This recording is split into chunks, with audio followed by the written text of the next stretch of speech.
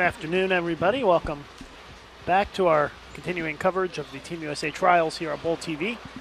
Men's third round. Ready to get going here.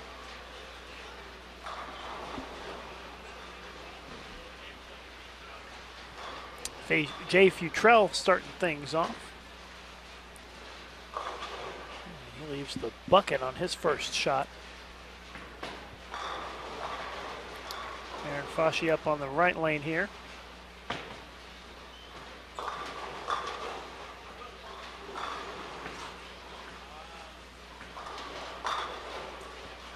David Daniels getting ready to go on the left lane. We are again in the third round of the men's competition here at the team trials, and this is on the 47-foot Paris pattern.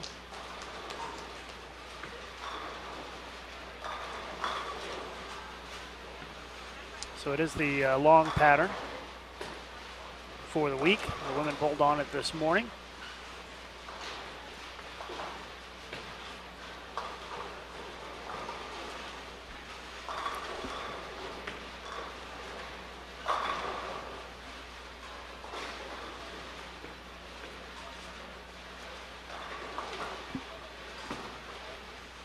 So on this pair, 53 and 54, Jay Futrell, Jacob Camacho, Timothy Grundler, Shane Villau, and Casey Shepard. That is Casey Shepard up right now.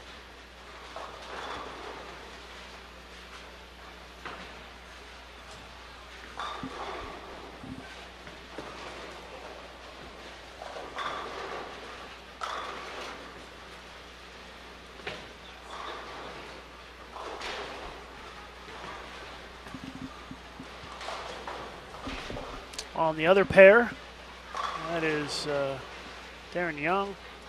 Also Cameron Doyle on this pair, David Schwartz, David Daniels, and Aaron Foshee. Those are the folks that are joining us for this first game here. Camacho starts things off with a strike, but doesn't seem to like it, shaking his head a little bit.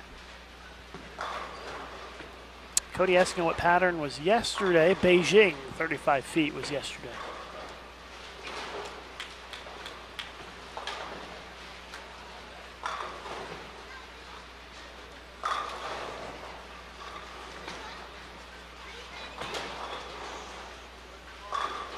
So we'll bowl another 6 games here this afternoon. And the third of 5 rounds today. Each round you get a point. You get points based on your finishing position.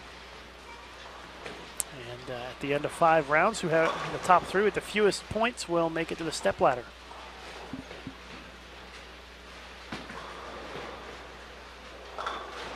The women finish up their third round this morning. Danielle McEwen is still in the lead with 16 points. She finished 13th in round 1, first in round 2, and second in round 3. So Danielle with just 16 points after 3 days. Missy Parkin is in second place with 20 points. Elise Bolton is third with 23. Deandra Asbeidi fourth at 26. Jackie Carbonetto in fifth place with 32 points. And you can find all those results on bowl.com, or if you just click the link below the video, you've got the link to the scoring, the stats, and the results. Although I'm not sure if the live scoring is quite up and running yet.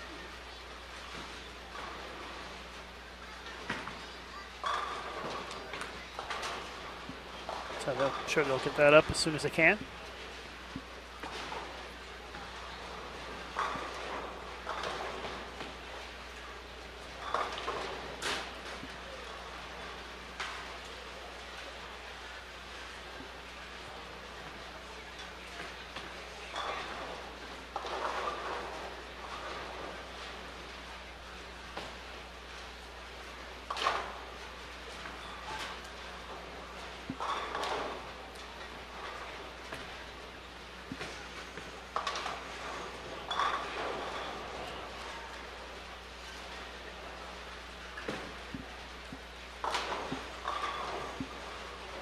Tim gets a strike in the second frame.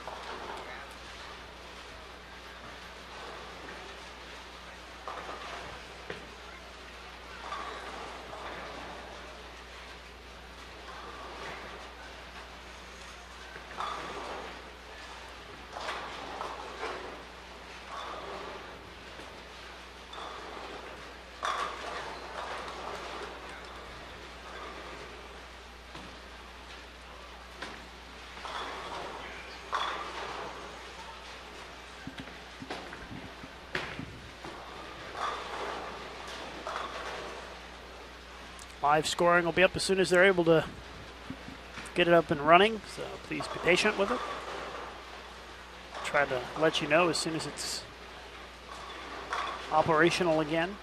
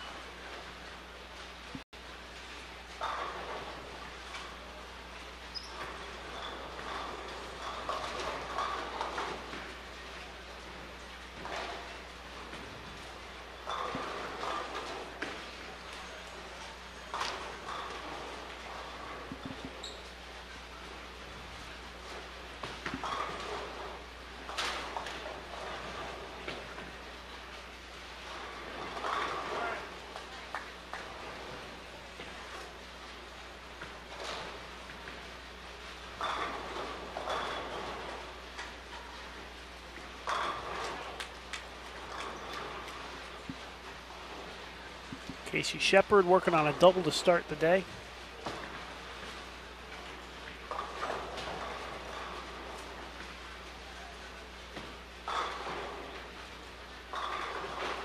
And leaves the 9-pin on that shot.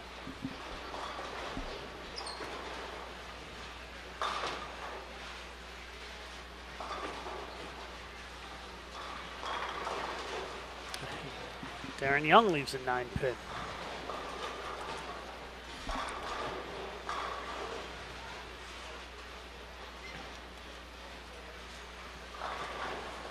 Patrick asking in the chat if there's any prize money for this tournament. There is.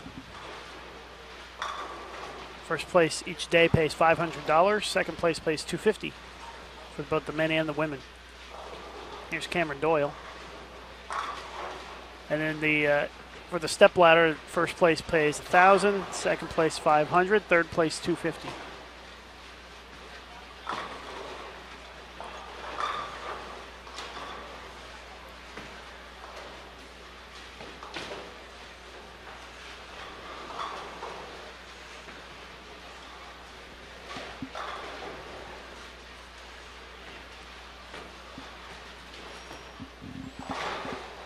I think that Deandra Beatty is going to stop by at some point here, a little bit later on.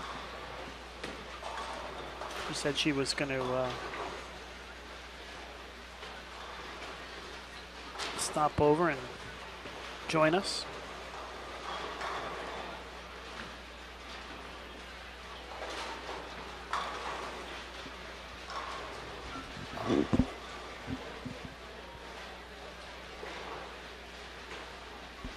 Teresa asking what the relevance is of the Paris name on the Paris pattern. The WTBA, the World 10-Pin Bowling Association, has 12 different patterns they use in international competition, and in order to make it easier to keep track of them, they gave them names and after Olympic cities. So that's the relevance. And you can find more information on those patterns at world10pinbowling.com.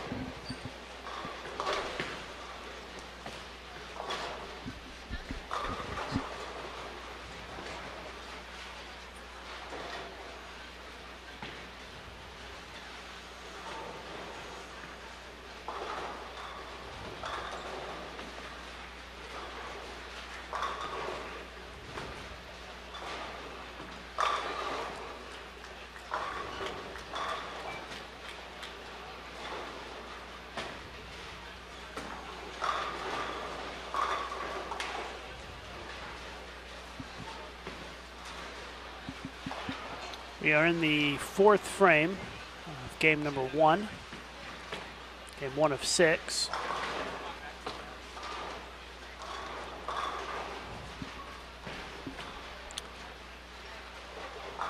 Jacob Camacho in the yellow shirt there on the right side of your screen. He is getting ready to bowl here in the fourth frame, working on 3 strikes in a row to start this game.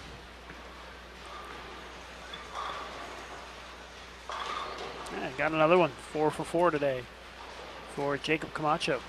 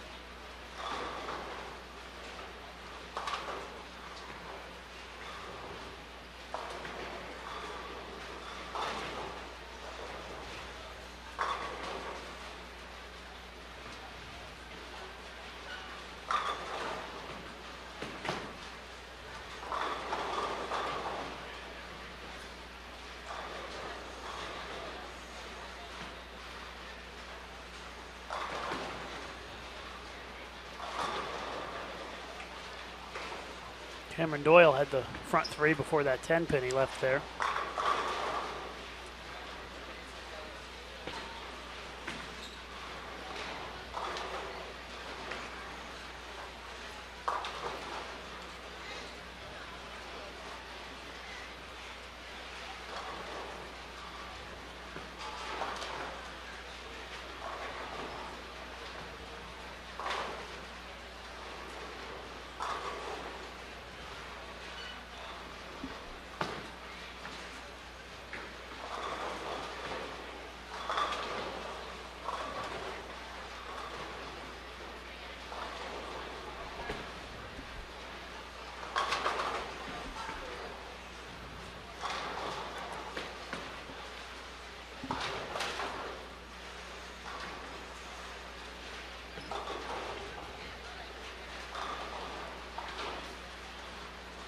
Here they're resetting the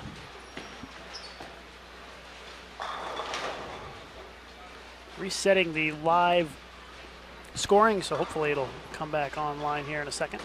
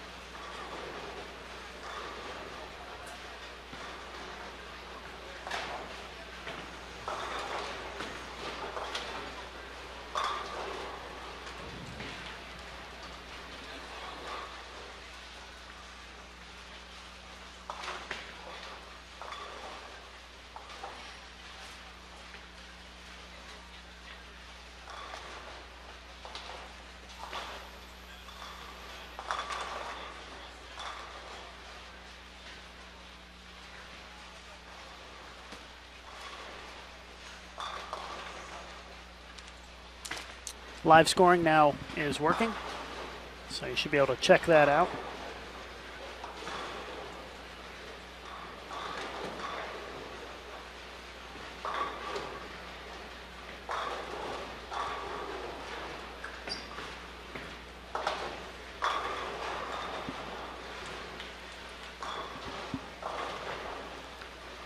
So live scoring now operational. You can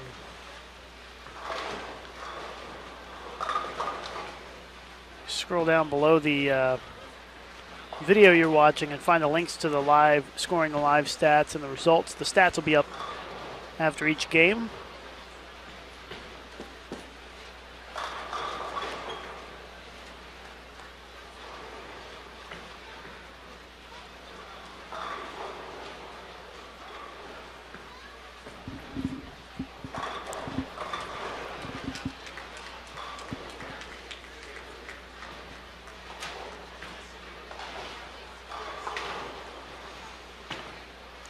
Jacob Camacho has continued to strike here. He's 5 for 5. See if he can get another one. Make it the front six here in game one.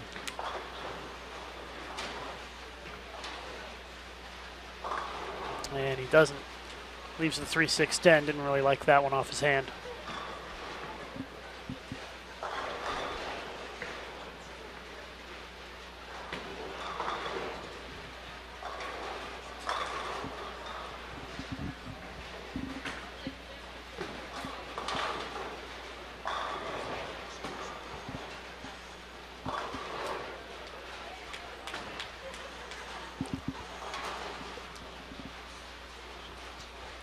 David Schwartz up in the 6th.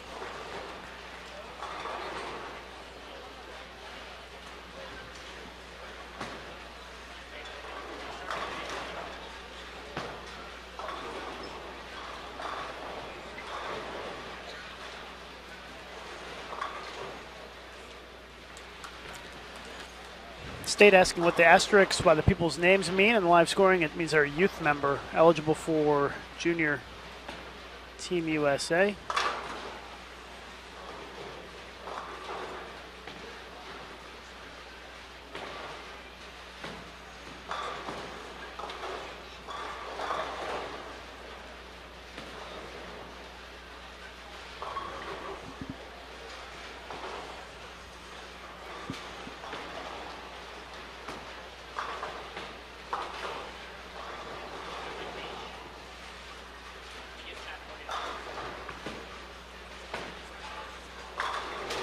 See somebody talking in the chat about having a camera behind every pair and live streaming every single pair, and the cameras aren't the problem. It's the problem is that the camera has to have a computer to be plugged into. The computer has to be plugged into an outlet. The computer has to be plugged into an internet connection. The internet connection has to be strong enough to stream, 35 or 40 different streams at the same time. So there's a lot of logistics involved in some sort of project like that, and it's not probably not going to happen anytime soon, I would guess. Cameron Doyle.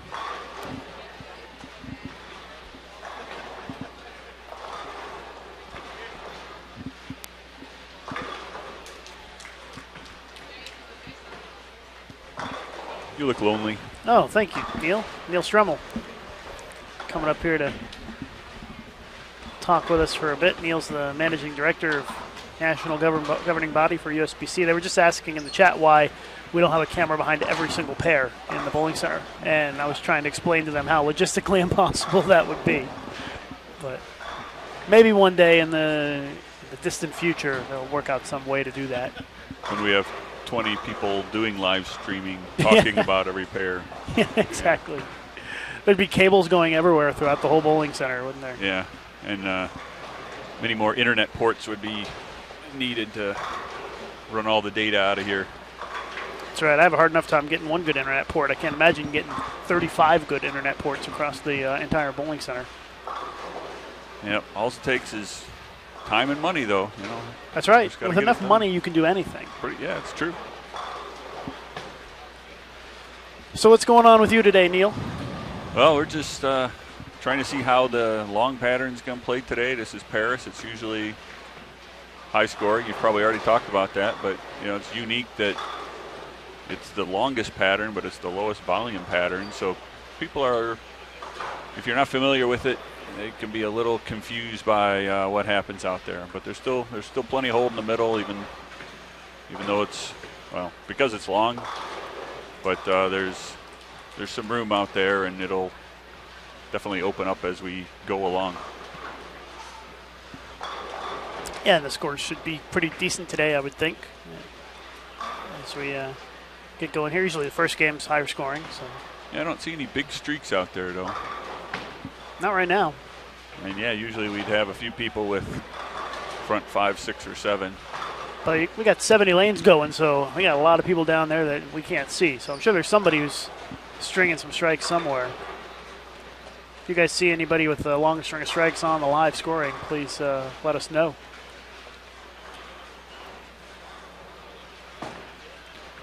Well, we've had a good couple of rounds so far. Point system seems to be doing what we expect it to do and need it to do, and help us out in telling us, who's the most consistent. Sometimes it's not about getting the most pins; it's being the most consistent and doing well in all the patterns. Because when we go to a WTBA event, you may bowl good or bad on the first pattern in singles, and the next day you're starting from scratch.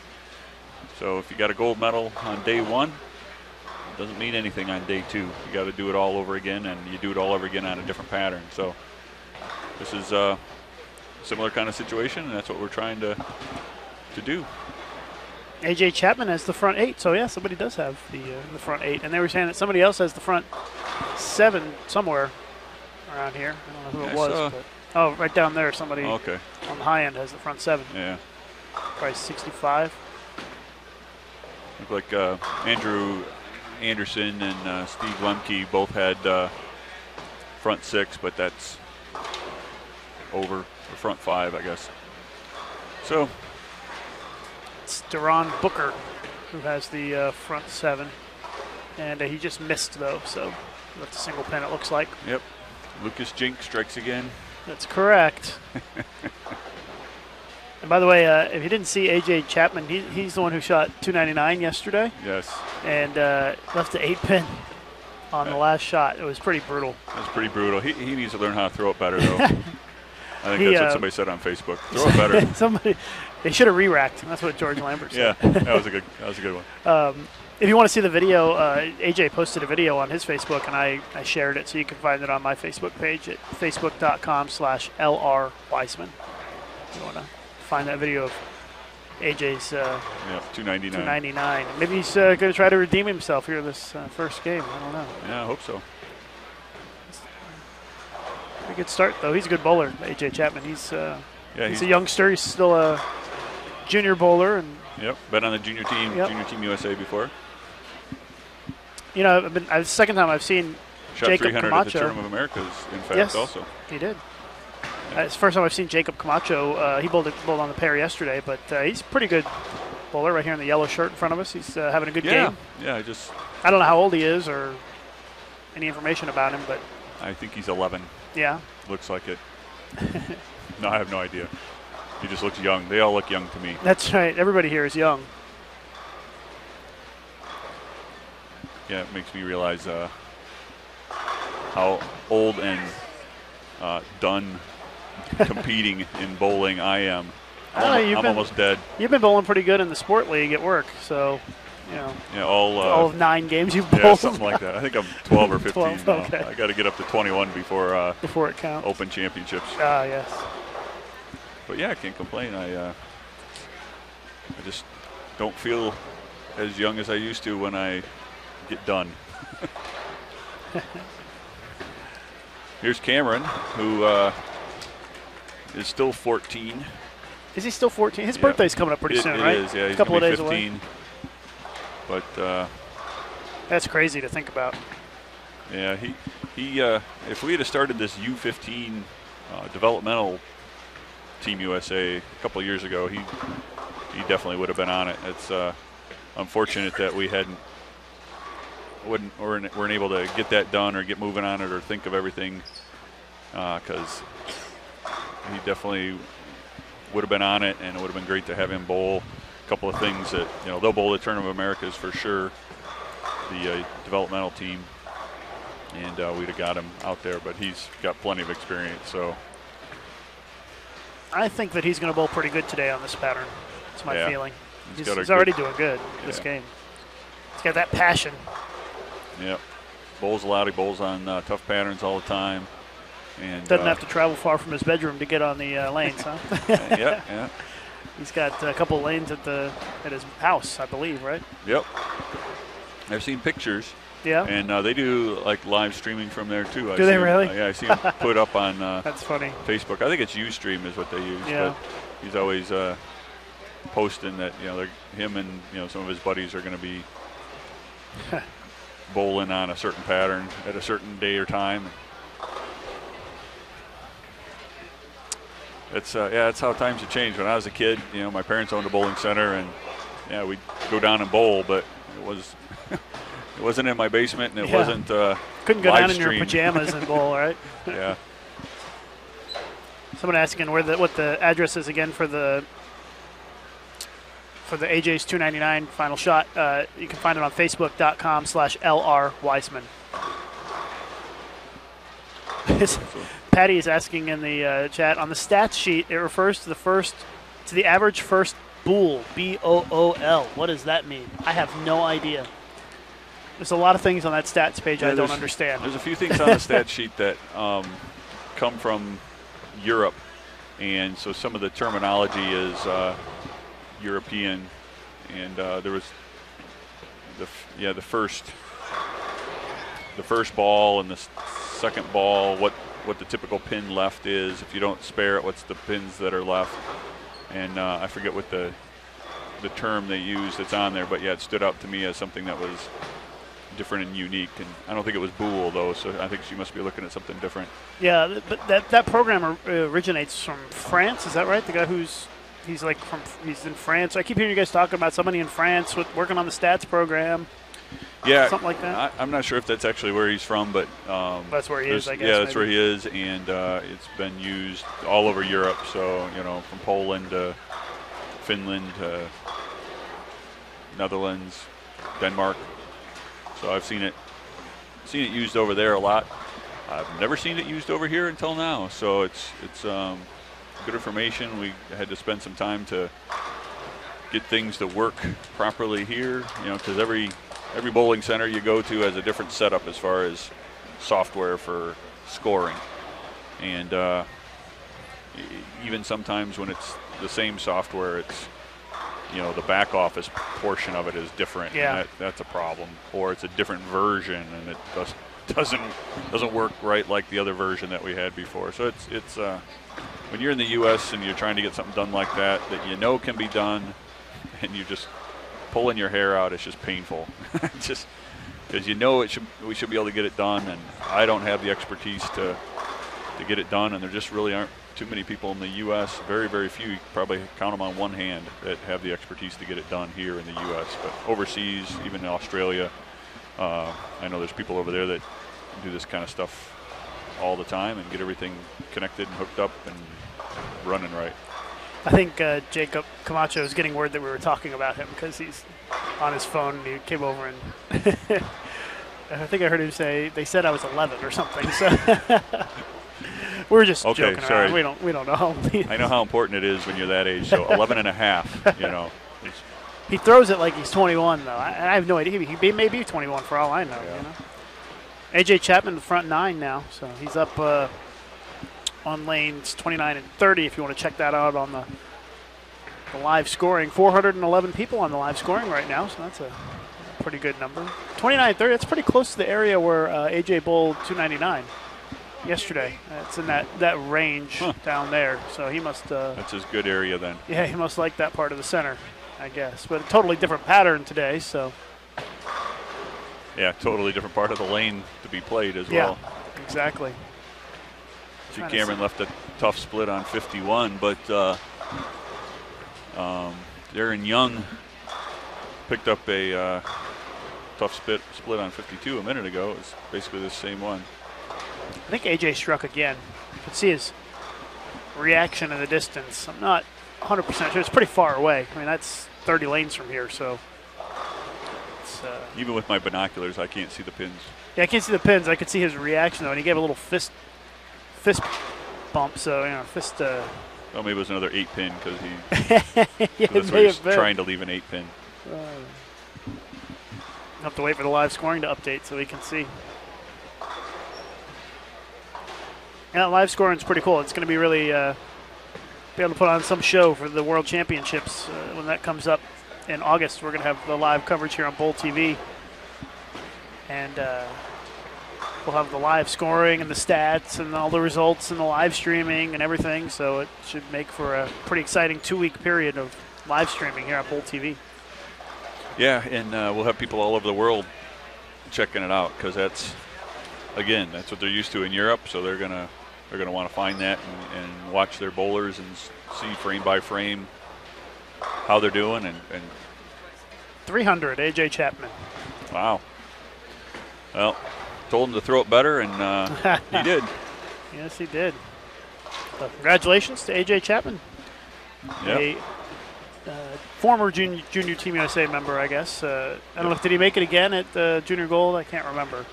But no, I don't believe so. But his term expired officially for 2012 a few days ago. Yeah. But see, I've got the sheet here. Too many to keep track of. See if he has a JR next to his name. JR means he's already on the junior team. Nope, he's not. Yeah, so he's Just trying to get back on it. Trying to get back on, and he's having a great week and a couple of big games already. Yeah, and that's one thing that you see, and Neil is the guy who kind of oversees the Team USA program, so to speak. Once the players get a taste of the Team USA or Junior Team USA program, it kind of gets in their blood, and they have this massive desire to get back on the team, don't they? Yeah, it is. Just a camaraderie with the team, and you miss that when it's not there. A lot of the junior players have bowled in high school or in college, so that they know what it's like to be on a team. But to have the next step, go the next step with the team, to be with so many players that are so closely matched, equally matched with yourself, you can really work on it, improve, and then the coaching you get, it's just, you see some of the kids take just leaps and bounds forward when things start to click the way we train it and talk about it. So it's going to be one of the best things for some of the new players, as well as whoever makes it here. I think it's just team wise, it's just great.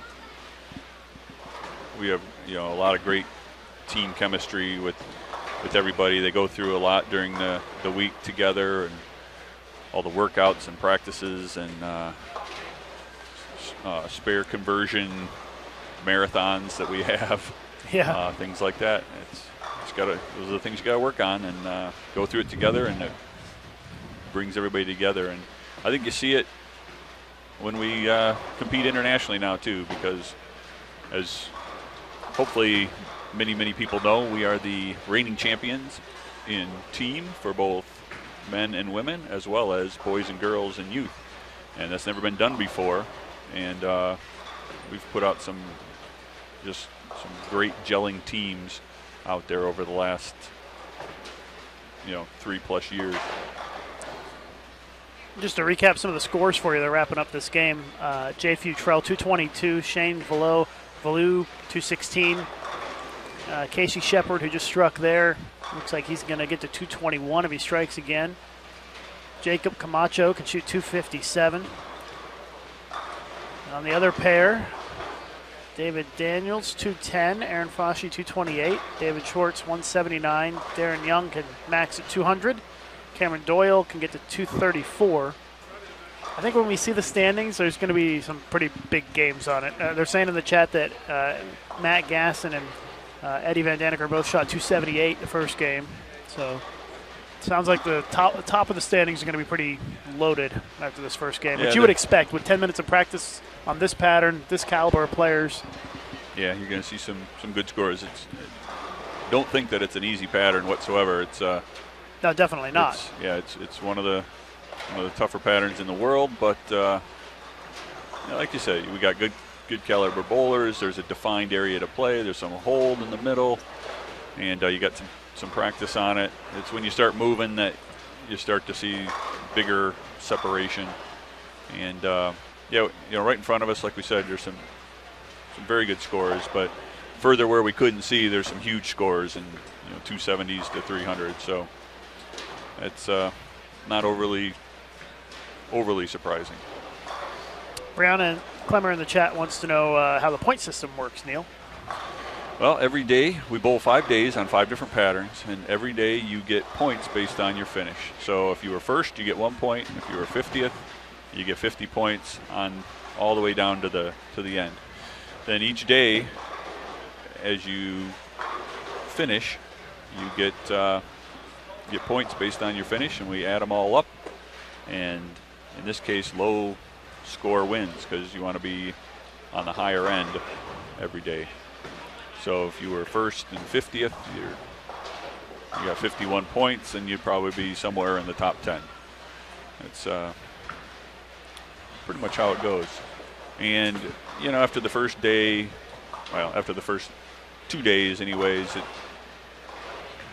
doesn't pan out or lay out quite so well yet, but after 3 or 4 days, and especially by the end of the tournament, it'll be pretty clear as to why we do it this way and why it's important for us to do it this way. It allows us to evaluate each pattern, each day individually, and that's really the way it goes in WTBA competition. Each day is a different day. First it's singles, then it's doubles, then it's trios, then it's team, and then it's the match play. So each day is a new day, and that's the way we bowl internationally. So that's the way we want to evaluate and pick the team. Almy wants to know whose idea the point system was. It was a discussion between Rod Ross and I a little over a year ago. We had a few years ago where somebody ran away with it on the short pattern and then didn't really bowl all that, obviously bowled okay, but didn't bowl that great the rest of the week. But because they had pretty good substantial lead, just kind of coasted into the victory, and ultimately we ended up with one bowler on the team that was good on short, and we didn't even bowl on short that year in the World Championships, and it just, I don't know, for lack of better terms, was just needed more. We're looking for more versatile players on the team. Yeah, we need some versatility. These patterns that we choose, we used to try to figure out how to match scoring pace from pattern to pattern. And so you'll see, like yesterday on the short, the scoring pace can be pretty high. Here on the long, on the Paris, it can be pretty high. But then on, say, like a Mexico City or a London or a Atlanta, it's going to be notably lower. And so why should somebody who gets first place on Paris or Beijing, why should they be way higher than somebody who finished first on Mexico City, for example? So first equals first in our book, and that's the way it is internationally. So, yeah, I mean, if you were using the same pattern all day or all week long, it wouldn't make sense. Right. But since you use a different pattern every single day, it makes sense to do the point system, I think. Correct. Some people like it, some people don't. Yeah, true.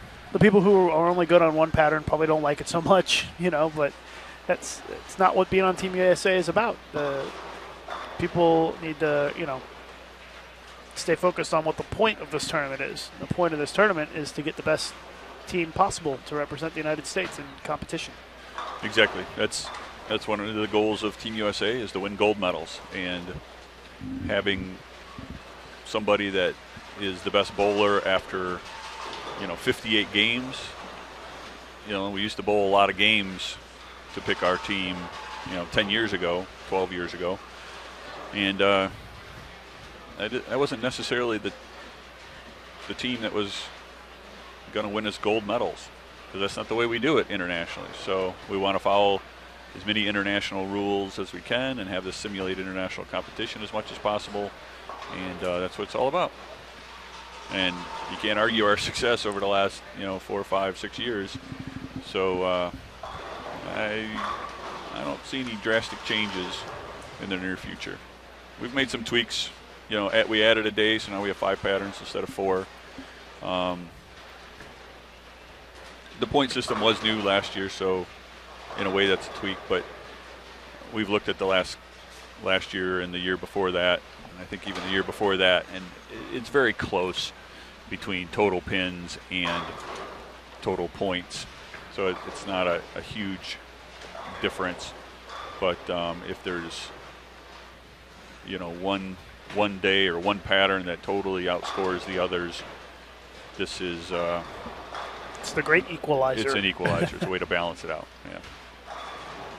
And asking in the chat questions in the chat about what the tiebreaker is for the points, and it's total pinfall. So if you have, as an example in the chat was 3 people tied for second place with the same amount of points, you look at their total pinfall, and that's where that comes into play to break the tie. That's what happened yesterday.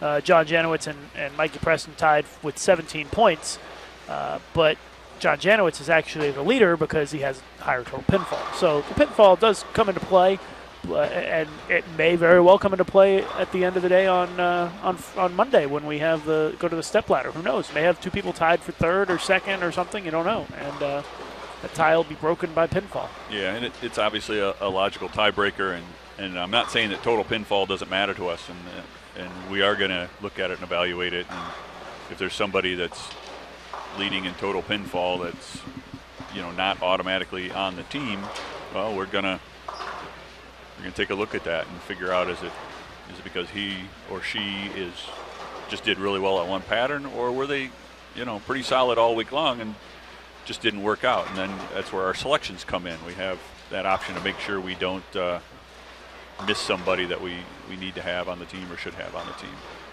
Got some new players on the featured pairs: Tyler Cruz, Daniel Kimmer, Matt Sanders, Brandon Martin, Christopher George, Anthony Santos, Jordan Ferrer, Brandon Cray, Jordan Plunkett, and Sean Mott are all on our featured pairs for this game.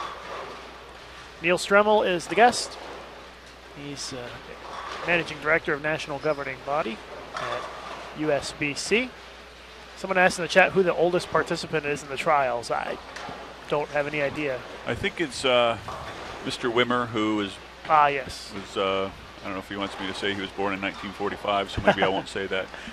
But I believe he is the oldest participant. I'm not sure who the youngest participant is. We've got several young men and women. We've got some young teenagers that are in the field. Cameron Doyle won, and I'm sure that there are some other. Wesley Lowe is not that old. I mean, I think he's a little older than Cameron, but I'm not sure. I think they're right around the same, maybe. Yeah, they're pretty close. In fact, I think. Well, obviously Wesley has to be under 15 because it's. I think he still is under 15, actually. Yeah, so he's about in that 14 or 15. Yeah. So that's they're probably around the youngest. There might be somebody else who's in there. Yeah, Ashley Dunn on the female side. Yep. She's going to represent the United States at the Tournament of Americas later this year, and she's in the 15 and under category as well. You guys have any more questions? Feel free to post them. And this tournament is open to anybody who wants to come and bowl. If you want to come bowl, you can feel free to come in. As we know, seniors, youngsters, college bowlers, anybody can come and give it a try, see what you got. It's a long format. I would encourage you to practice a lot before you decide to come out here, but anybody's welcome. Yeah, and practice on WTBA patterns or PBA patterns or sport patterns in general on tougher conditions. That's the way to prepare, because that's what you're going to get here, and there's plenty of people that can still score well on these patterns, and if you're not prepared, it makes for a long week. It's still a great experience, still good to learn. Usually you don't just show up their first year and win it. You're going to need to experience it once or twice. Same with junior gold. Experience it once or twice and get that experience of how things progress, the way things change, what needs to happen, how important spares are, all that kind of stuff. That prompts the question in the chat, when and where is it next year? Well, the win is the same dates. It's going to be around the same dates, right? Somewhere in this range. We're going to do the 3rd through the 7th, so there'll be practice on January 2nd, and then the 3rd through the 7th will be competition. So it's the same exact dates, but obviously the day of the week will shift by one. Yeah, that shifts a little bit. The where is going to be Las Vegas. The specific where, I don't have that yet. We plan to make a decision in the next few months. We've been getting some bids and discussions from different bowling centers here in Las Vegas this past week. So we will evaluate that and make a decision that'll be best for the increasing number of bowlers that we're getting here, as well as I'll just say, room rates and whatnot, so that it's, Vegas is pretty cheap for people to make the trip out here, but room rates need to be good as well, because as you're looking here, we have a lot of youngsters and college and high school kids don't have a lot of extra cash laying around. I remember when I was in college, $20 for a weekend was great. So got to save up. Yeah. The question in the chat, is there I just went past too many people in the chat right now. Is there a junior team roster results page to see the standings for that? It's part of the standings for the tournament. Correct. The players who are eligible for the junior team have a Y next to their name, and the players who are already on junior team have a JR next to their name. And those players who already are on junior team can't take one of the automatic spots, so we go to the next two players. Correct. In the standings if one of them were up there. How much does it cost to enter the trials? This year it was $350 prior to December 14th and $395 after that. It'll probably be something similar next year, I would guess. I don't anticipate that changing for next year. We increased it this year because we had went from 4 days to 5 days, and so I think we're going to probably keep it at 5 days next year, and so we'll probably keep the price the same. Another question, live stream. Will the live stream work on an iPad or an iPhone? Yes, it will. The way you get to it is you go to Safari, open up your Safari browser, and then type in this address, m.youtube.com/bowltv. m.youtube.com/bowltv. And you'll be able to find the live streaming on your iPhone or iPad. Almigata wants to know how the process of determining Team USA works in this event. How many people are selected, how many people make it onto the team from the bowling, that sort of stuff. Yeah, so the regular team, and I'll just talk about the regular team because this is mainly for the regular team, Team USA. The top 3 men and women each automatically get placed on the team. After that, we make at least 2 and probably more selections from the bowlers who have been bowling here all week. And that's where things like total pins or certain styles or right-handed, left-handed, what have you, start to come into play. And when I talk about styles, I'm talking about speed and ball angle and rev rate, and we want to have a appropriate variety on the team, because again, if we travel somewhere, we're going to need to make sure we're able to compete. And if we take everybody that's very, very similar to each other, you can get shut out. You could dominate or you could get shut out. So, and then we will announce, a handful, 5 or less of selections from resumes. So, we have a handful of people that have been on the team last year, and based on their performance in the past and maybe their inability to be here this week, we will select them onto the team again as well. For example, I know the Chris Paul event's going on this weekend, and there's some big names there that most of which we're gonna bowl here. And because of this event through the PBA that got set up with Chris Paul, because he's, Chris Paul's not easy to pin down and say, here, we need to do it on this date. He's playing basketball right now. So I guess I understand it. A little disappointing, but like I said, I guess I understand it. So people like Chris Barnes, Tommy Jones, Bill O'Neill, Mike Fagan, Sean Rash, they're all at that event this week. So I'm not saying they're all going to be on the team. I'm just saying I know those are some people that are there that make it tough for them to be here. So. And a question in the chat, if you make the top 3, do you have to pick whether you want to be on Junior Team USA or Team USA? And the answer is no, you can be on both at the same time, just like Marshall Kent and Danielle McEwen did last year. A.J. Johnson as well. Yeah, and A.J. Johnson. They all made the junior team and the big team, as we call it, at the same time. And another question in our chat, I think this is an important one because people ask this a lot. Where does the entry money go for this tournament? And we were talking about that during the break, actually. And I'll kind of give a basic background of it. But in addition to some of the prize money that people can get here, pay for lineage expenses.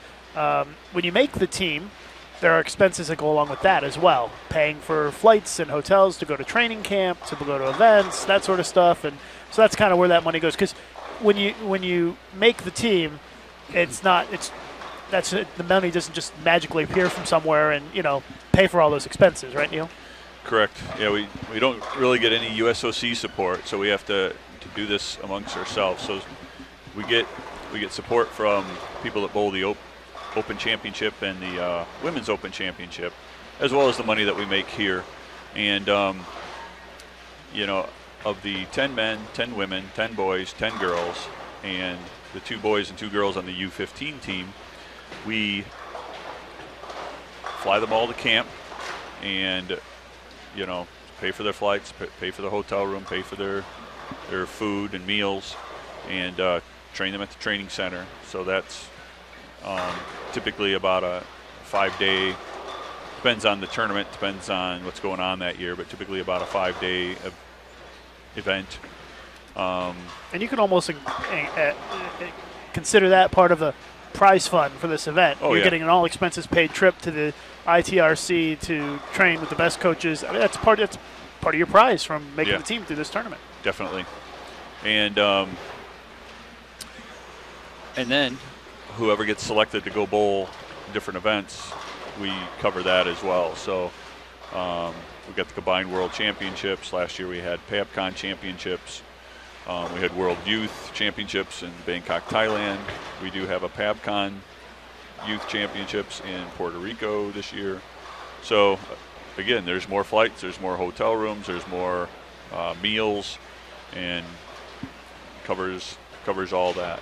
AMF World Cup, another example. The winner of this event, so Marshall Kent and Danielle McEwen from last year.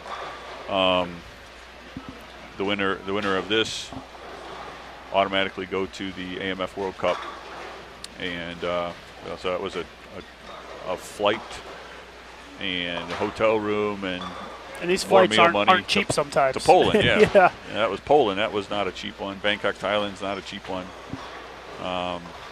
Other places we've gone in the past, Hong Kong, can be prohibitive.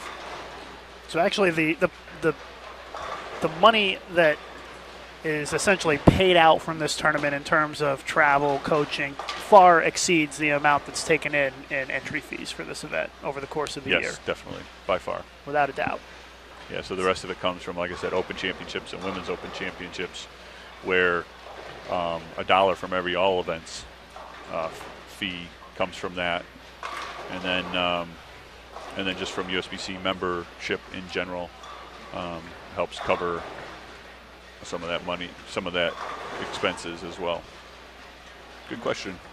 Yeah, and that's important to talk about because people they don't see a huge prize fund for this event, and they automatically assume that the money's just not going anywhere, or we're not pocketing the money. It's going into my pocket. It's going into the slot machine in the casino. That's not the way it works. I like to put it all on Red 21 and fund the rest of the decade. Yeah, exactly. Or not. I don't think that would be a good idea. We might get in trouble for that. And Don says, great explanation. Thanks, guys. He was the one who asked the question, so I'm glad we were able to explain that to you. Great, thank you. We're about halfway through game 2, and as soon as we get the scores in, let me see. I think they might have just popped on my inbox here. Take a look. Yep, sure did. Jordan on lane 52 as front 5, so keep an eye on that. See a few other streaks here, 4 or 5 in a row. That's about as far as we are, though, so far. Wow, scores are pretty high the first game. It's 300 for A.J. Chapman, 278 for Matt Gasson and Eddie Van Daneker. Duran Booker, 268. Steve Smith, 267. Armando Godoy, 265. David Lance, 262. Jarrett Mizo, 258. Andrew Anderson, 256. Randy Cody, 251. And there were, let's see here, 54 people who shot 221 or better. And 94 who shot 200 or better. So this has the potential to be the highest scoring day of the tournament, I would think.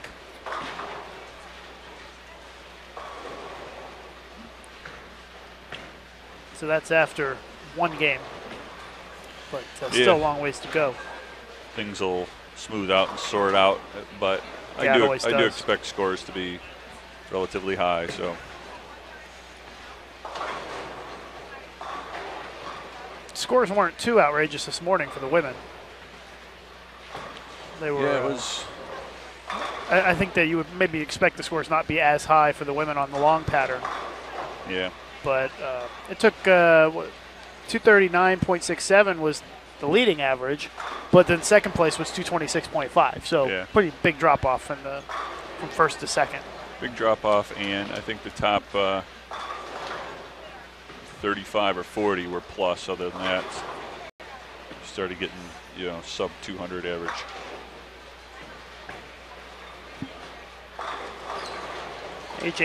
EJ Tackett apparently has the front 8 on lane number 7. So that's something to keep an eye on. It's really far from here, but we'll look at it on the live scoring just like you guys are. 427 people on that live scoring, and 547 people watching the live streaming. So that's almost as many people on the live scoring as there are on the live streaming. Well, hopefully they're doing both. Yeah, I think people are having multiple windows open. But yeah, I noticed if you didn't shoot over 220, you didn't make the first page of the. That's what I noticed too. Of the score. That's brutal. Steve Smith, 267. He bowled great yesterday as well. So makes it interesting.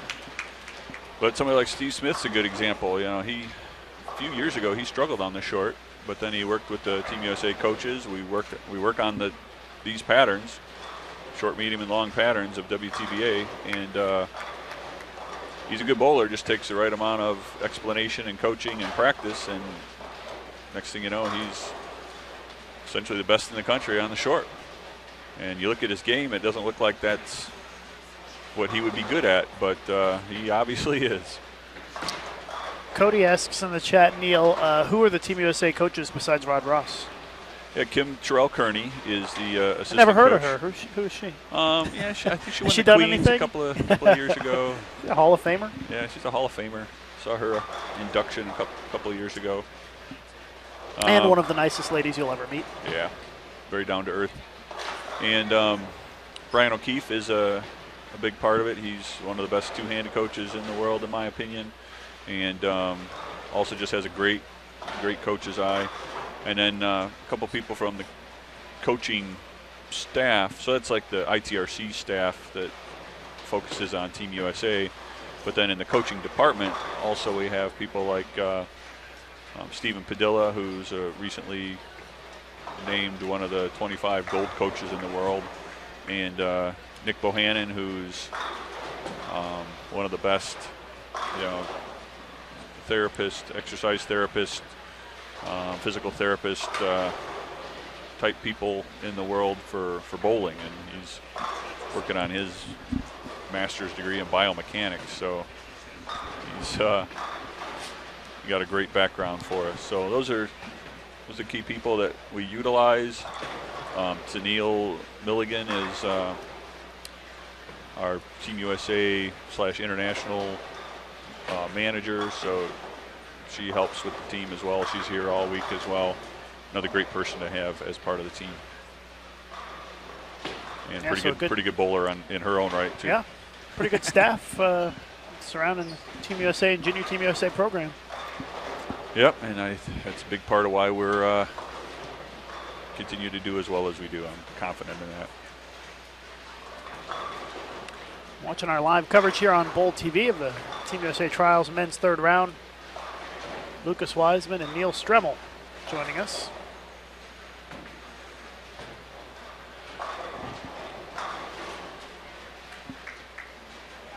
Apparently EJ Tackett missed In the 9th went 8 spare, so he will not bowl a 300 game This game? This game, at least, it doesn't. I don't know. Maybe there's somebody else who's got a chance at it. But we had Jordan Plunkett up Jordan on our. Spared in but he spared. 6th. So that was the Neil jinx this time. Yeah, that's right. Since I said something.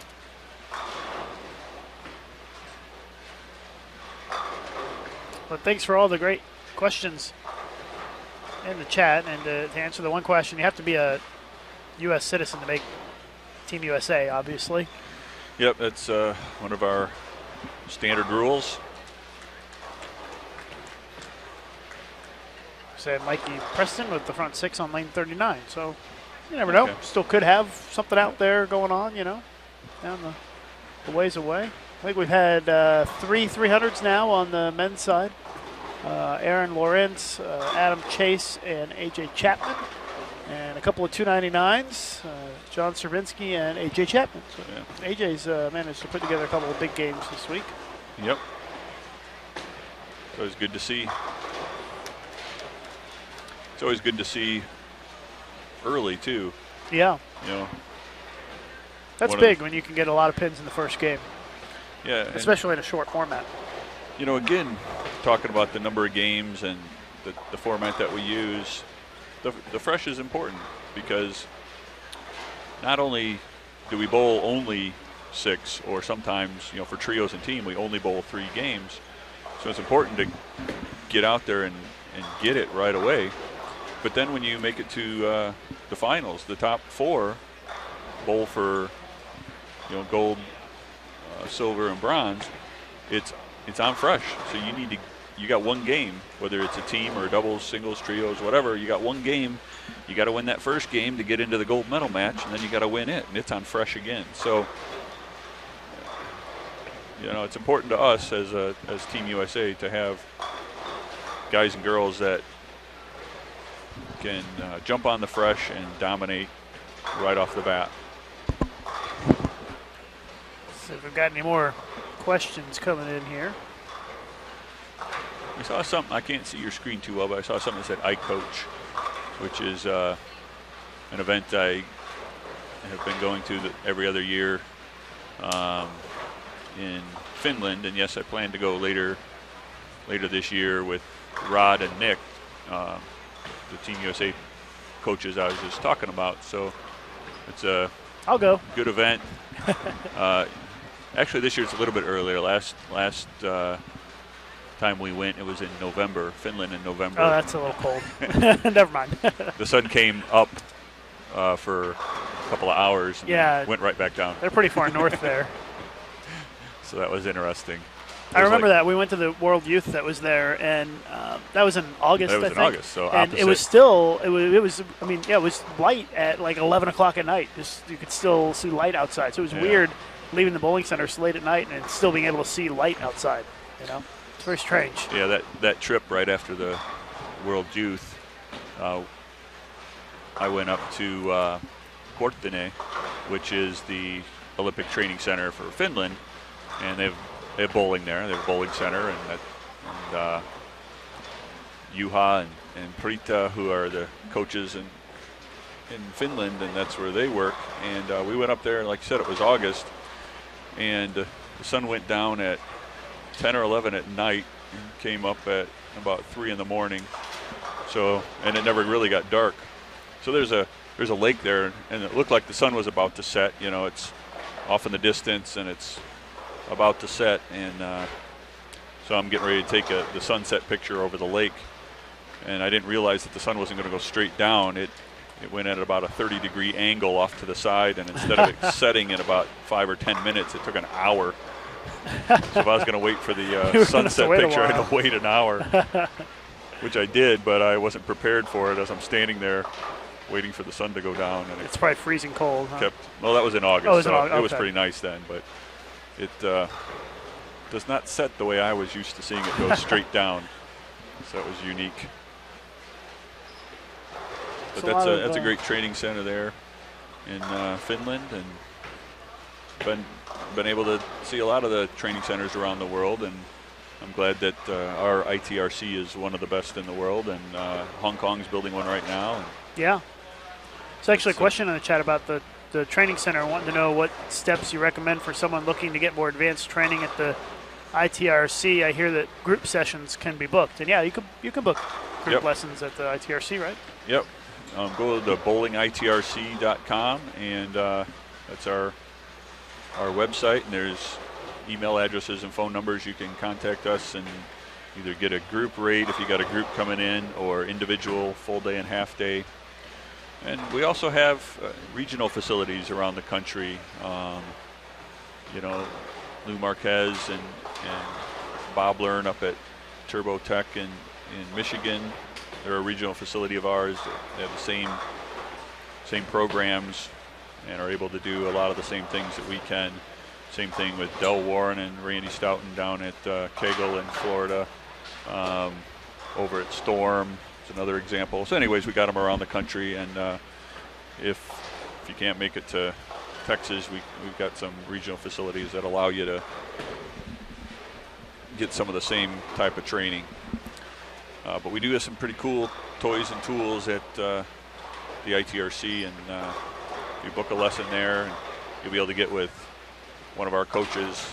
I was talking about Rod or Kim or Brian, and use some of the toys and tools and focus on certain parts of your game. And they'll tell you what parts you need to focus on. You can focus on it right then and there that day, but have a game plan moving forward. So you can tell the people in front of us that you're watching on live stream, they've had some great coaching, and I can just tell by the form that they've had some great coaching, and that's the key thing. Find a good coach near you, or go to one of our regional sites, or come to the ITRC, and we'll get you going. We'll get you started and help you out.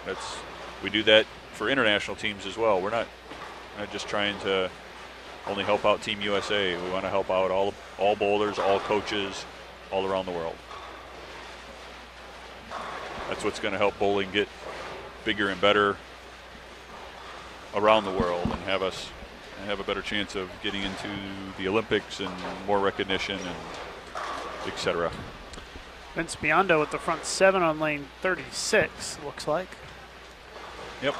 You guys see anybody with potential 300 opportunity out there, let us know in the chat, because it's too hard to keep up with all of the Here we got 70 lanes of bowling going on.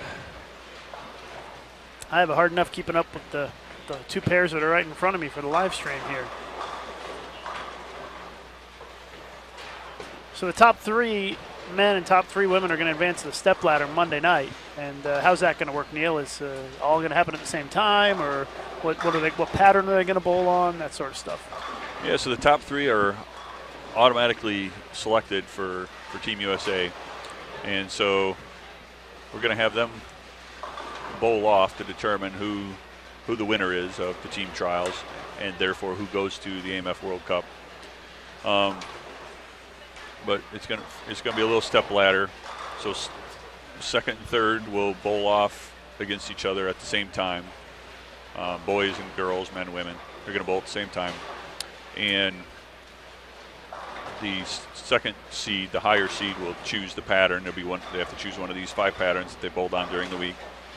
And then the first seed for both the men and the women will choose their pattern, and we'll get that all set up, and 2 will bowl against 3 for 1 game, and then the winner will bowl against first place for 1 game, and then the overall winner of that game is the overall winner and team trials champion and bowl in the AMF World Cup. Sounds pretty simple to me. Yep, and it'll all happen right here on these pairs right in front of us. 51 and 2 and 53 and 54 will be the finals. We'll have to spread out to get 55 and 6 as well as 49 and 50, because that'll be the semifinal pairs. Yeah, we had to position our bleachers here so that we should be able to ideally show all of it with decent camera angles, so that should be nice. Yep, and then right after the finals, we're going to have the announcement of all of the rest of the selections for Team USA and Junior Team USA. So should be exciting. I bet there will be tears, and should be a good good finale for the team trials event this week. Don wants to know if Farrah Williams is someone who could be selected to the men's team. Farrah was on the team a number of years ago. It's been a while now, hasn't it? Yep. Technically, I think he would be eligible to put in his resume. I don't know if he did or not, but correct. If he put in his resume, he would be on the list for somebody for the selection committee to evaluate him, along with anybody else that put in their resumes. And what were the qualifications to put in a resume? Yeah, to put in a resume, you have to be someone from Team USA from the past 10 years, and put in that resume. And the resume actually was on bowl.com. Everybody could see it. It just talks about when you were on the team, any championships from collegiate to PBA to regional, any medals you won, things like that. It's just a short little form to fill out. We just call it a resume, and submit that to myself or to Neil, and then that goes to the National Selection Committee, so they have the resumes in front of them, as well as all the bowlers that you see in front of you in front of them to make that selection, that evaluation. And Jackie Wyckoff wants to know if there's a senior Team USA and if there are any more international senior events coming up in 2013. Hi, Jackie. Yes, there will be a senior Team USA.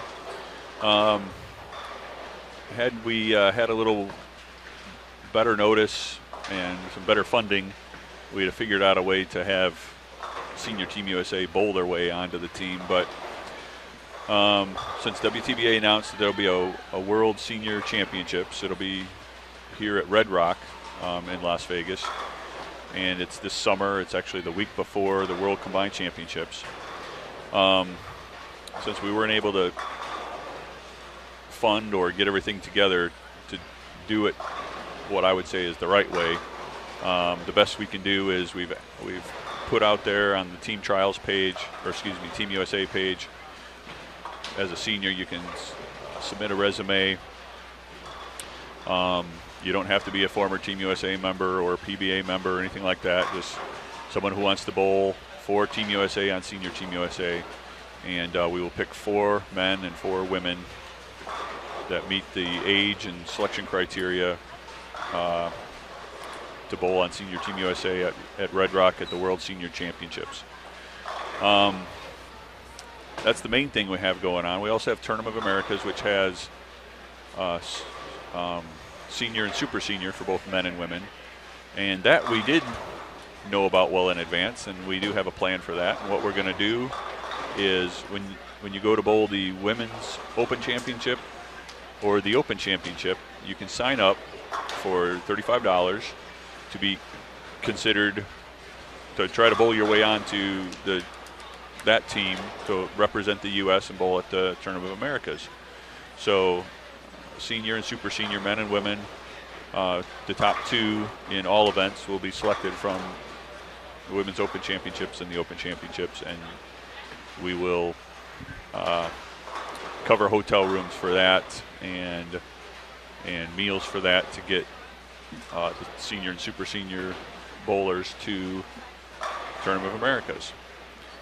So this will be the first year we're doing that, and so check out those bracket type sheets at the Open and the Women's Open and sign up, and hopefully we'll see you at the Tournament of Americas. Tyrone Phillips says, is there any chance of getting some coaches to the Bahamas to carry out some training? I volunteer. I'll require as a cabana on the beach, and I'm good to go, and I'll do some coaching like an hour a day maybe. That sounds good. Yeah, Lucas can coach you how to get into the bowling center and how to live stream. How to live stream and actually, I how think to find the lanes. They got a bowling center in the Bahamas now. That's what I understand. I haven't seen it yet, and yeah, we'd love to figure out a way to get there and help out our neighbors in the Bahamas. I've met many of the bowlers on the team over the years, and it's great to have a place to bowl right there on the island as opposed to going to Florida whenever they wanted to practice.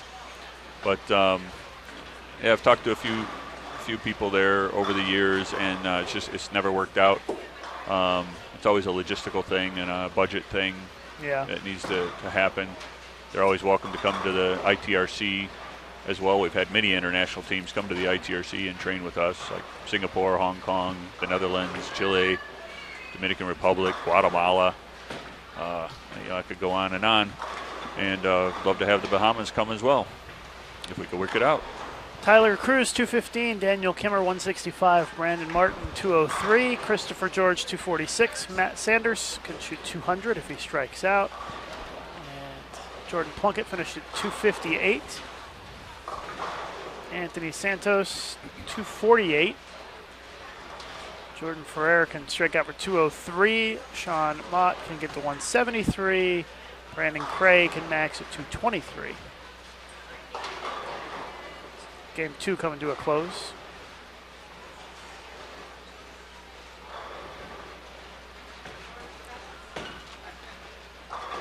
Seems like they're bowling right on schedule again today, about 45 minutes a game. It's what we expected, so that's what it's been all week long. So they've been doing a good job keeping the right pace.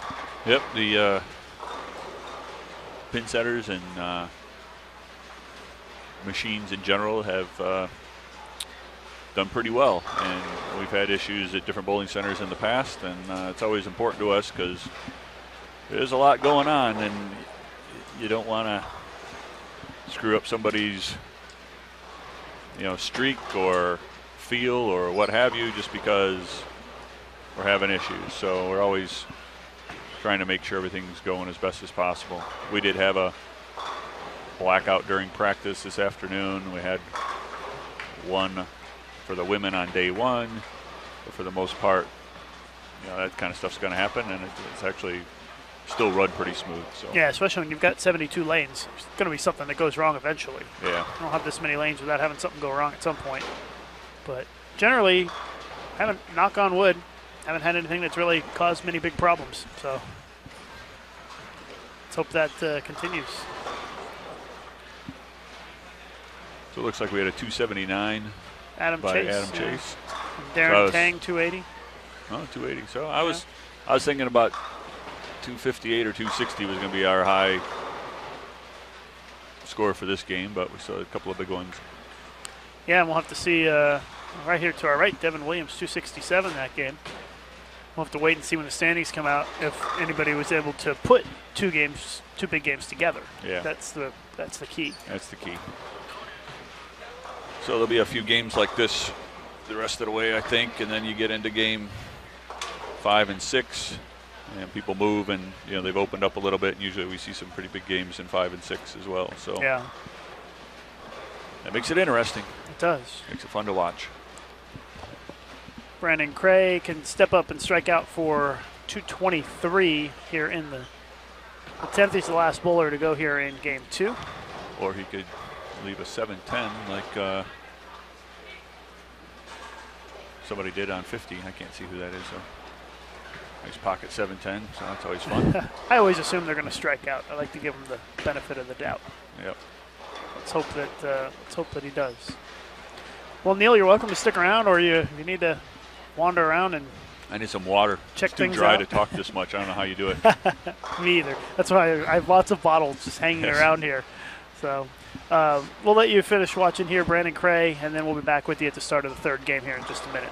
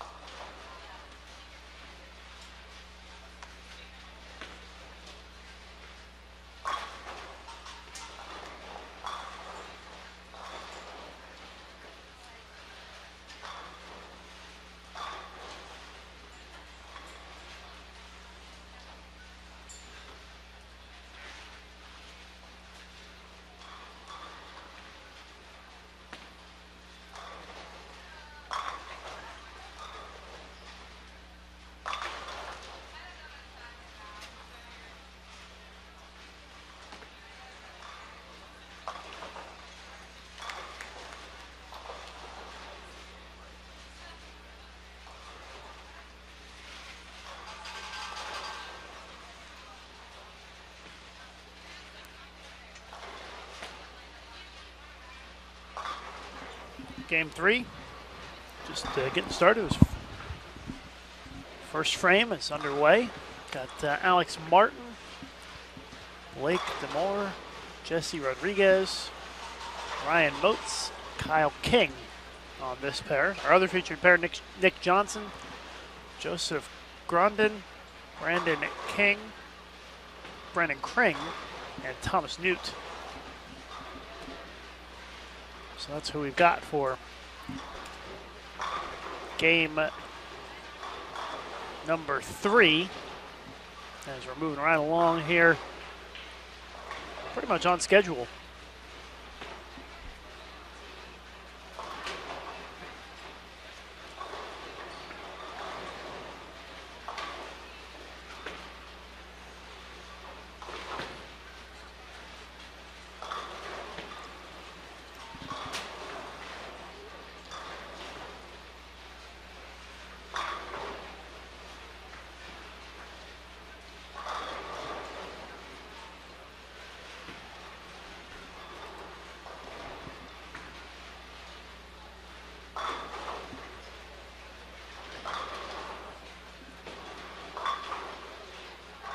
If you want to check out the live scoring, you can do so. The link is right below the video you're watching. It says live scoring, live stats, results. The stats are updated after each game. They're pretty comprehensive.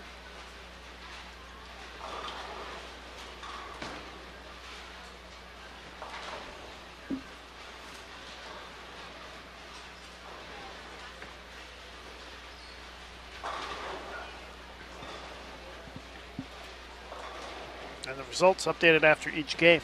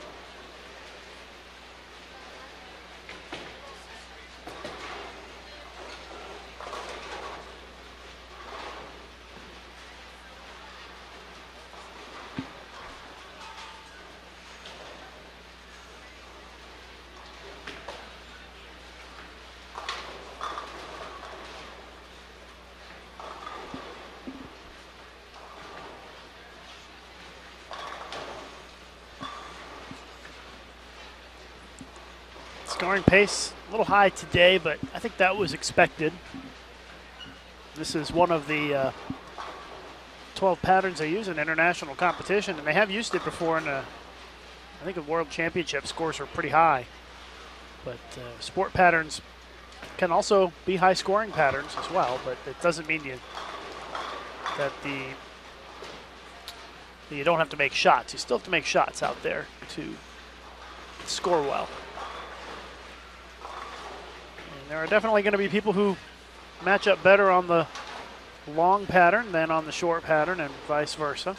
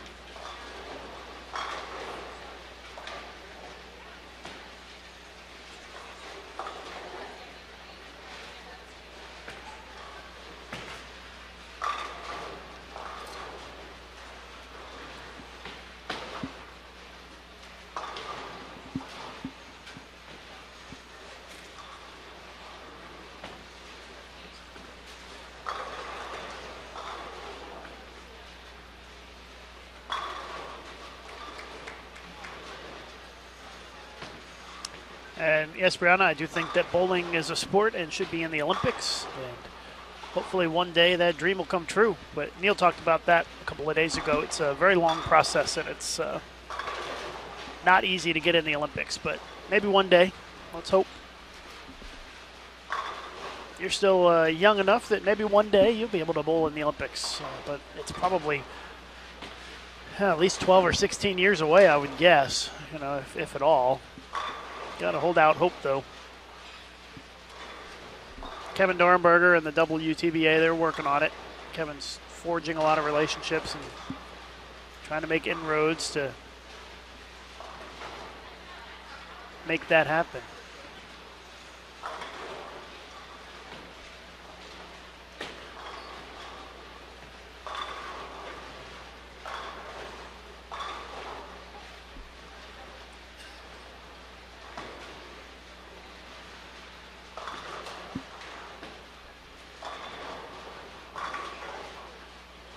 Alex Martin, that's 3 strikes in a row for him to start this game. I think the high score among the bowlers on our featured pairs is Kyle King at plus 65 this game.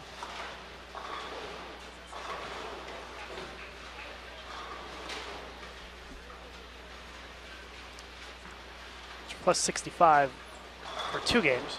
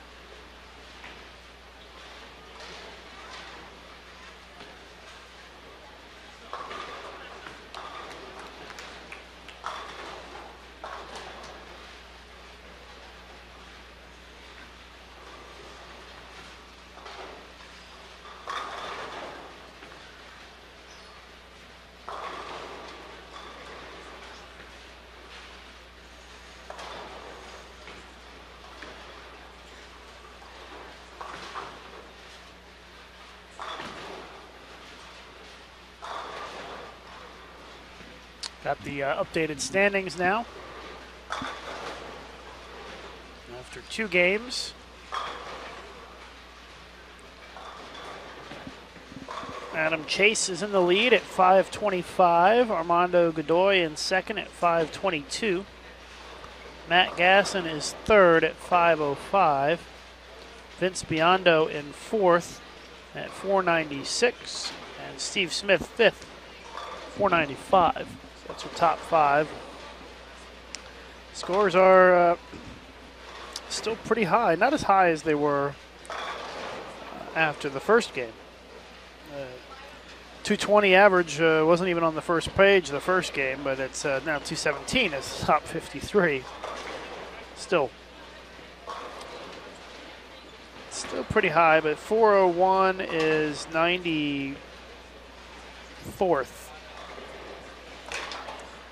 So 94 people averaging 200 or better after 2 games.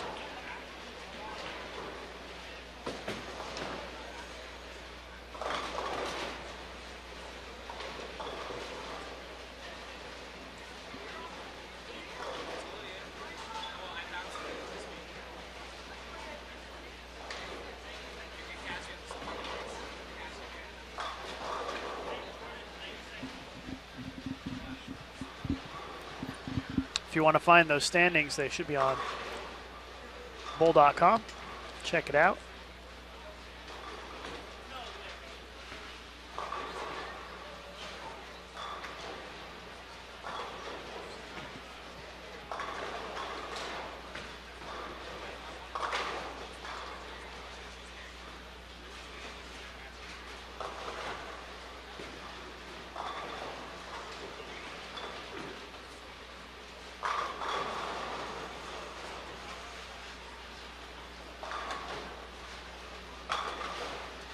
And yeah, those standings are updated on bowl.com now if you want to check it out.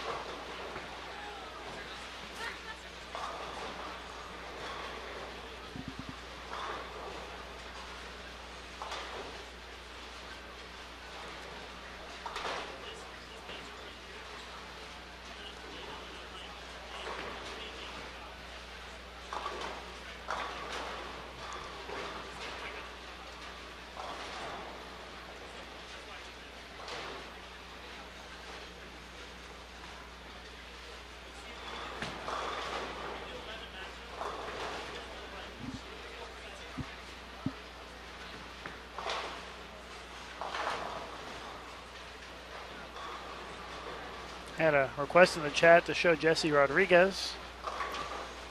Here you go. Just try to flip back and forth between the two pairs occasionally and give you guys a look at what's going on.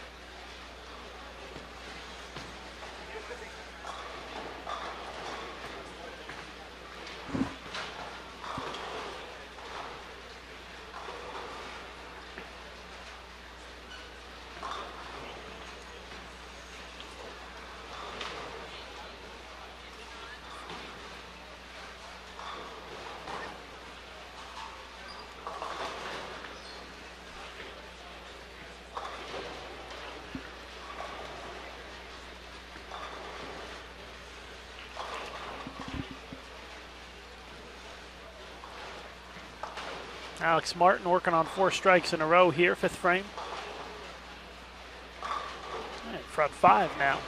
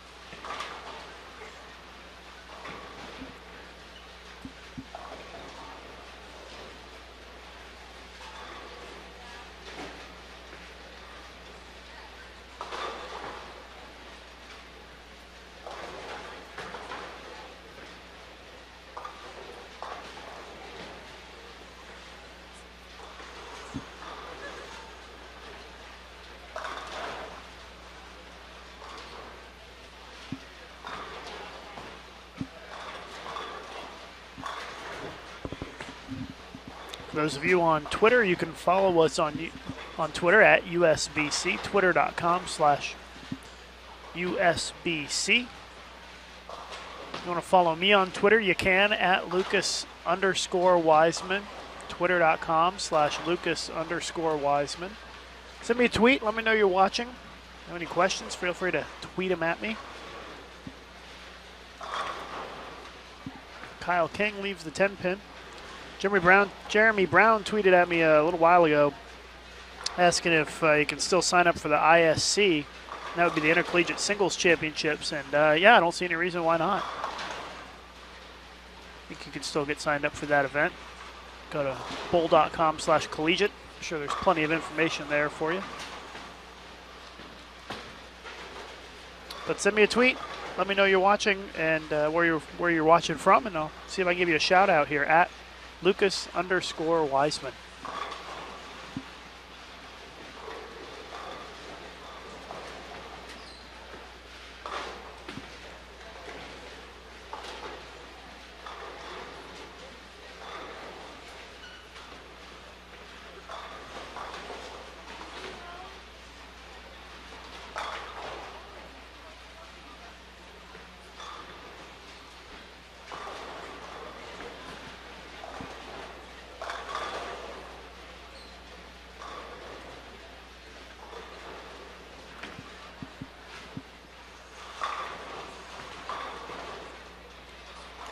Here's Alex Martin working on the front five.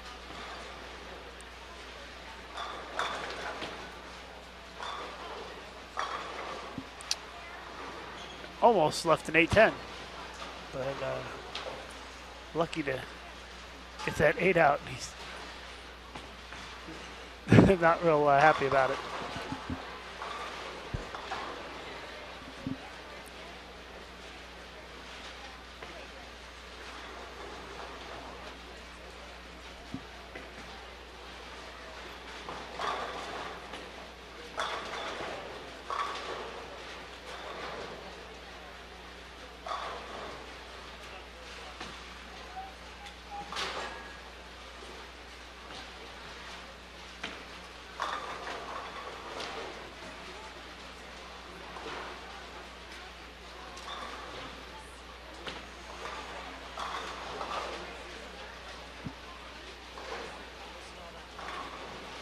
Jason just tweeted at me. Says he's watching from Melbourne, Florida. Been watching since day one.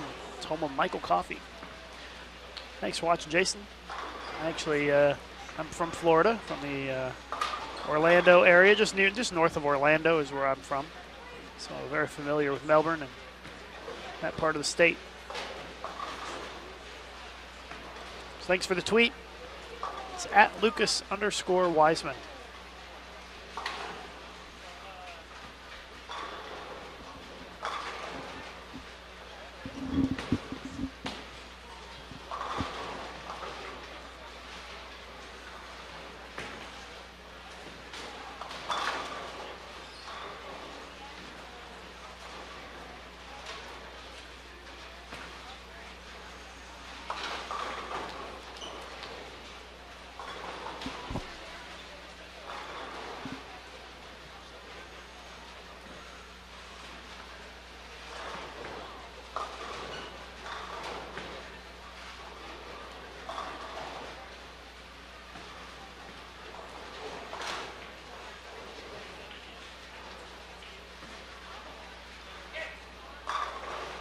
Kyle King with a strike in the 6th frame.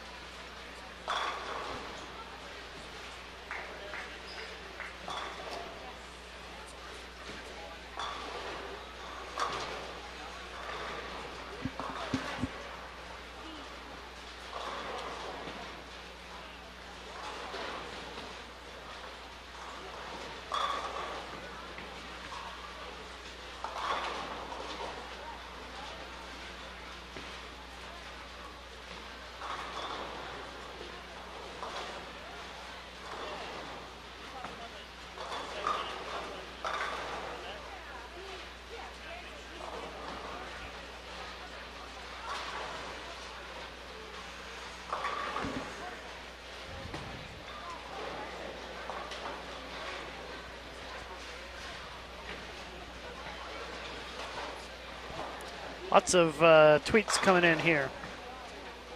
David, I'm not even going to try to say the last name, maybe Sesbatar is watching from State College, PA. Susan Schlink is wondering if there's a requirement to have your name on the shirt, and I don't think so. Have to wear a collared shirt, though. Why do you think Carey is so tough on these patterns? I think you got to get your ball in the right part of the lane and get the ball going through the pins the right way to be able to carry.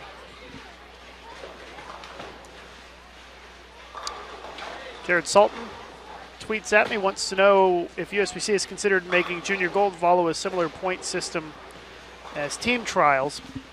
I don't think so, and I'm not sure if that would work or not because of they use so many different bowling centers and there's so many different squads for junior gold, and I'm not sure how feasible it would be for that event.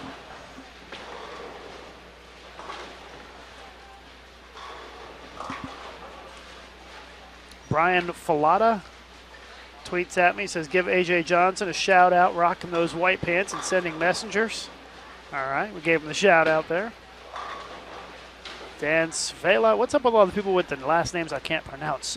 Dan Svela, watching the team trials at Strikes Pro Shop in Glendale Heights, Illinois. Thanks for watching. Appreciate it, guys, and thanks for all the tweets. You can tweet at me at Lucas_Wiseman.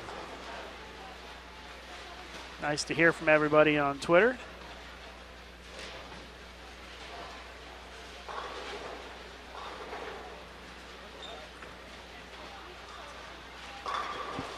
Kyle King just struck again, second shot in a row that he has put all 10 back.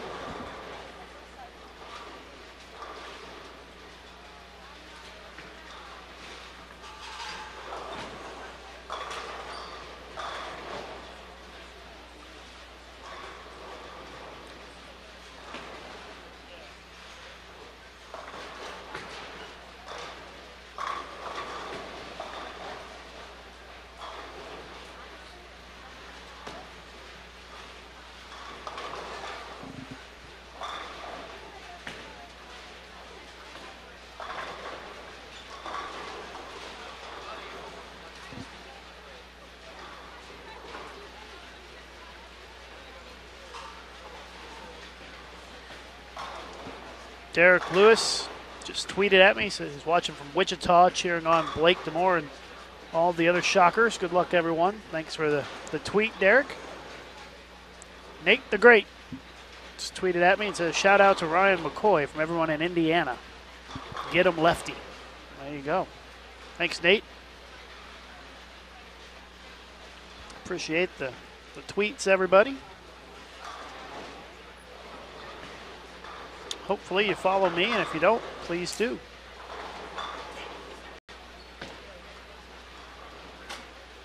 And Dan says, thanks for the shout out. You actually pronounced it right. You're welcome.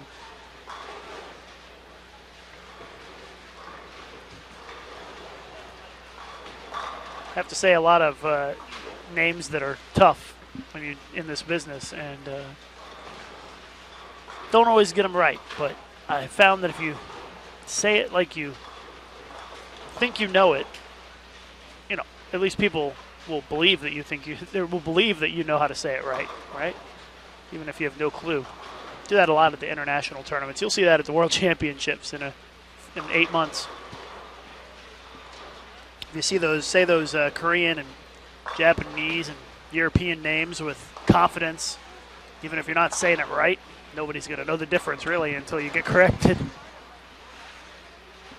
But I do appreciate when you guys correct me on the on how to pronounce the names, because obviously I can't learn how to say 200 plus names. It's a bit of a challenge sometimes.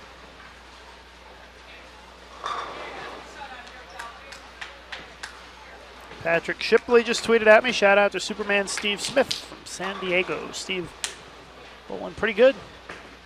this week, and let's hope that keeps up for Steve, because he's a very nice guy, good guy, and been on Team USA a couple of years now. It would be nice to see Steve back on the team if he's able to work that out.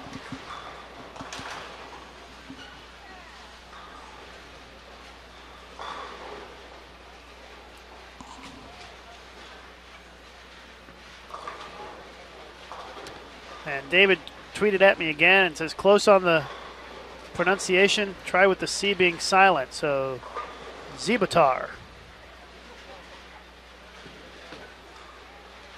Let's see if that one's close enough. Jason asking what happened to Andrew Koff. I'm not sure. Not sure why Andrew isn't here bowling. I'll text him, see if I get an answer.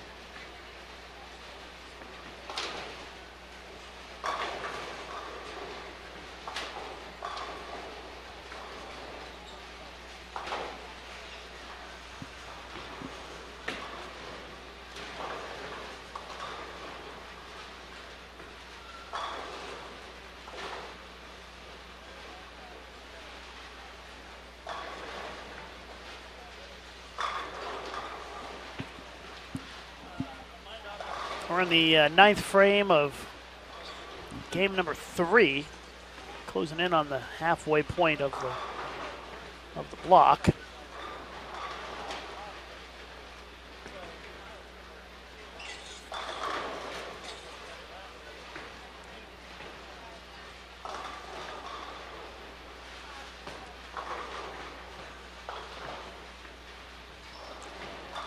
Joseph Grandin with a strike for a double there.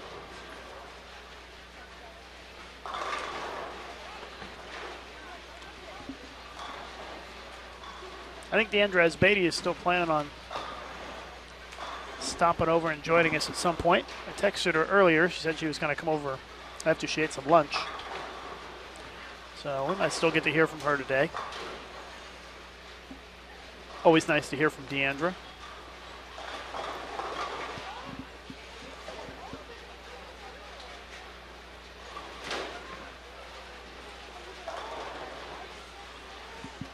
Thomas Newt up 10th frame, max score 215 if he strikes out.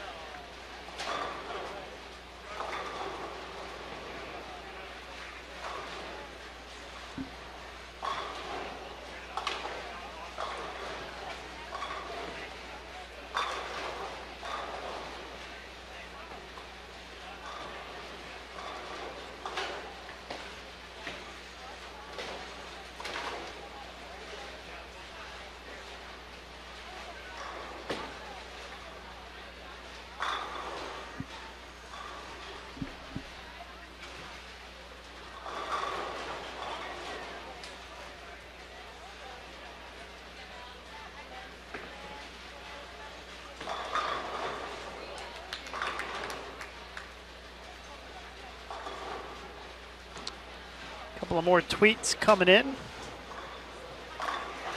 Jesse Lane watching from LA in Southern California, watching for Superman Steve Smith. And Leslie Love says, go EJ Tackett from your friends and family in Indiana. I'm sure that these bowlers all appreciate your support and well wishes, and hope that all of them are able to do well today.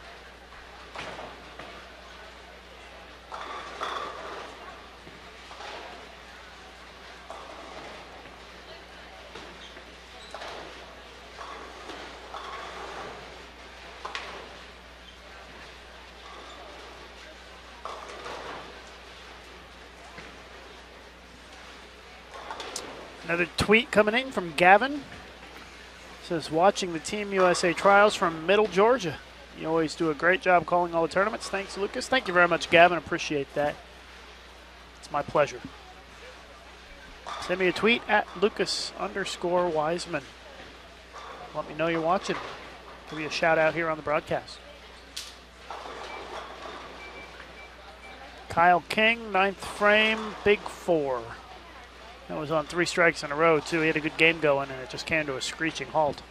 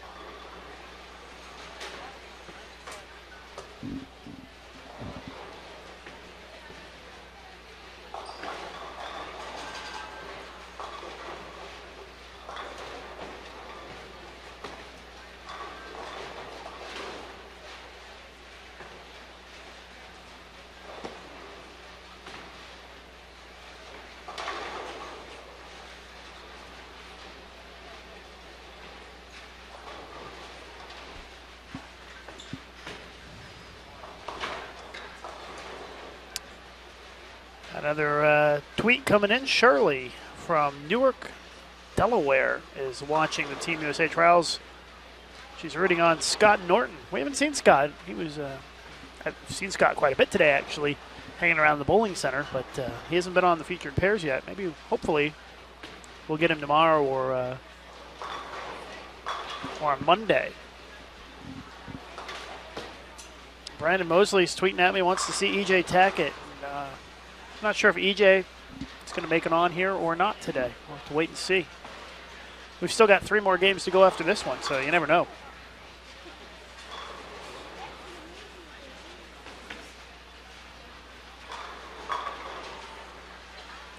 Jocelyn and Chris are watching in Florida, Lake Wales, cheering on JJ. Thanks for watching, guys, down in Florida. Jason Guest wants to know if the players are not required to wear their name shirts for Team USA trials. I don't think that it's a requirement because quite a few bowlers don't have the name shirts on. So, I mean, obviously I would love if everybody had their name shirts on because it makes it much easier for me as a broadcaster to tell who's who. But yeah, I don't think it's a requirement, although a lot of people do have names on the back of their shirts. Nick Johnson, 140, Thomas Newt, 205. So we're wrapping up game 3 here. Brandon Kring is up on the left lane and can strike on the fill for 235. He's got 5 in a row at this point.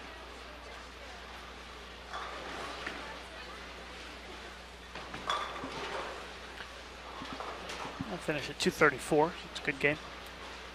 Joe Grondin can finish up here with 235 if he strikes out.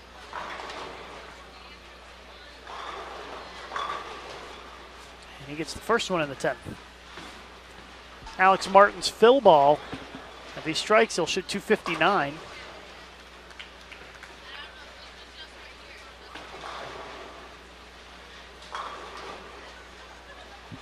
Matt asking for me to explain the movement of pairs again.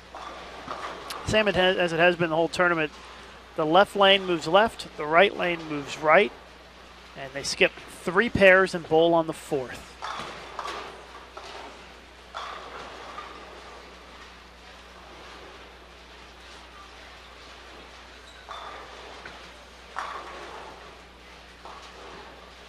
Kyle King's max score is 221 after leaving that single pin. Ryan Moat shot 167. Joe gets another one. That's 4 in a row for him, and that's going to put him in the 230s.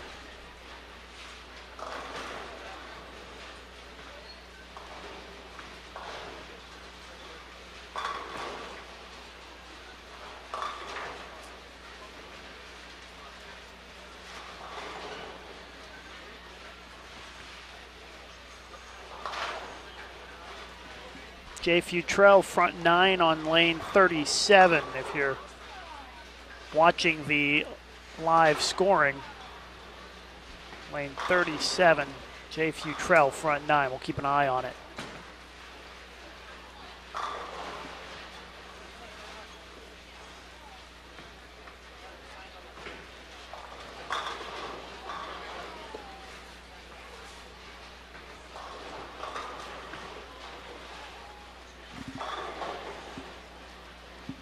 235 for Joe. And Blake DeMore can strike out for 237. He got the first one in the 10th.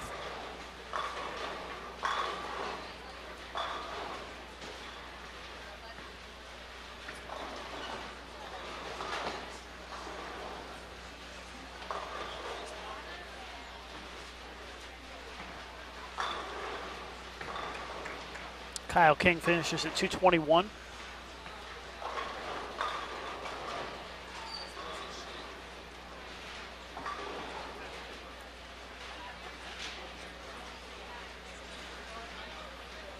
Some more tweets coming in. Adam Morse watching in West Des Moines, cheering on the lone Iowa representative, A.J. Chapman. He's having a good day. Shot 300 first game today. Kyle Duster just wanted to say thanks for the awesome broadcast you do and covering trials and all the other events. Well, thank you very much, Kyle. Much appreciated. Brandon Mosley tweets at me and says EJ Tackett is from my boyhood home. And Jake Peters is from Decatur, Illinois, where I live now. So Brandon's cheering on EJ and Jake. A couple of good bowlers to be cheering for. Jesse Rodriguez can strike out here in the 10th for 235. Ivan Perez tweeting at me, rooting for William Duen, Michael Coffey, David Lynch, Greg Young, fellow Junior Gold bowl mates, all the way from Florida. Thank you for watching. And good luck to all those guys.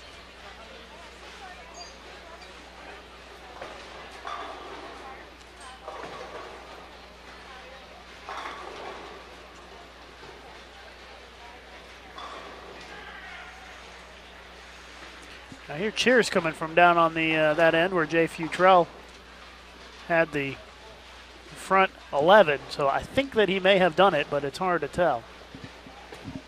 Have to wait for the live scoring to update. That's a little bit too far away. Yeah, he did. 300, Jay Futrell. Congratulations. Our second 300 of the day that I'm aware of. That's what happens when you get good bowlers in the same tournament. You're going to have some 300s no matter what it seems like. And we've had a couple here today.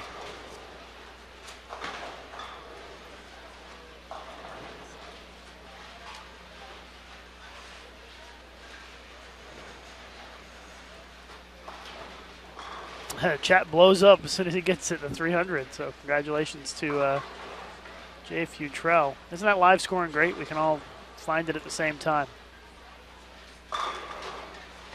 And again, if you are watching the live scoring, the feature pairs for the broadcast here is 51 through 54. So you want to watch 51, 52, 53, 54 if you want the scores for the bowlers that we're watching here on the broadcast. Jesse Rodriguez finishes at 222 that game.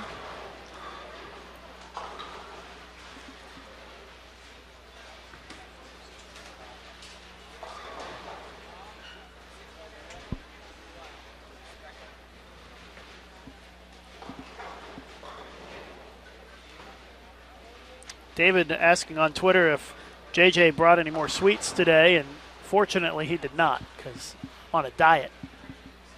Girlfriend mandated diet here, and trying to drop a few pounds. JJ doesn't help that. He loves to bring sweets in. And generally I love to partake in those sweets. Cupcakes, cookies, candy, chocolate. Yeah, he's got it all. And I turned him away yesterday. I said, get away from me with those cookies. So no sweets today, thankfully. Susan wants to know if they re-oil after the women bowl before the men bowl. Yes, they do. Everybody bowls on the fresh. Both the men and the women's squads are on fresh oil. Will Kirksey watching from Statesboro, Georgia. Keep up the good work, Alex Martin. There you go. Alex had a good game. 258 that time. You guys are great with all the tweets coming in. Appreciate it. Always nice to have some interaction and be able to hear from you guys on Twitter.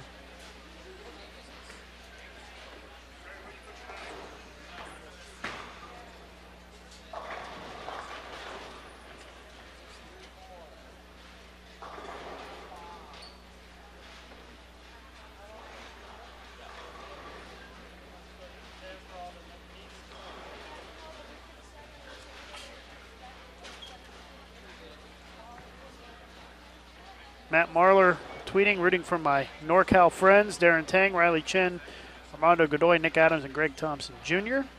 Jeremy Brown writing back said he can't find the ISC entry form. Well, hopefully get that sorted out for you.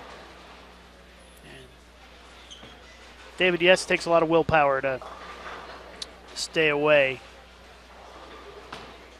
from the cookies. Barb says I should diet only if I want to. Trust me, I want to. I need to. Got to slim down a bit. Pack on too many pounds during the holidays and vacations over the last month or so.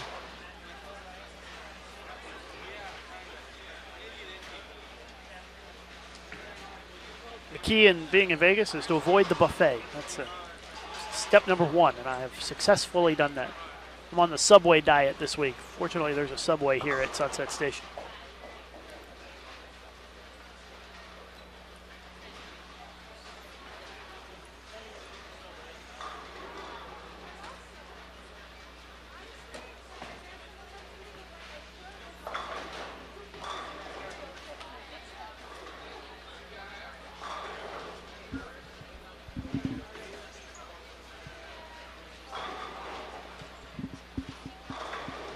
Looks like we've got John Serbinski on the featured pair this game,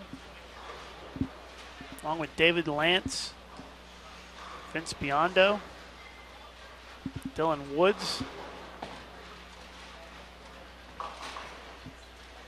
and Briley Haw, or Howe. I'm not sure how you say that name.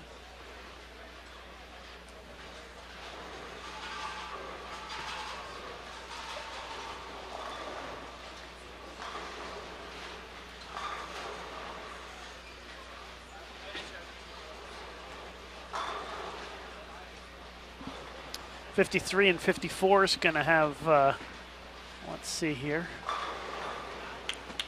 if I can read the names, Tyler Espy, Earl Leach, Ryan Lakota, Perry Crowell, and Russ Ovlat. And they are getting started here with game number 4, so we're at the halfway point of this squad. Got about 2 hours and 15 minutes left on this squad.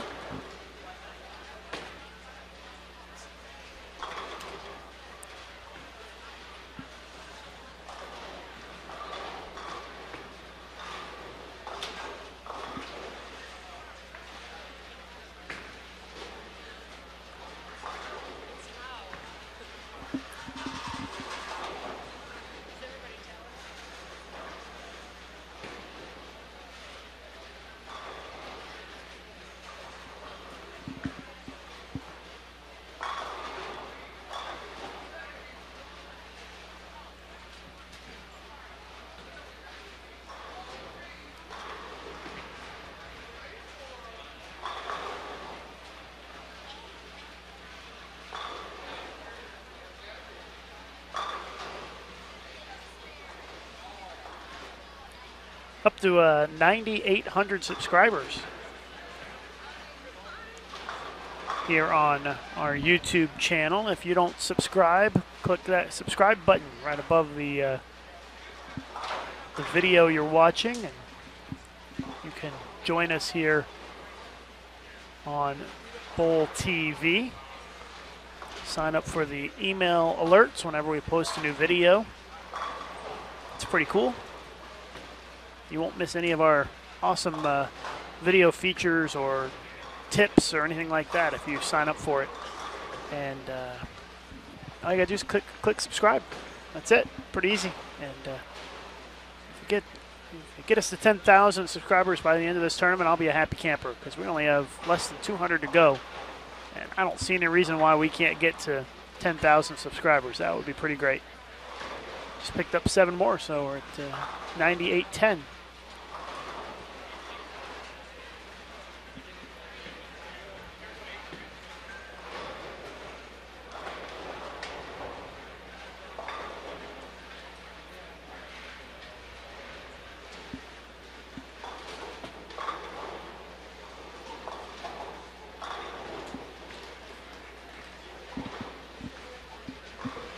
Gavin asks if the Team USA trials are sanctioned. Of course they are. And they do get their awards for shooting their honor scores here at the team trials. And if you are a Sport Bowling member, you would get a Sport Bowling award, I believe.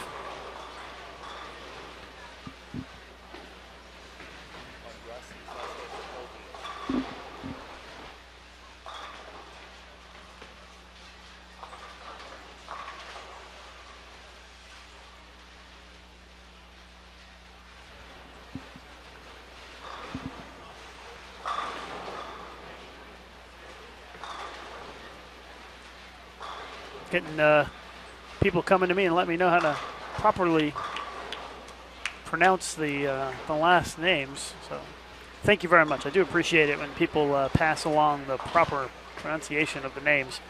It's a lot to remember, all these names that are out there. Apologize, it's Russ Oviatt that's on there. The scoreboards are hard to read. It's like a yellow. The writing's in yellow and the background's in green, as you can see on the live scoring. And when it's far away, it's pretty hard to read.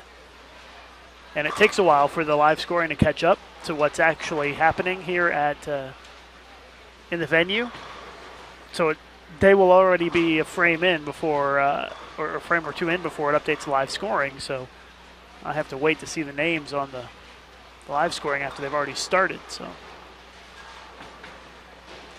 try to get them best I can. But Russ Oviatt. That's him on the right there with the white shirt on.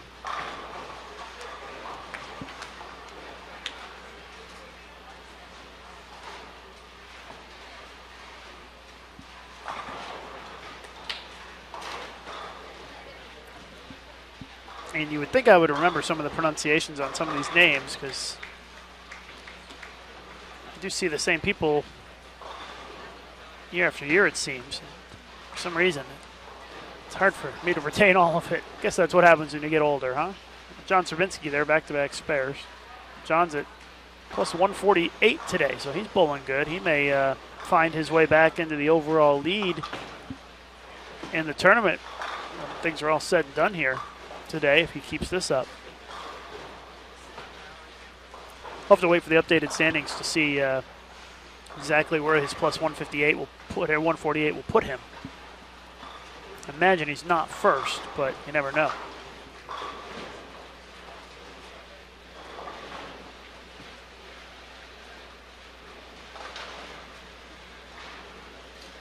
Michael watching from,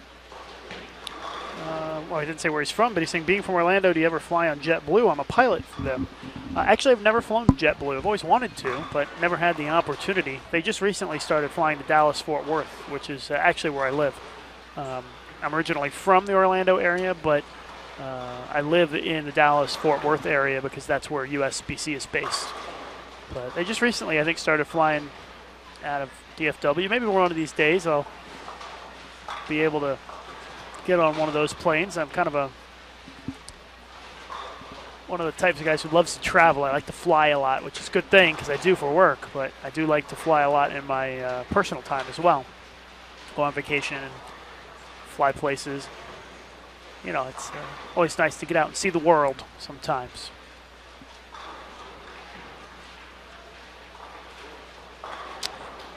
State asking in the chat if there's a stipulation on balls you can bring made over decades ago. As long as it's on the approved ball list, you can use it. And the approved ball list only goes back so far, I think. But there's some. You can pretty much use all the old stuff that's come out, as long as it was approved by USBC or ABC, WIBC back in those days. Generally, don't have any problems with people trying to bring a wood ball or a lead ball or something in here to bowl in a tournament like this. They do some random checking on equipment, I believe, to make sure that everything is legit.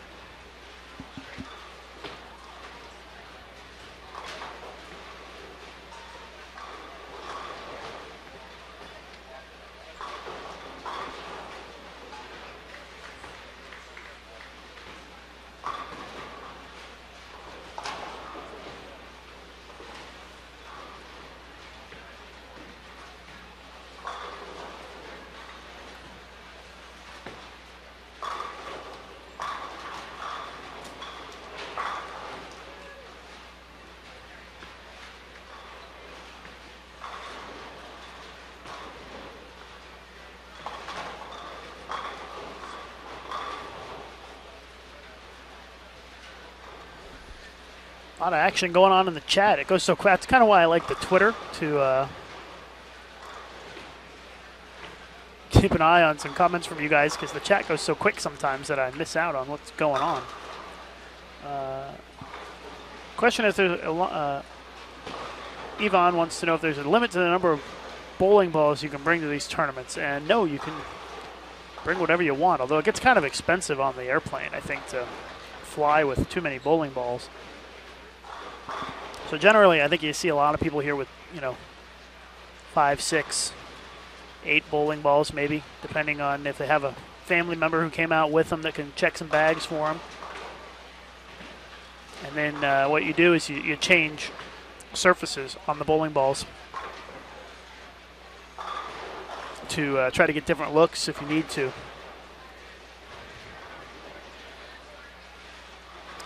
And I'm being told the live scoring crashed, so I will try to see if I can have them fix that.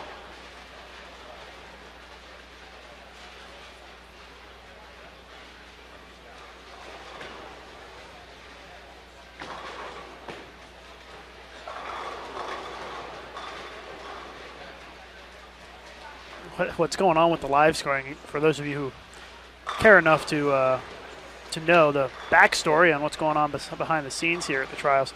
The Wi-Fi here, it makes you sign in again every hour. So, and the live scoring computer is connected to Wi-Fi. So every hour or two, he has to sign in again. And if he's not sitting right at the computer, then we got to let him know to get over there and get that fixed. We have a special guest coming on. Extra special guest. Super duper special guest. Deandra as Beatty. Yay! Yay! Hello! Hello! Finally, somebody to talk to. I spent a whole game and a half talking to myself these after poor Neil people. left. Yes, I know. We were having a little Twitter conversation, it's back and forth on the Twitter, because sometimes I can't keep up with the chat because it starts going so fast, and I know, it's hard really to keep hard up to with. keep up. Yeah. And then you lose what you're saying. Yes, yeah, like 10 things just popped How up all many of a people sudden. are excited that I'm in the Lucas booth? I think a lot of people will be happy to hear a female voice. We haven't had any females on this week, so you're the first one. Okay. Awesome. Yeah, so you can give us a female perspective on the tournament so far. And we had a pretty good day today, with the exception of the first game, which kind of flew by pretty fast. And before you knew it, you shot 150. But then after that, you probably averaged, like 230 or something? I don't know. I had, the practice curse. I struck so much in practice. I had such a great look. And then I started the first game. I don't know what happened. It just went away. It happens to me all the time in league. I'll be up there firing strikes, and then all of a sudden the lights come on, and I can't get a strike to save my life. Yeah, so I unfortunately started with a 159, and I was a little bit upset. I just kept leaving stuff I couldn't make, and that was the problem. But then I thought to myself, I'd rather do this early than late, so now I have some time to make up for it, and I knew that the scoring pace wouldn't be super duper high. So I knew that I had the potential of posting some pretty good scores, which I did. So I had a good day. Would have been better without that first game. But, sometimes you need that to kind of fire you up and get you going. All that matters is that you recovered from it, and you didn't let that first game drag you down and end up shooting, a bad first 3 games or something. And I can seriously say that my week is going as planned. That's good. There's no urgency to, be the leader every day. It's, I want to be consistent. I don't want to be too far down in the standings, and if I'm far up in them, that's great. But I just want to be consistent, and I know that I'll give myself the best chance to make the team. Yeah, and I've not bowled in this format with the point system, but I can tell you, if I was bowling, my mindset would be focus on that game, focus on making your spares, get what you can, and at the end of the day, at the end of the week, if it was enough, great, and if it wasn't, I put all I had into it, and going to be happy with that. Exactly, and it's pretty much impossible to figure out where you're at anyways, because I'm telling you, no one was as surprised as me when I was 16th yesterday and I looked at the final standings and I was in the same position I was the day before. That was unbelievable to me, and I was feeling bad. I'm like, oh, that was a bummer. I'm 16th. And then I look at the total standings. I'm like, I did not move. So it doesn't matter. It's all really relative, and it doesn't matter if you lead by 500 pins. You only get 1 point. So it's really important to stay consistent throughout the week on all these patterns. Someone was asking in the chat how many bowling balls people bring to this tournament. How many did you bring? Because you got 5 different patterns. Yeah, I know. That's a lot. I brought 6. I shipped 4, and I drilled 1, and I have a funny story about another one. Oh, let's hear it. Let's add that up. 4, 6, 10, 11. And another one. A bonus ball. And I'll tell you that in August we bowled the PabCon here, and Jim Callahan was a help from Storm during that tournament. He lives out here, so I said, I'm going to leave one of the balls, my urethane ball, at the bell desk because I know I'm not going to need it in the next couple of months until maybe January when I come out here for team trials. So can you pick it up at the bell desk for me? And he's like, oh, I'm going to be traveling for 2 weeks, so I'm not going to be able to pick it up. Well, I know a nice family here in Vegas, so I said, there's a ball at the bell desk. I know they bowl league here. Can you please go and pick it up for me and just hold it for me until I'm in town? They said, sure. Well, they went and they said that it wasn't there. So I'm like, oh, whatever. It's just urethane ball. I can get another one. Yeah. And so I went to pick up the box that was shipped the other day. I didn't bring a urethane, and Dell and I were trying to find a urethane ball just in case I needed it for the short pattern the other day. And this is right before we started the tournament, a couple days ago. I go into the bell desk to pick up the balls that I shipped, and I see it on the shelf. I see my urethane ball. And I'm like, I looked at the guy. He must have thought I was crazy. I'm like, that's my ball. And he's like, what? I'm like, look, it fits my hand perfectly. And I'm like, the note that I wrote on the ball that I taped to it is not there anymore. Yeah. I'm like, I promise you that this is my ball. And he's like, well, I can't just give it to you. I'm like, it's been here since August. I'm sure you don't want it on your shelf. He's like, well, let me check with my manager. So he comes back. He's like, oh, you can have it for $100 holding fee. And I'm like, what? Are you serious? No, he was kidding. So he gave it to me. That wouldn't surprise me, though. And then I had a urethane ball, so that's my funny urethane story. That's funny that they didn't just get rid of it, I know. Once I figured it happened when they said that. And what are the odds of you just seeing it, sitting in there? I know. Surprised they didn't go parking lot bowling with it at some point. Probably figure holes are too small, I would guess. Well, that's cool. If you guys have any questions for Deandra in the chat, feel free to post them. And in the meantime, let's ask you what your thoughts were on this pattern today. How did you play them, and what kind of stuff did you throw? Yeah, I started with regular IQ. In practice, it looked phenomenal. The first game, not so much. And I changed to my critical theory by rotor grip early, probably midway. No, probably at the end of the first game with a couple of frames left. And I played in the middle, and I'm telling you, I pretty much lined myself up with a pocket.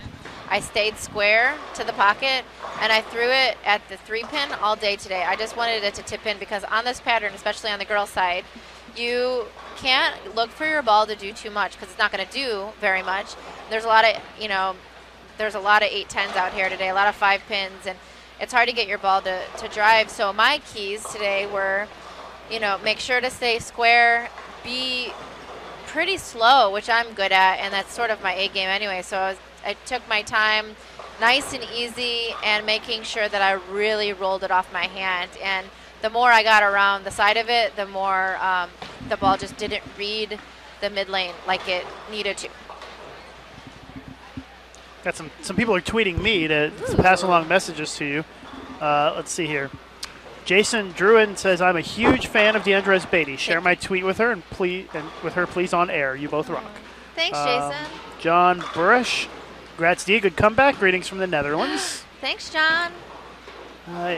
Yvonne Perez, tell Queen's champion, Deandra Beatty, that I got my fingers crossed for you to hit 15 years of Team USA. I love all the way my to Florida. fans. They're so awesome. That's right, 15 years if you make it this year, Oh right? my gosh, it wouldn't that almost be makes crazy? me teary-eyed thinking about it. You know, and It's hard to believe it has been. You've been on the team 14 consecutive years. I isn't it? know, especially because I come out and I see all these young kids in their groups, in their college groups and packs, and watching them walk around, and I'm like, oh my gosh, I was you 10 years ago, and now they're so much younger and I'm so much older. But a lot of people wonder, how long am I going to do this for? I've had such a great run, and I've been so grateful for all the opportunities given to me. But I'll tell you what, before I came out here to this tournament, I was so excited to come and compete, and that's how I know that my heart is still in it, and this is something that I truly want in my life. I'm not done with it yet, and I know that just because of my emotions and my heart and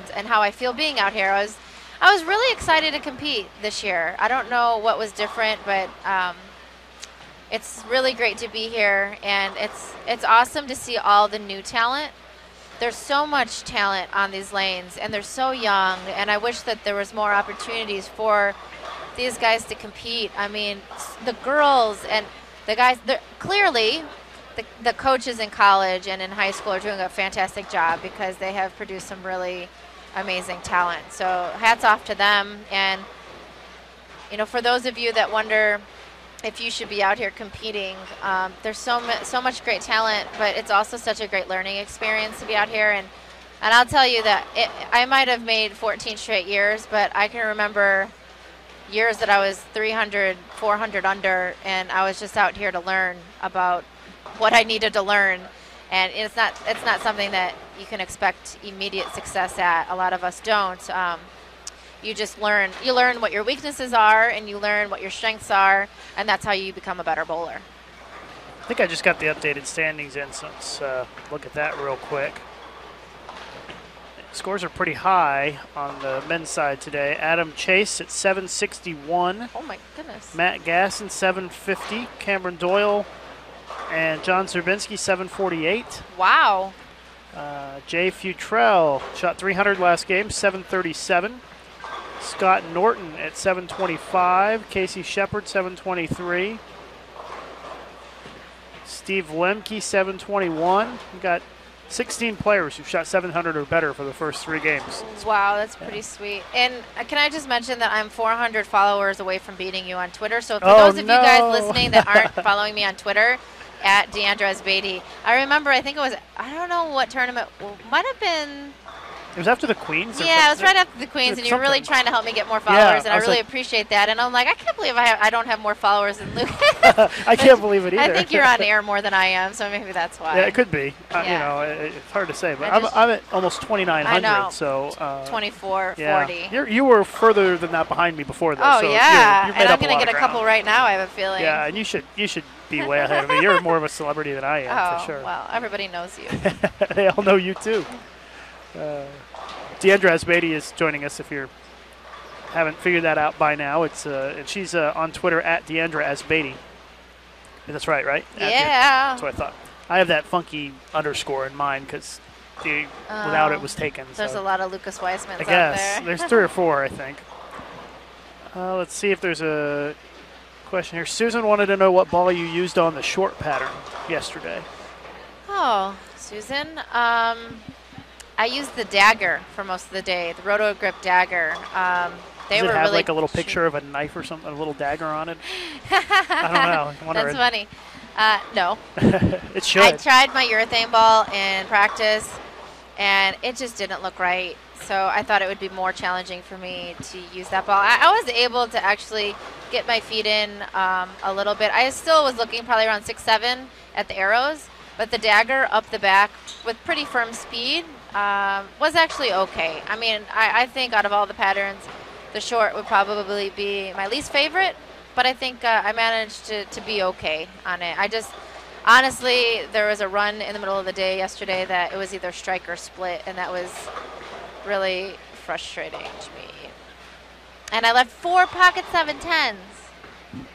Yeah, 4. I saw you put that on Facebook, and I was like, That sounds frustrating. Yeah, but you know, it was really cool because I asked my Facebook fans beforehand if they had any advice for me, and they had so many great pieces of advice, and I read every single one. So anybody that posts anything on my fan page on Facebook or my Twitter, I read and try to respond to as many as I can. So if you think it's my assistant doing it, you're wrong. Exactly. I wish I had an assistant. Some yeah. people think that. They think, hey, I emailed you and you emailed me back. Was that really you? And I'm like, yeah, I don't have people. I wish I, well, not like somebody like in Hollywood or something, have a publicist who does all of their tweeting for them now. A lot of celebrities do that. You know what, though? I don't think I would ever have anyone respond as me. Yeah, I don't think so either. It's no fun. Thanks, Jeremy, for becoming a Deandra Twitter follower. Let's see, something else on my Twitter here. Gavin makes a recommendation to Deandra and all pro bowlers to put balls that are no longer wanted on eBay. I know I'd like to have a pro's ball.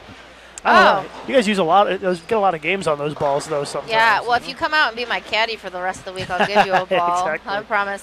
Actually, what I'm going to start doing is putting some of mine and Jason Belmonte's balls up on like an auction on my website, and all the money will go towards our Elite Youth Tour that cool. we run and to the scholarship for that. So maybe DeandraSBeatty.com will have some bowling balls that you can bid on. That would be a cool thing to do. Yeah. By the way, 53 broke, so we're waiting on them to fix that. But it looks like they've already got it going again. Somebody tweeted at me and said they enjoyed the interview with Carmen Salvino. Any more planned? What interview is that? I must have missed it. Really? Did I miss it? You should go to iabowling.tv. Okay. And you can see it was such a fun interview. He's a funny guy. He's a crazy. character. Yeah, we had such a good time, and I pretty much asked him all the questions that we all want to know, and he's just so charismatic that made it for a really good interview. So thanks for watching. And I can't remember if part 2 was up. Yeah, I think 2 parts of that Carmen Salvino. And I think there's going to be one coming that's going to be really neat, too. It's Jimmy Carter, which is really a really good interview that I did with him last year, talking about his dad and his mom. And thanks for watching. Yeah, we have some really great videos up on iabowling.tv because of Jaime Perez. He's our videographer, and he's just so passionate about bowling. And I'm surprised that he didn't come out here today. He's here. Oh, he is? Yeah, okay. He's here because, we have this Elite Youth Tour tomorrow. Oh, you so do? I he's didn't know coming that. to film for it, and we have a photographer, RJ, with us, and both great, super nice guys that just love bowling and love to help us out. And he's really created a name for himself on our YouTube channel, and that's really cool because it's just footage from all around the world, and it's not just us, it's everyone, and people love to watch bowling, we've learned. And we also do fun things like 12 frames with the IAB where we ask strangers questions and see what they know about bowling. I know, I've seen that. Which we find out they don't know much of. Yeah, that's pretty funny. I've seen those before. I saw some of the ones from Vegas here where you guys went out to one of those on the Strip or whatever. Yeah, those were pretty Well, that was funny because most people are drunk in Vegas. Yeah, exactly. And you did one, I think, one in Chicago or something. And yeah, we did. I it was didn't have a chance to watch it. Oh, you have to. Yeah, I need to. Everybody should go watch that right now. iabowling.tv. Let's see if I have any other questions here. Eric wants to know if the IAB is planning to expand outside of the USA. And why don't you explain what the IAB is before we get too far into that question? The International Art of Bowling is a company that Ron Hoppy, Jason Belmonte, and I started about 2 years ago. It was basically just bowlers boot camps initially, but since then, we have conducted clinics outside the U.S. We went to Panama, and we're willing to go anywhere, so anyone can contact info@iabowling.com if they want us to come to them. But what that has developed into, besides an awesome YouTube channel, is a membership called The Circle, where bowlers can go in The Circle. You can find this information at iabowling.com too. And they have access to us, pretty much full access to Jason, Ron, and myself, and training plans that we've developed so that everyone can practice a lot more efficiently. Because a lot of times people go practice, they have no idea how to practice. Yeah. So we've given them a 6 to 8 week plan on spares or the mental game or footwork. Or also we do live video chats with Jason, Ron, and I, which can be funny too. everybody's in the chat and we're answering their questions. So International Art of Bowling is pretty much everything bowling, and it's for all the bowlers out there. You know, we're not doing it for ourselves. We're doing it for you, and we have a bowlers boot camp coming up in Minnesota in February. So we're looking forward to going to Red Wing, Minnesota. So if anyone is near there, sounds cold. Yeah, and it's going to be freezing in February. Freezing. Yeah, I think it's important to have a plan when you go practice, because I hear a lot of people, you know, hey, I went and practiced it. I shot 220. Well, that's great, but what did you learn? You know, what did you work on? Never, ever keep score at practice. That's my one tip for everybody listening. There you go. How much do you practice, Lucas? I don't practice. I don't really bowl anything anymore, so I just bowl league every once in a while. Brian wants to know my Twitter. It's at Deandra as Beatty. That's right, and mine's at Lucas_Wiseman. I got to try to stay ahead of her. Thanks, Dave Armstrong, for following along. I wonder how many. I bet your Twitter's blowing up, because I'm seeing some people tagging you in posts. Aaron Adams just tweeted a cool picture of their pro shop in Glendale Heights. Got the live streaming up on the pro shop on the TV. And everyone can hear us. That's right. Hi, everybody. Everybody in Glendale Heights. Good evening to you guys out there. You know what I found this tournament? Everyone is exceptionally nice. Oh, the parents, the bowlers, like everyone is just really happy to be here, and it's such a good feeling being out here and bowling. And maybe it's the prestige of making Team USA.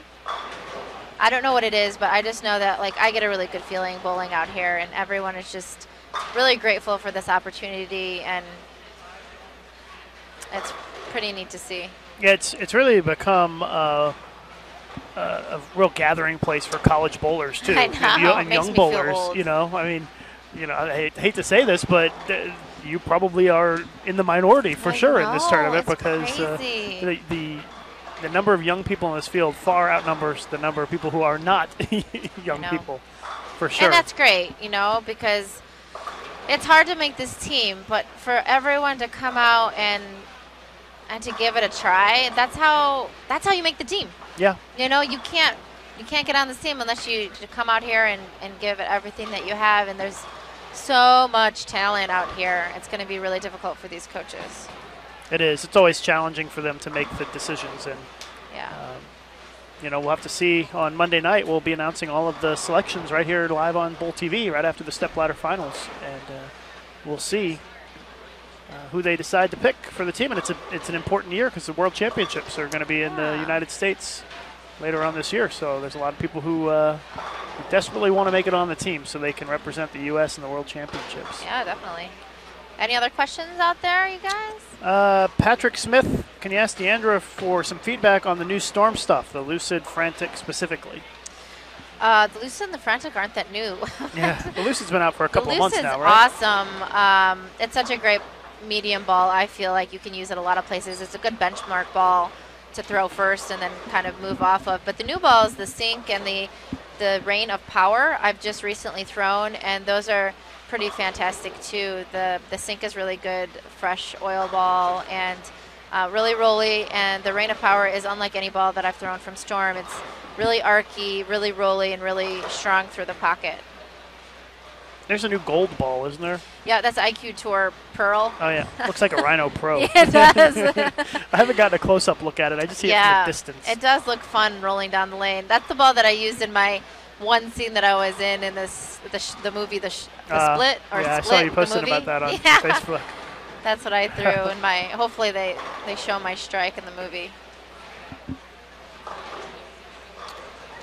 Let's see. Do you have any favorites out here, Lucas? Favorites in terms of bowlers? Yeah, besides me. Well, besides you, no, not really. I don't really play favorites. Just me? Yeah, I don't really like anybody. That was maybe true 4 years ago, but you've really come around. You're nicer now. That's right. I'm nicer now. Mellowed out. Yeah. You have a girlfriend. That's probably That's why. right. Yeah, that helps. Look at how young this kid is. I know. Yeah, there's He's a lot like of very young people. 13 or 14. Yeah, there are some 13, 14, 50-year-olds out here bowling, and bowling well, too. Cameron's only 14. Cameron Doyle, he's about to turn 15. And Wesley Lowe, the double-handed lefty. I'm sure you've watched him bowl. He's really good, and he's right at that 14-15 age group.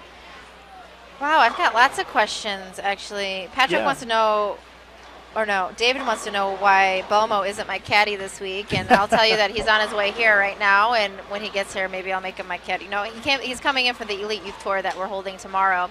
Where's that at? It's going to be at Samstown. Oh, okay, cool. So for those that are local that are listening, it's for 22 and under.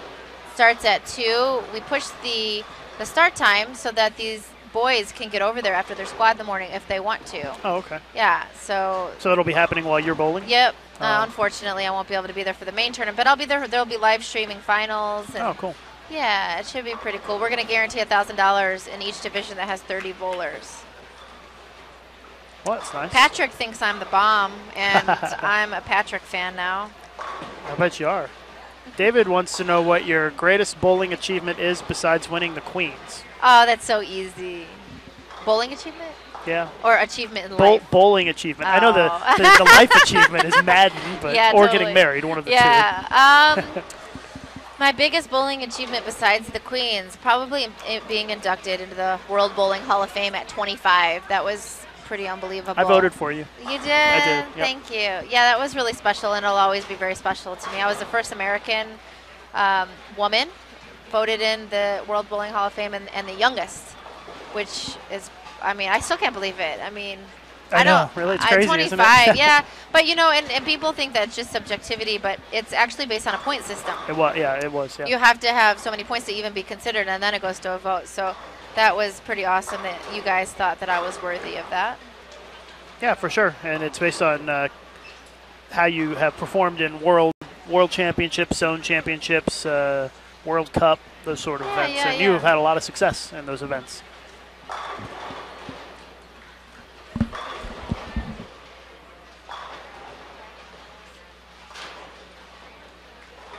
Game number 4 is wrapping up here. Deandra was getting the scoop from somebody here. Yeah, I got some good information. On lane 53, we have Tyler. Tyler broke his back not long ago, and the doctor said that he'd never be able to bowl, never walk. Oh, they said that they told him he'd never be able to walk That's again. him on the left lane right there. Yeah, and there he is bowling, and wow, how did he break his back? Oh, he was biking. It was a biking accident. It's very dangerous. Yeah, jumping off a ramp. Well, now you know not to let Madden never jump off a ramp on a bike, right? Yeah, that won't happen. He'll be bowling. That's right. So we're wrapping up this 4th game here. Tyler Espy had 184. Russ Oviatt had 206. Briley Haw had 203. Sorry, Briley Howe. Vince Biondo 214. David Lance 200.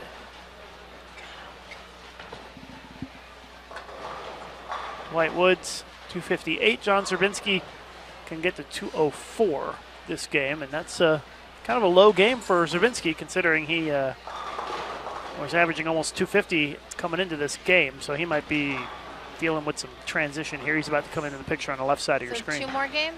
2 more games to go after this one, yeah. And John leaves a 8-pin, cold 8. Boy, these guys bowl a lot slower than us because we have 3 on a pair. They do. It takes a lot longer. It's about 45 minutes a game for the guys.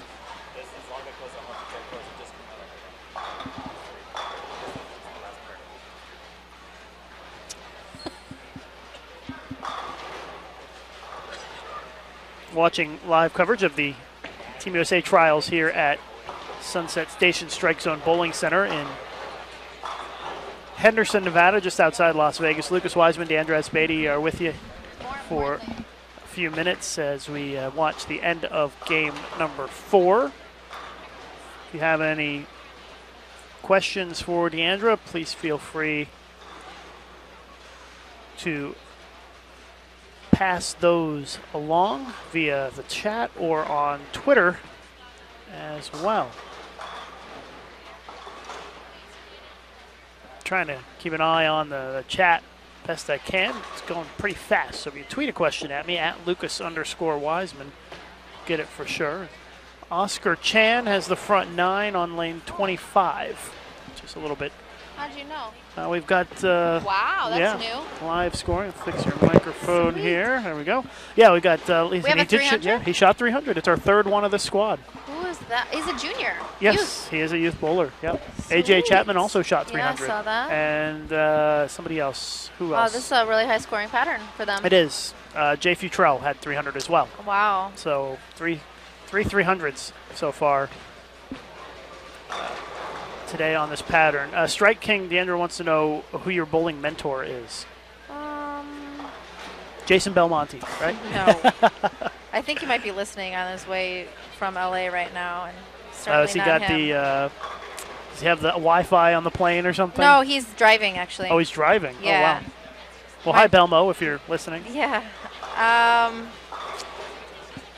Who was my bowling mentor? That is a really good question. I've had so many great mentors over the years. You've had some good bowling mentors and some good life mentors, I know. Yeah, for sure. Gosh, I think all of my Team USA coaches I consider mentors for me. I mean, from now Rod Ross and Kim Kearney and Brian O'Keefe, from Fred Borden to Jerry Edwards to Palmer Falgren to I've seen them all, and I think they would all be considered mentors because they've done so much for me in my career and really helped me get to the next level.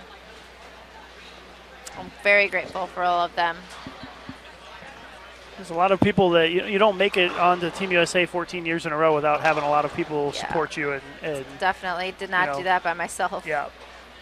I was just talking to our videographer Jaime, and he is very responsible for Scott's press lately and getting into the Huffington Post. And there was an article on USA Today online, which is pretty awesome. And he just said there was another Huffington Post article that just posted not long ago about Scott. I think that's pretty awesome that with his recent success on tour, news media outlets are really picking it up and supporting him. It was on CNN yesterday morning for like a 15 or 20 second clip at the end of one of their newscasts. They talked about it briefly.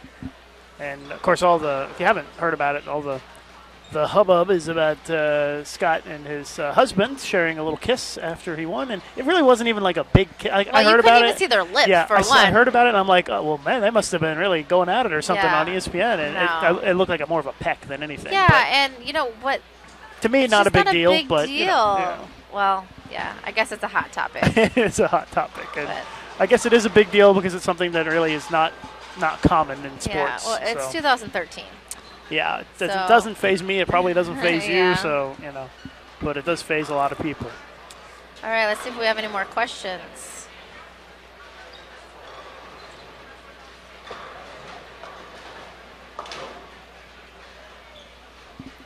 Lee wants to know the oldest and youngest competitor for the guys. Jason is listening, by the way, so he heard that I wasn't calling him my mentor. Don't know officially the oldest and the youngest competitors. There's a wide range, though. There's some senior bowlers, and there's some very young youth bowlers as well. Yeah. Young high schoolers, and maybe even a middle schooler out there. I don't know. Not sure what grade Cameron Doyle is in. But yeah, I don't think he's in high school. Yeah, I don't think he quite got there yet. He's just turning 15 this year, or this January, right? A few weeks from now, actually. So it's probably not quite high school yet, I would guess. Jim says it's a long drive from LA to Las Vegas. He's done it. So sending Jason Belmonte the well wishes. I'm sure Belmo's done that drive before.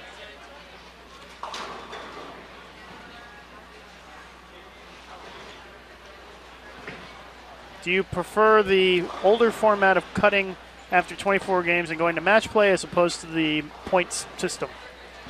I don't know if I have a preference because I don't really have a say. Yeah. So I try not to have like a favorite format. I just bowl on what everyone from the tournament decides on, and I have to be okay with it. I think any way that you cut it is going to work in just a different way. The point system is definitely different than anything I've ever bowled. So, like I said earlier, it's really hard to figure out where you're at, or because you don't know what anyone else is doing. And total pins don't matter, so it doesn't matter if you're leading the field by 500. So it's definitely a different thought process. I liked it the other way too. I liked the cut. I liked the match. Did we have match play? There was for a few years, yeah. Back when it was at the there was bowling bonus stadium pins? in Reno, there were the It's matches all a big with, blur. Yeah, it's changed a few times over the years, but yeah, it definitely it's hard to remember back that far.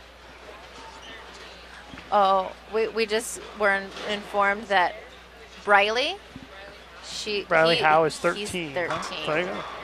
He might be one of the youngest. Then. Might be the yeah. youngest.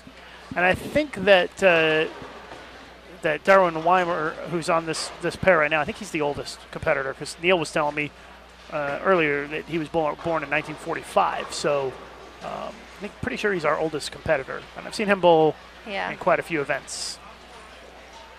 And he's wearing a storm patch, which, you know. Wow, I like him already. That's right.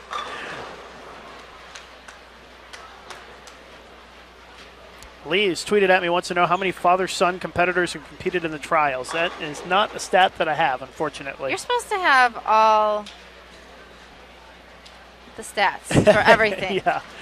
Unfortunately, too many stats to keep, I think. Can't keep everything. Andrew, can you ask Deandra, how much has college bowling helped you with tournaments like these? Because you bowled collegiately, what seems like a while ago now. It's before I was even involved in this. I'm supposed to feel good about myself. I know, but I think this was before I was even involved in bowling. You bowled in Nebraska, right? And I've been in for 10 years now, right? So when did you graduate from college? Let's see here.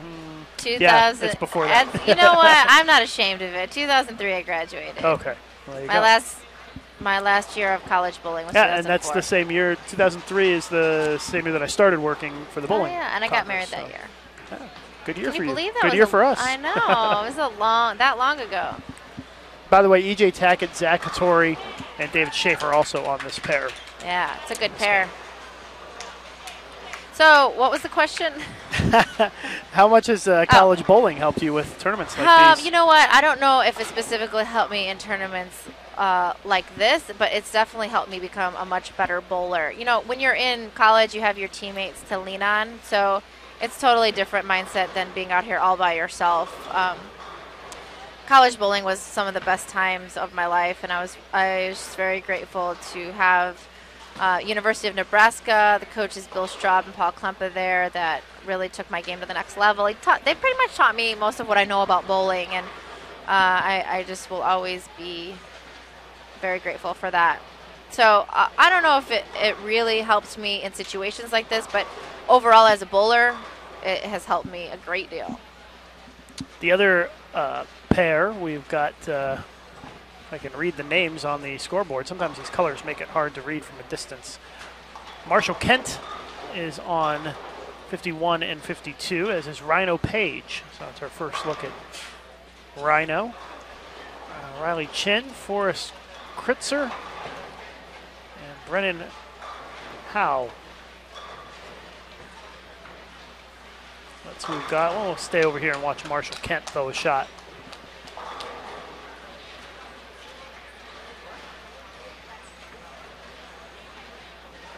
And some of the pairs just finished game 4, so it'll be a little bit before we get the standings coming in.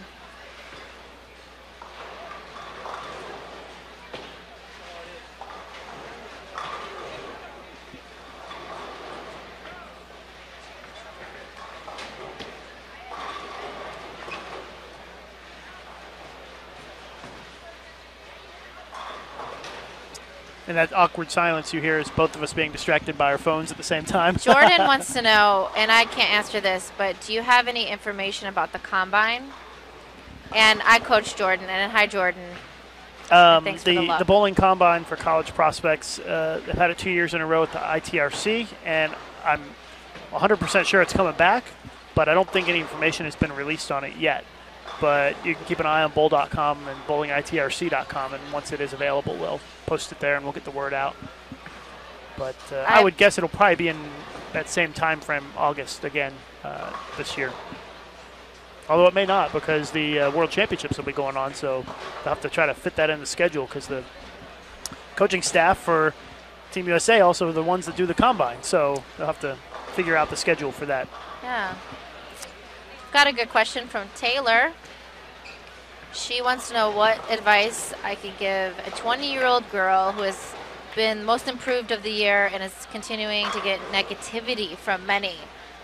And I will tell you, Taylor, that I was there, and the better you get, the less people like you. That's true. That's just the way it's that whole saying, it's lonely at the top.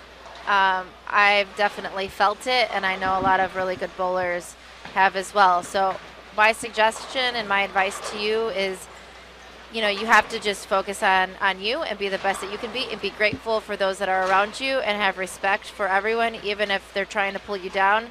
Be the bigger person, and realize everybody is not going to be the same as you, but because they're different, you should appreciate those differences. And so many people, especially women, a lot of them are very insecure, so in order to feel better about themselves, they have to tear someone else down. So I would just be really careful to not be one of them, and be positive and kill them with kindness. That's right.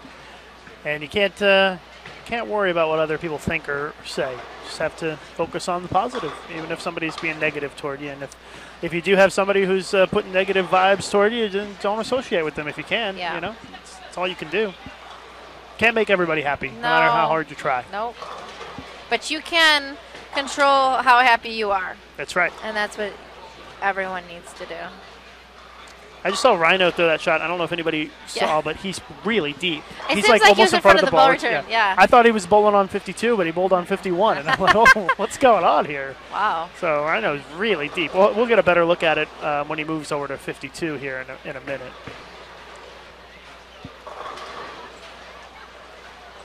Zach Hattori has 3 in a row to start this game. That's an awesome name. Yeah, I think it's a pretty cool name. I love how it sounds. He is actually from here in the Vegas area, and he is a past junior Team USA member. You can see him here right now.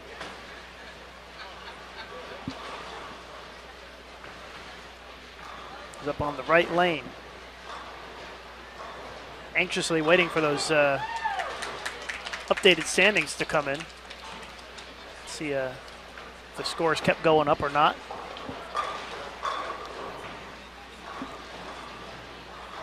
Looks like our chat froze a little bit there. There we go. Let's see. Bruce saying Rhino's deeper than the righties. Yeah.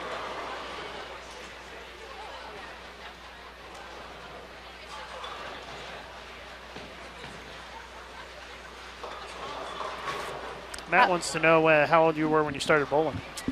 I was 5. I started when I was 5 years old. And I think it was until about 12 years old when I really realized that I could pursue it, and I really wanted to work towards bowling in college and Team USA and professional bowling.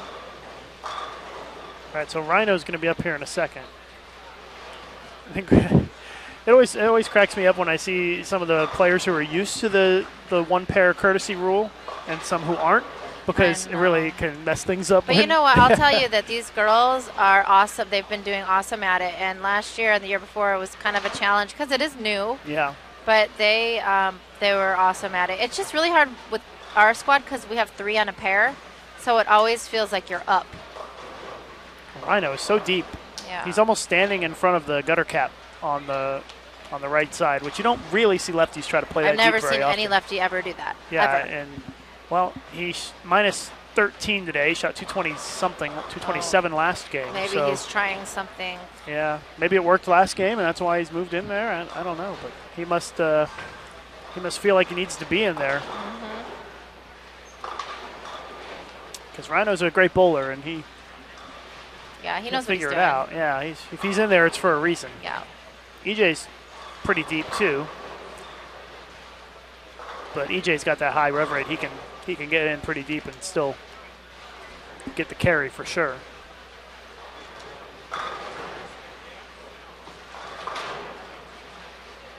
I will tell you something that really surprised me this week.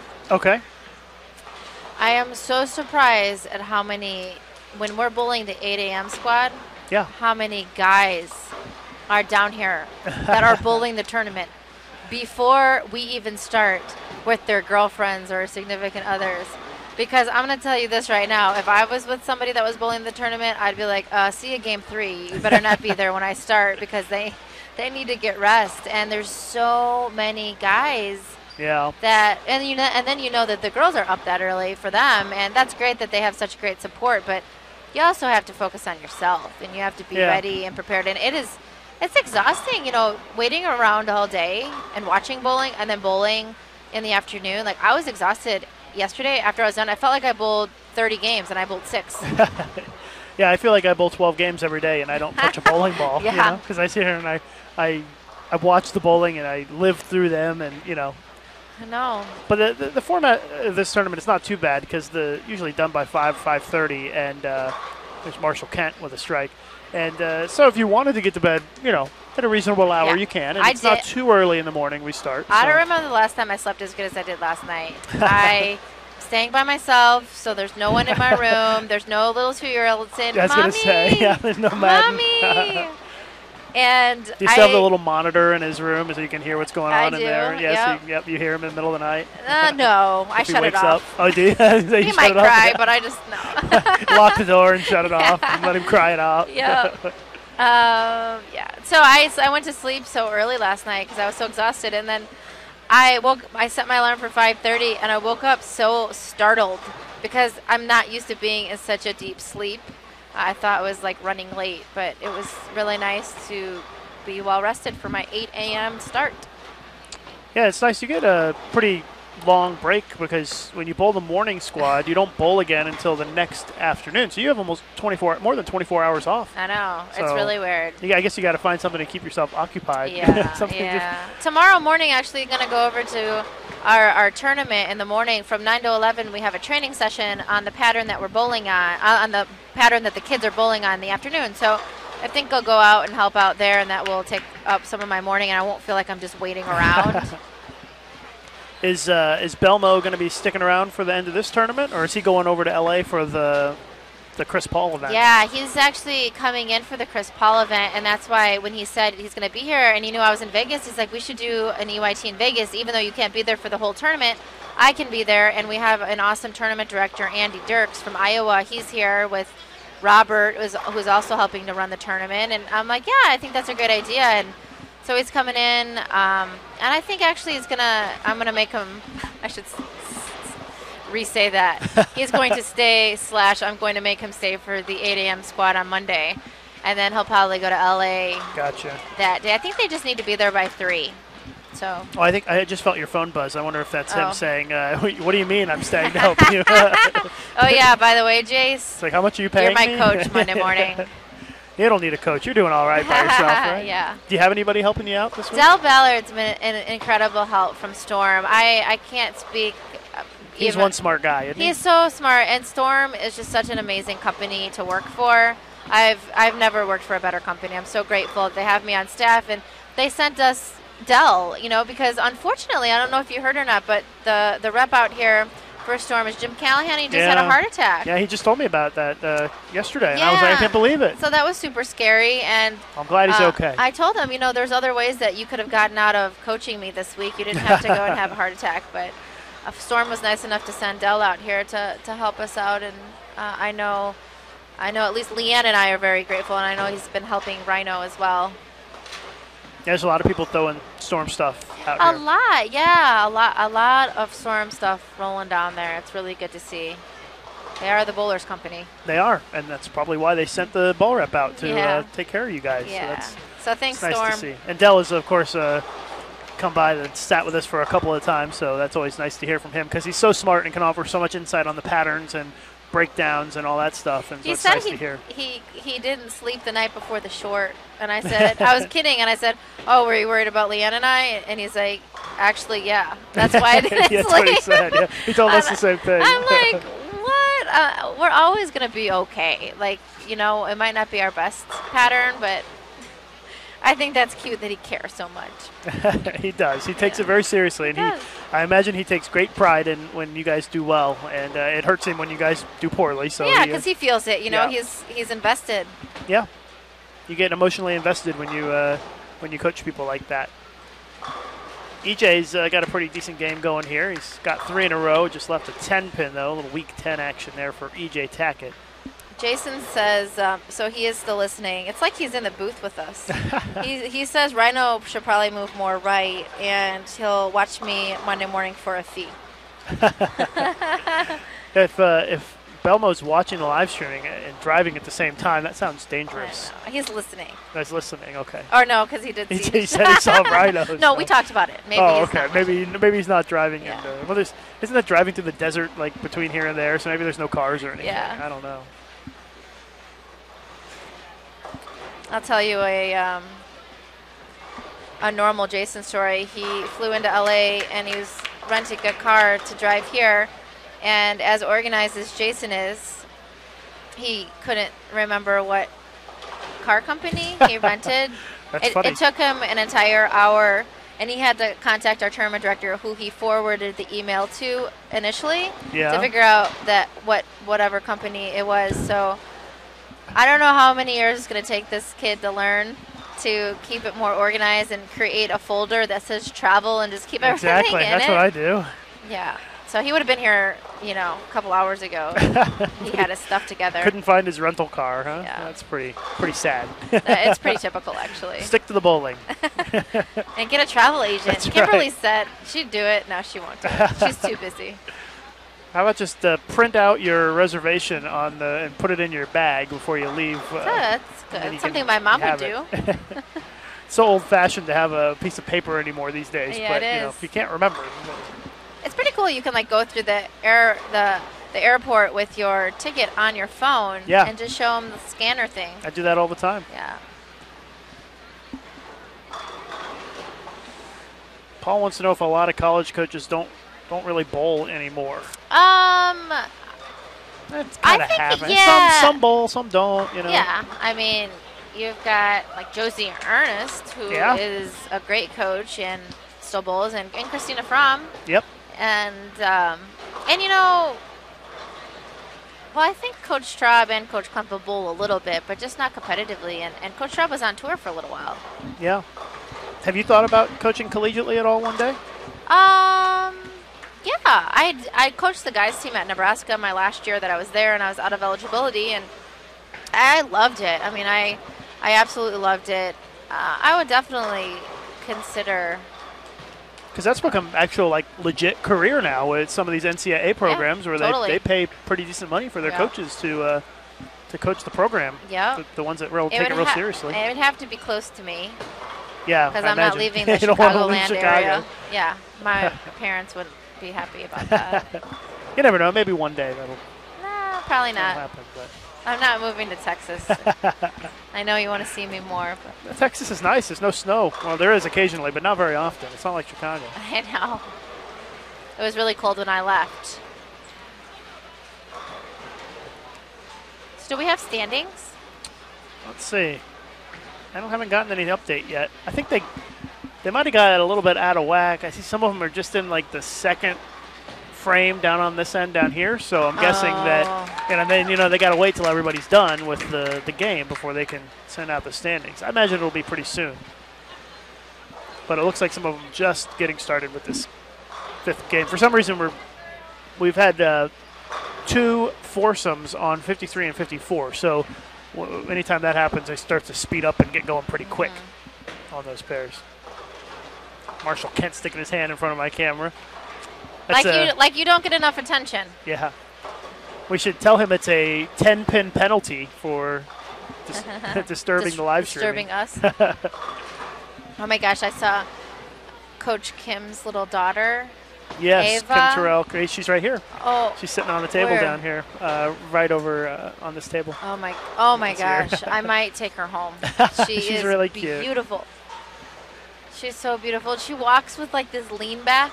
Yeah. It's so cute. There's a lot of small children here this week. I've noticed. I know. It makes me miss Brenda Padilla's daughters, she's her Maddie. super cute She's too. adorable. She always looks like she's surprised. That's right. Just taking in the world. I wonder at some point if Rhino's going to stop playing so deep because it's not going so well. He's not struck yet, and he's changed the balls already. Yeah, I know. I think that he's probably a little bit too extreme. He doesn't need to do something too crazy. But Jason says he's listening, not watching. Hard enough driving on the other side of the road. I had that problem. I went to the Cayman Islands and had to drive on the other side of the road. Oh, wow. How'd that go? It's a challenge. After the first day, it was good. But when I pulled out of the rental car place, I turned into the wrong lane immediately. I almost hit somebody. So. Yeah, that's scary. I wouldn't drive in Australia when John and Madden and I were there. There was no way that was going to happen. Yeah, fortunately, the Cayman Islands is all like 2-lane roads, so it's pretty easy once you get it. There's no highways or anything. Yeah. So, but yeah, how it's was that? A challenge. Very pretty, very nice. Yeah, lovely. Curious to see what kind of move Rhino might make when he comes up again, because he obviously needs to do something. At some point, you kind of, I know it's not a great idea to look at the standings, but you kind of have a feeling of where you might be, and at some points you start to press a little bit, and you start getting a little desperate. And sometimes you're surprised too. Like yesterday when I was done, I was only 33 over, and I was walking around, and I couldn't believe how many unders scores there were. So you just really never know what anyone else is doing, and I've been pretty good at focusing in on myself and not anyone else. Yeah. Well, Rhino finished 89th the first day, 14th the second day, and so far today he's 133rd after 3 games. So not going well for Rhino today, and that may be why he's in that deep. Yeah. Scott Norton's bowling well. He was in 7th after. Good. 7 after total 3 games. points. After 3 games today on this squad. Oh, okay. And I think. Nope, no update yet. Just got a spam message. I thought it was an update. Have you signed up for the email updates for the standings, or do you not want to? I tried on my phone, but I wouldn't look when I'm bowling anyways. But yeah. I did you do it the first day? Yeah. Yeah, you have to redo it. It had a problem. And okay. Well, I'm not worried. I told my mom about it. She's been watching your live stream. Oh, she has? Yep. Oh, I haven't seen your mom in forever. I know. It's been a while. I can't remember the last time I saw her, actually. It was on some international trip somewhere. Gotten to the point now where they're like, all right, you're good on your own. See ya. Good luck. Everybody has their families out here. Oh. It's okay. They're always in my heart. They usually travel with you when you go to international tournaments sometimes, right? Yeah. You've been to a lot of countries, haven't you? I have, yeah. Do you keep track like I do? I think I found an app on Facebook that you can put in, and I think it's like 36. And we're pretty close. Is it? I'm like 39, I think. Yeah. Yeah, I mean, geez, to travel that many places for bowling is more than I could ask for. Yeah, it's a real treat to be able to do it and to see all the different cultures and learn about the way they bowl in different countries. And I'm looking forward to going back to Japan. Yeah, I was going to say, are you going to Japan later this month? Yeah, I'm home for less than a week, and then I go to Japan for the biggest amount of prize money that women have to bowl for, and actually probably men too. Yeah, it's a big payout. Yeah, the DHC International Open. It's on the World Bowling Tour, and it's guaranteeing for the men and the women $75,000, and we just don't get to see tournaments like that. So that's unbelievable, and we're so grateful for the DHC for putting so much money into a bowling tournament for us. They're actually a cosmetic company. I just got the updated standings, and I'm kind of surprised actually looking at the points because they send it out and they give the block 3 ranking like it would if it would ended after 3 games or after 3 games, 4 games after 4 games. And if it ended like it's the same as it did now, John Zerbinski would be in the lead with 27 points. Then it goes to 42. Oh my, is that right? And that's Marshall Kent. Yeah, isn't that crazy? So some of the people who are at the top of the standings are in the mid 20s, 30s, 40s, and so that's the point totals are getting to be pretty hefty. It could take 100 points to make it into the. You never know, make it into the top 3. I mean, I was thinking more around 70 or 80, but on the guy's side. That is crazy. And that's good news for John Zerbinski, because if he can finish strong on this squad, he could set himself up pretty nice for the last 2 days. The girls are a lot a lot tighter. Yeah, the women are really tight. Yeah, on the state point standings for sure.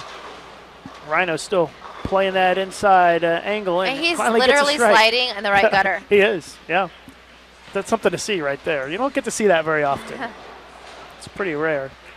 Danielle McEwen, of course, she's standing down here watching her boyfriend Marshall Kent bowl, and she's still in the lead after 3 days. She's really been bowling well. How impressed are you with her? She's a youngster college bowler, and it's really not a big surprise. You know, bowling on last year's team with her, I know what she's capable of. She's had a great showing at the World Cup, and she's a very focused bowler when she bowls. Like, she's down to business, man. When I was watching her a little bit today, and she's serious. And I think it was sort of me maybe 10 years ago. Yeah. And now I'm just, well, I guess it depends on if I have good ball reaction, but I feel a lot more laid back now. Maybe in my old age, loosened up a little. You've been here, you've done it enough times, Yeah. you know what the deal is. She's bowled, she's really bowled great. And she's a good bowler, and she's a fighter. You know, she just never gives up. Yeah, and she won this event last year under the point system, and if she were able to do that again, boy, that would be some accomplishment. Yeah, she'd like this format. Yeah, this is it rewards consistency. She's a very consistent bowler. Yeah. On all the patterns, it seems like. But you're doing pretty good yourself. Of course, your goal is to try to Lucas, dethrone her. There's a lot of time left in this tournament. Is.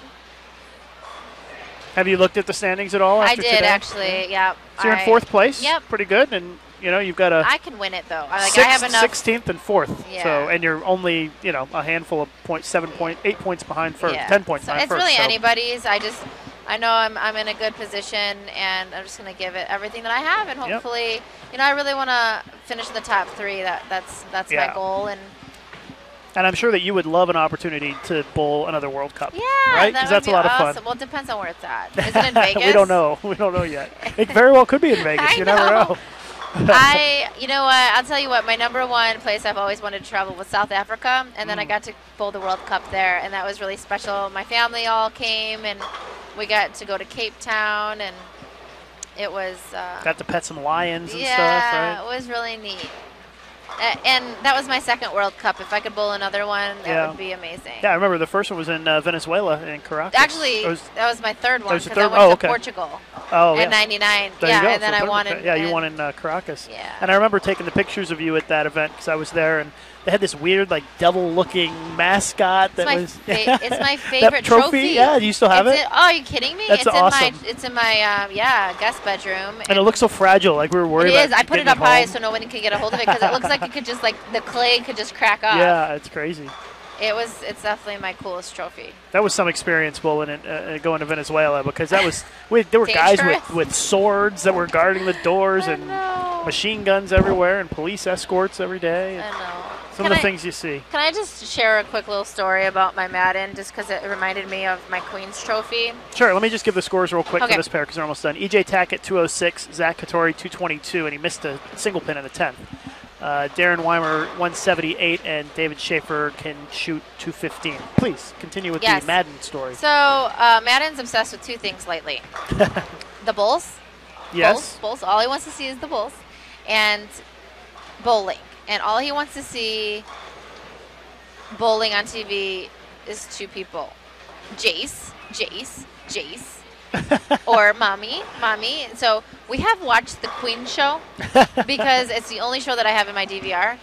I don't know how many times in the last 2 months, he's obsessed. And sometimes I'll go out at night and I'll come home and my dad will be on the couch with him watching it. That's funny. And I'm I watch it so much I know what they're going to say next. Do you really? Yeah, and at first when Madden started watching it, at the end, he actually got upset because I was crying. And I was hugging Johnny and thought I was hurt. And he would get upset. But now he gets really happy and he points at my trophy that's sitting right behind the couch. So after I win on the Queen show, it's just the cutest thing because he'll look where my trophy is and he'll point at it. And he knows that's where I want it, which is pretty cute. That's cute.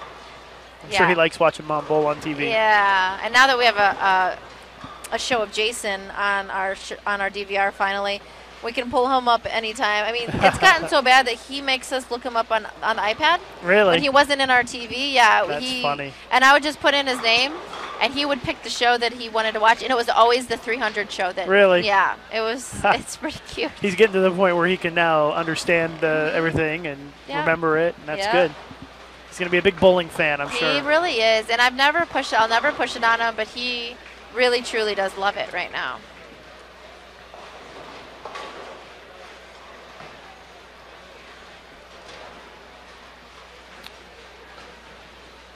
Let's see if there's any other questions. Do you have any tips that help you stay relaxed before you have an important tournament to bowl? Yeah, I have a lot of tips. One, drink a lot of water. Yeah, I do that too, especially out here in Vegas. Yeah, you want to stay hydrated, but also it has a calming effect on your nerves. The quicker you drink it, the more relaxed you feel. So you'll always see me drinking water when I'm bowling, and sometimes chugging it. To calm my nerves, also breathing. It's really important to breathe from your stomach and not from your chest. And I never go if I can't catch my breath, which I've been bowling so fast out here because of the pace. Yeah. There are some shots I do throw where I don't feel like I could catch my breath, and they're never good. So that's a really good tip for you guys. Yeah, just slow down and take your time. Yeah, and I think also just being positive. I really feel like that helps your nerves, and feeling lucky. One of the best pieces of advice I got bowling out on tour a couple of years ago was from Rick Benoit. And he knows so much about lanes and lane play and bowling balls. He's very technical, and his advice to me was feel lucky.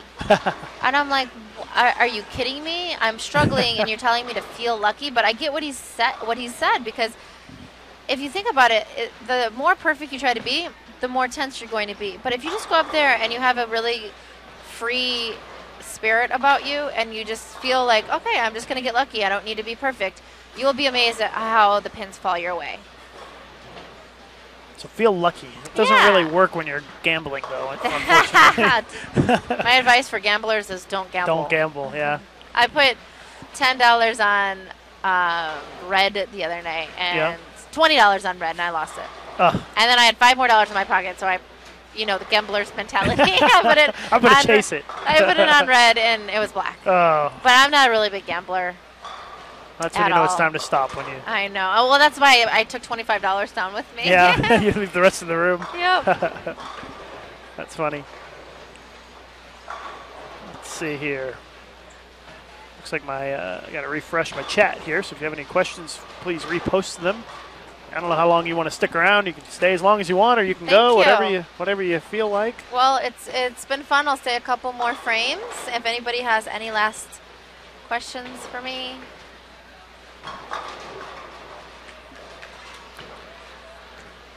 See if there's anything on Twitter, maybe. You can tweet at us at Deandra Asbady or at Lucas_Wiseman. 39 seconds ago, David says that somebody has the front 9 on lane 40. I love this live scoring because people can keep an eye on things for me. Let's see who it is. Yeah. Aaron Juradovic, the front 9. Wow, really? Yeah. You say that like you don't expect it. Oh, he's young.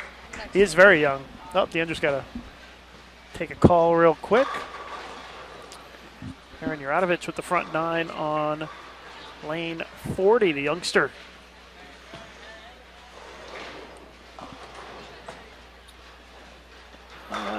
McFly wants to know if they're ever going to bring the Team USA trials to Euless, Texas. And I don't think in the near future it will be in Euless. It will be probably in Vegas again next year. That's the at least the tentative plan.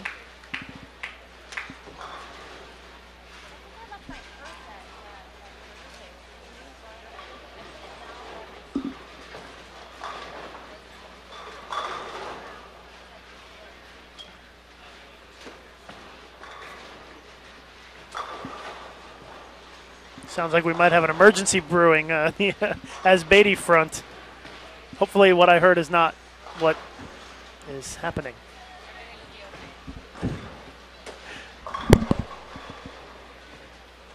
Did you leave something somewhere? Can't hear you. Did you leave something somewhere? Is that what I heard you say? Oh. Is this on? Yep, it's on. Oh, I can't You're good hear to go. you. Oh, you can't hear? Oh, that's because the came unplugged. Oh, we got another unless- strike yeah. down there. Let's see if we can hear the cheers down there for Aaron. Yeah, that's awesome. I know he's good friends with Cameron Doyle. Let's see if he can get another one here. I think it's hard to tell. It doesn't, yeah, okay, I see him on the scoreboard to the right there. He does still have the string going here. Must be the front 10. I'm not sure if if he's thrown 2 shots in the 10th or not. It doesn't look like it. I only see 1 strike on the board in the 10th up there.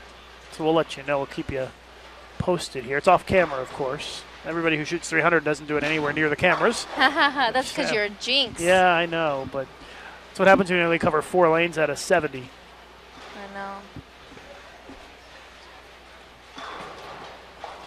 Yeah, I see him standing over here. He's wearing a black shirt. If you need to step out, you I'll can. be right back, yeah. Okay. Deandra's going to head out for a minute.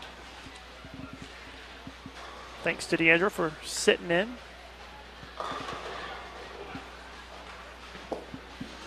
And I don't think he struck. He did not. So he's going to be in the 280s this game, it looks like. Can't tell what he left, though.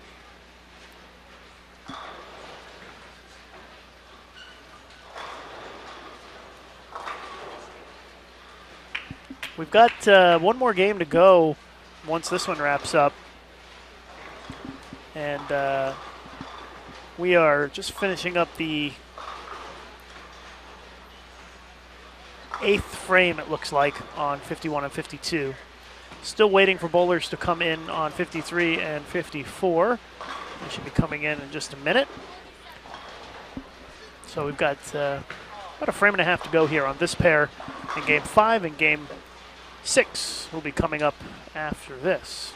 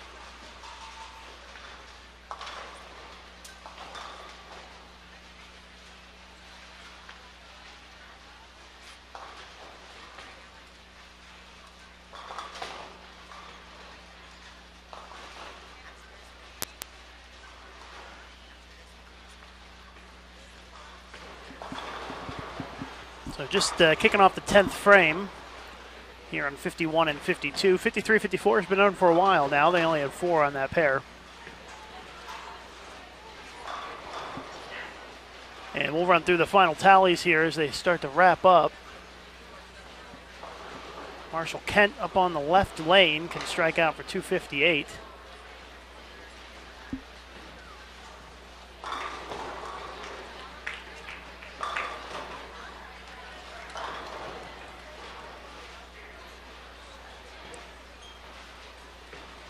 Brennan Howe can strike out for 202. He's already got the first one in the 10th.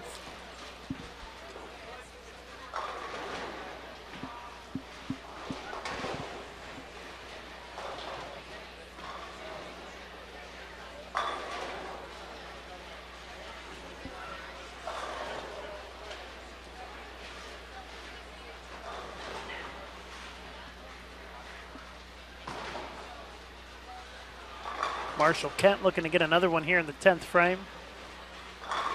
And he does, so 3 in a row for Marshall. It's going to put him in the 250s this game. And it's going to give him a pretty good total after 5 games. It's going to put him at about 160 over or so. He shot 248 last game. So he's making a bit of a move here.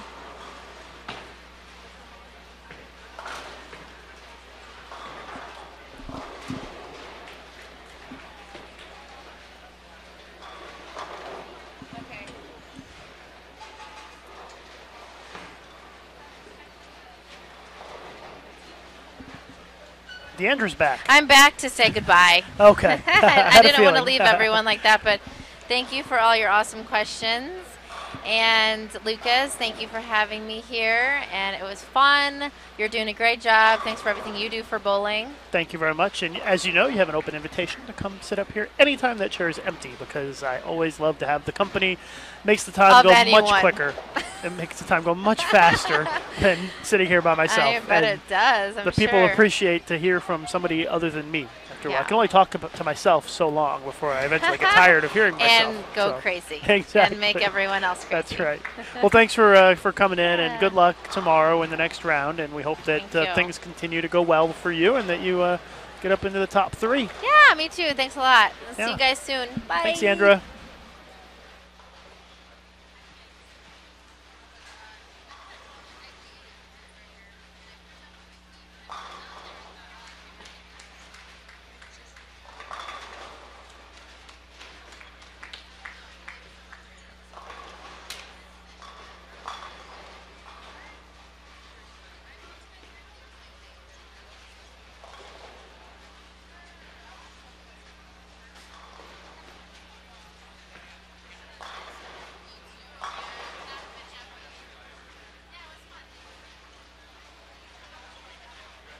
So thanks again to Deandra for hanging out and chatting with us for a little while. Always nice to hear from her. We're wrapping up Game 5 here on the featured pairs. 51 and 50, or 53 and 54 is still dark right now. We're waiting for them to move. I think we've really kind of gotten out of whack a little bit here, this squad, and you can't start a new game until, obviously both sets of players are ready to come in, so we're still waiting for a few minutes here. And we are in the closing stages of this game. Marshall Kent shot 258. Forrest Kritzer, 223. Riley Chin, looks like he'll be a bowl a 184 here.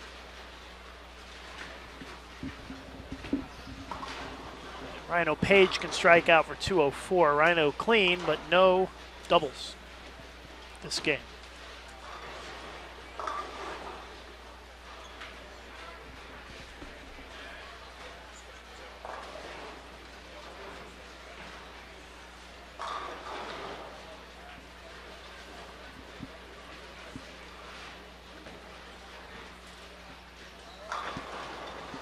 Rhino still playing that deep inside line and leaves the 7-pin on the high shot.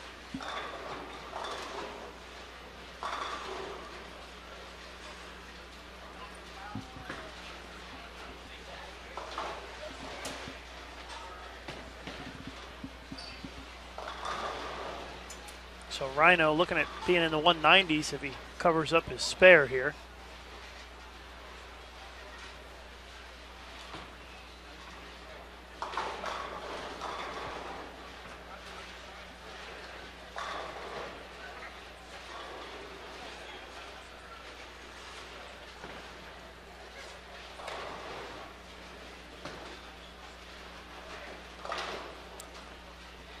Rhinos at 193 if he strikes on the fill. And going to have to wait a couple of minutes for the next game to get started here. So please be patient, hang in there. Should get started any minute now.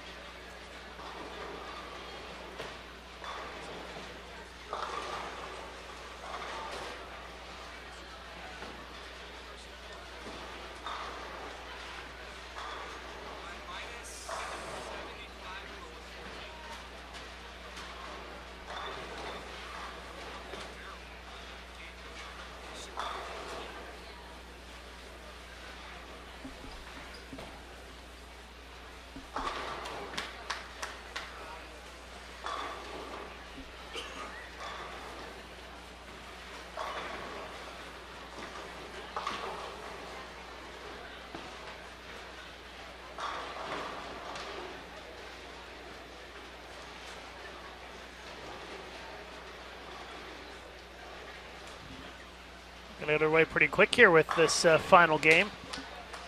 Josh Johnson, Matt Gasson, Thomas Hager, Dylan Burns, and Tyler, I can't read the last name. Looks like Hurizama? Can't quite tell from the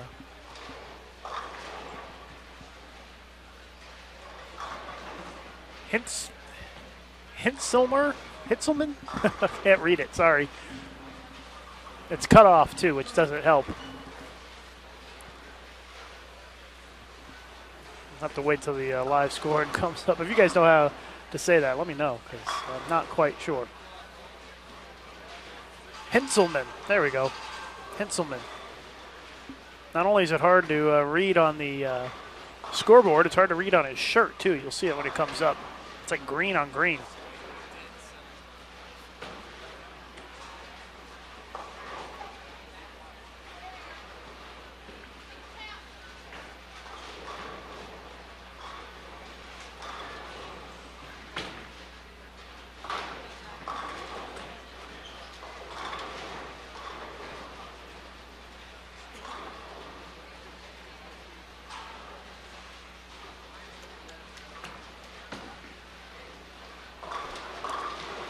We have started on 53 and 54 as well. Nicholas Scott, Derek Eckhoff, Rob Pirushad, Taylor Kerner, and Michael Ma are on 53 and 54 this game.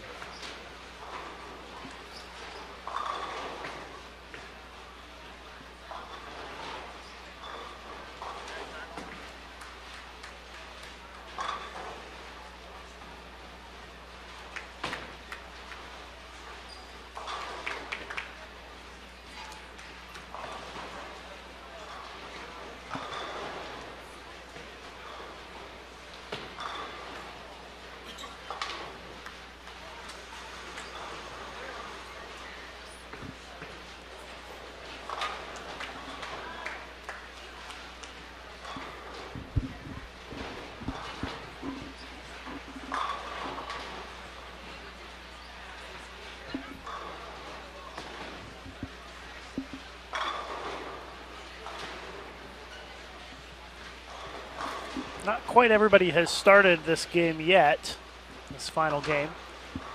But some people are already in the fourth frame of this final game. In fact, I do see one pair down on the high end. This 69 and 70. It looks like they are still bowling game 5. Yeah, they are still finishing the 5th game down there.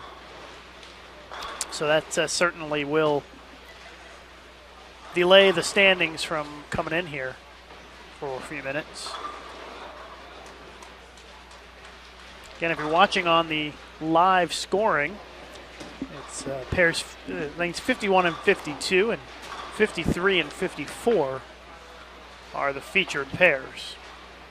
There's Henselman right there with that shirt that's hard to read. Probably barely read it on the live stream. His name's on the back of it, but it's like green on green.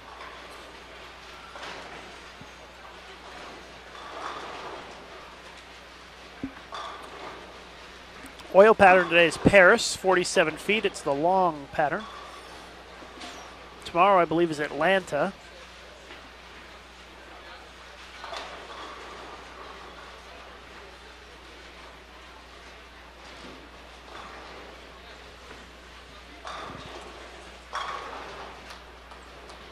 This is the final game of the day. And the men will be back tomorrow morning to bowl at 8 a.m. 8 a.m. tomorrow morning for the men. Pacific time, of course, because we're out here in Vegas.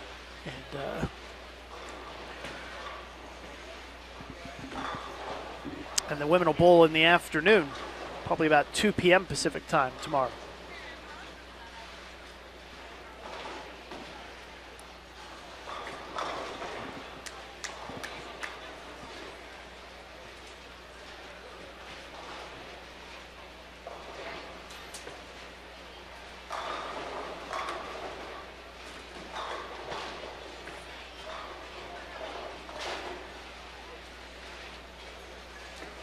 Houston Texans beat the Cincinnati Bengals 19-13 and are going to play New England Patriots next week. I didn't get a chance to watch any of that game, but sounds like it might have been a good game. Hopefully we can get to watch some of the late game tonight, Packers and the Vikings, after we get done with bowling here today. Of course, the bowling tomorrow is on while the the NFL playoffs are on. And so hopefully you'll have your laptop out while you're watching the NFL games. And same thing on Monday night when the BCS National Championship game is on. We'll be on with the finals here at the Team USA Trials Monday night at 9 p.m. Eastern Time. 9 p.m. Eastern Time is a scheduled start time for the stepladder finals here at the Team USA Trials. Not only will we have the semifinals and the finals live for you right here on Bowl TV, when we are done with the bowling, we will have a special announcement where we will have the selections for Team USA for 2013. All of them, all the pros, all the players who competed in this event, all the automatics, everybody will be announced at one time right after the stepladder finals on Monday night. So be sure to join us for that special broadcast at 9 p.m. Eastern Time here on Bowl TV. I promise you, it's going to be good stuff. You're not going to want to miss it.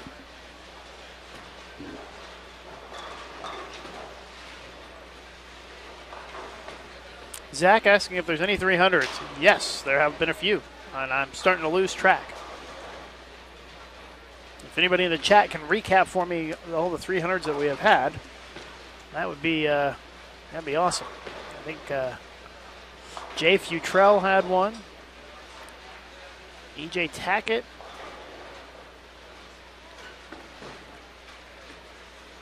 There was another one too. So many that losing track. I kind of figured we'd have some today. We've had at least one each day on the men's side. Haven't had any on the women's side. Susanna Signiego got close today on the women's squad. She had 297. She left a 2.45 on her final shot. And that was the high game. so far on the women's side.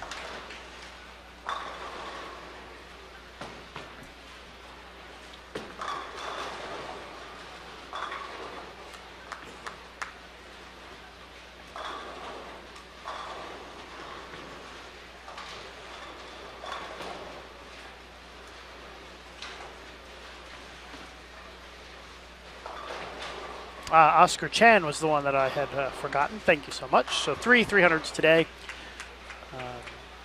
And we had one on the first day, which was Aaron Lawrence. Yesterday, Adam Chase shot 300. So I think we're up to 5 300s for the tournament. And a couple of 299s and a 297.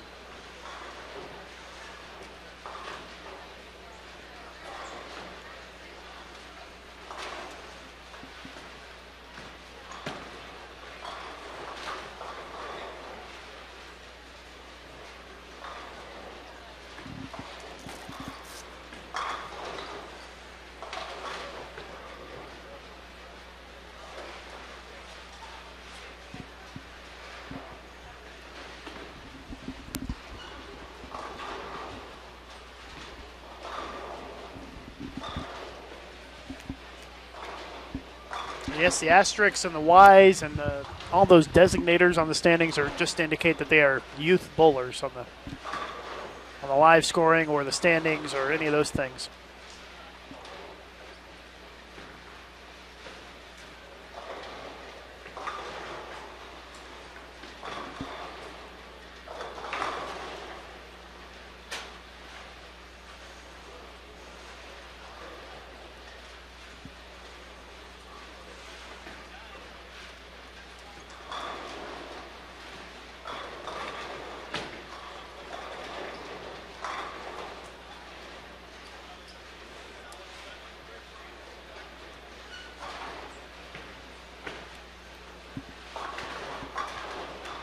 Got 3 players with the front 3 on this pair. Acuff, Piroshad, and Taylor Kerner all have the front 3 this game. Let's see if that continues.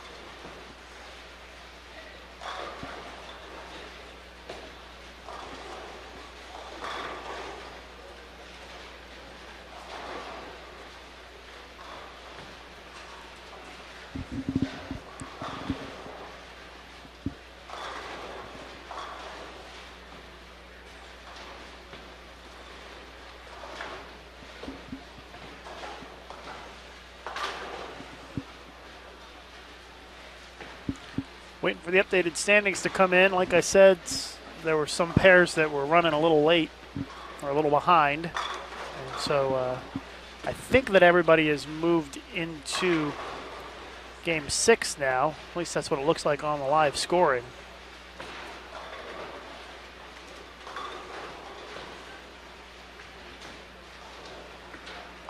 So it should only be a couple of minutes. The standings have been coming in pretty quick each game.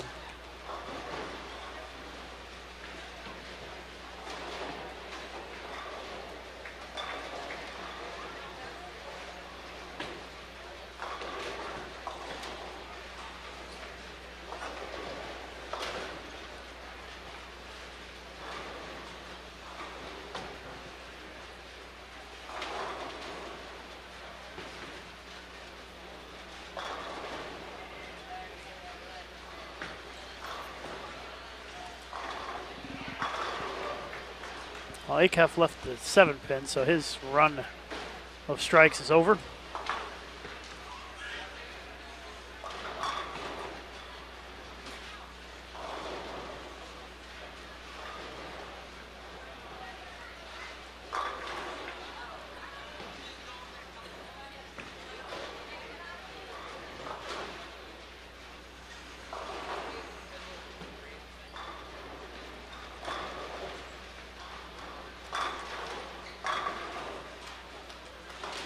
Matt Gasson double spare strike to start this game.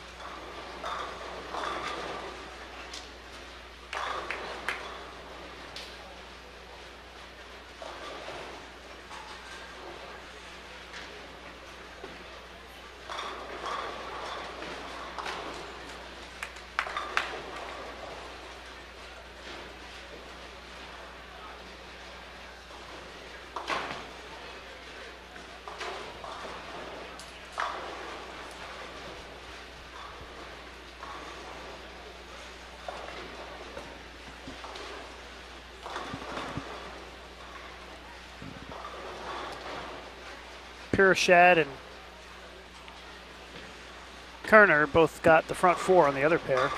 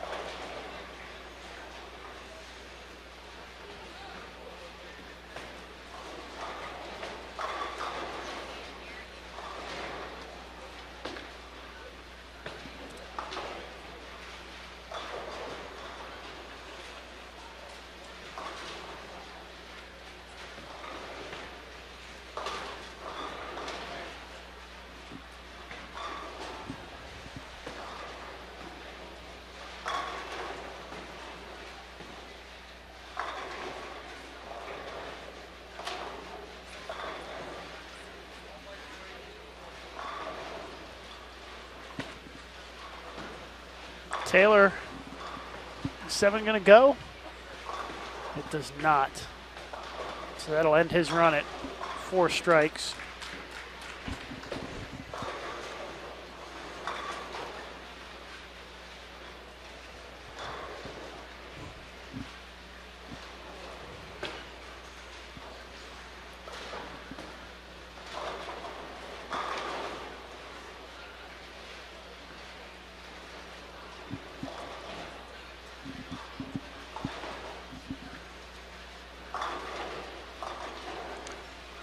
Derek gets the strike in the 5th. Front 3 spare strike for him. You can follow along on the live scoring. If you just click the link below the video, you'll find it there.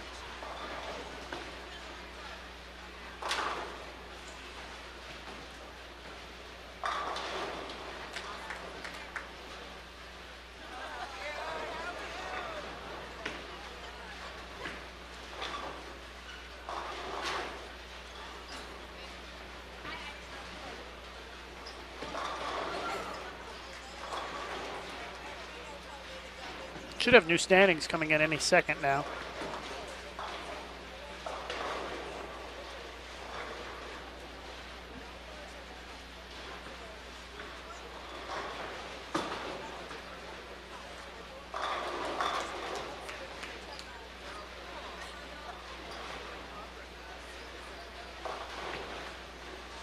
So I'll let you know as soon as we get them.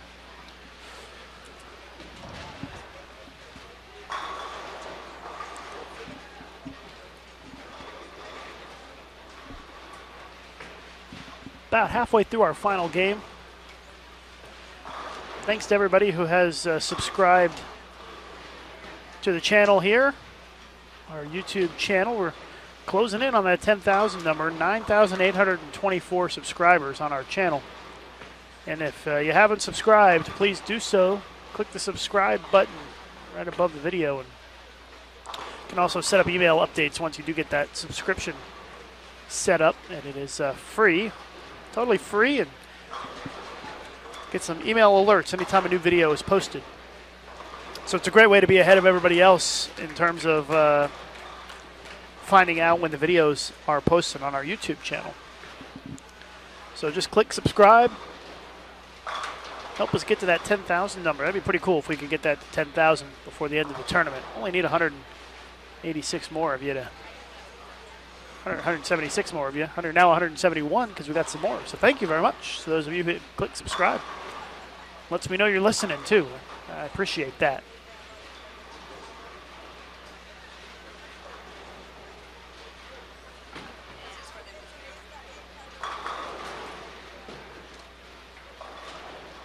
I got a couple more. Thank you so much, guys. Much appreciated, all of you who have clicked that subscribe button and subscribe to our channel. Helps us get the word out about our videos here on YouTube, which of course is a great feature that I don't think enough people know about. More people who we can get signed up for those subscriptions and make aware of our live streaming and our video reports here on Bowl TV, the better.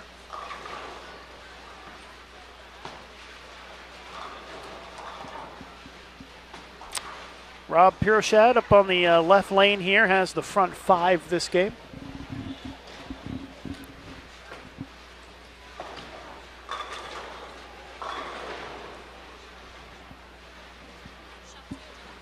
Jeremy says, I can only subscribe once. That's all right. As long as you are subscribed, that is fine with me. And Rob's run has come to an end here after the front 5.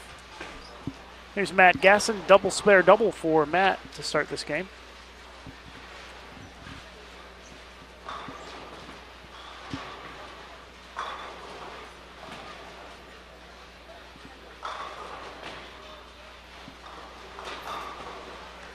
Seeing some 10 pins popping up out there for some people.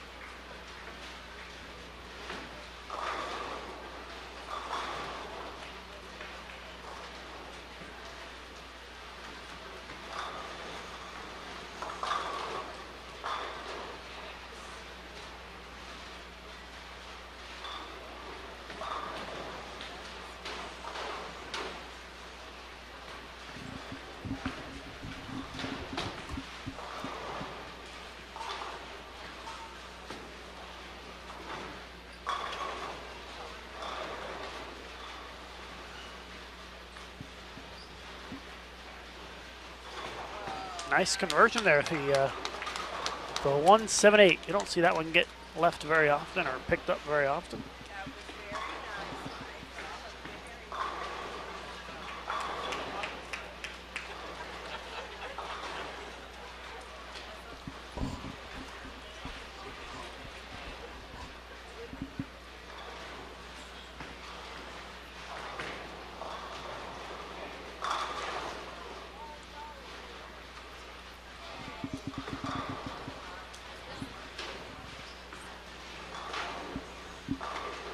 Matt Gasson is off your screen right now, standing pretty far left.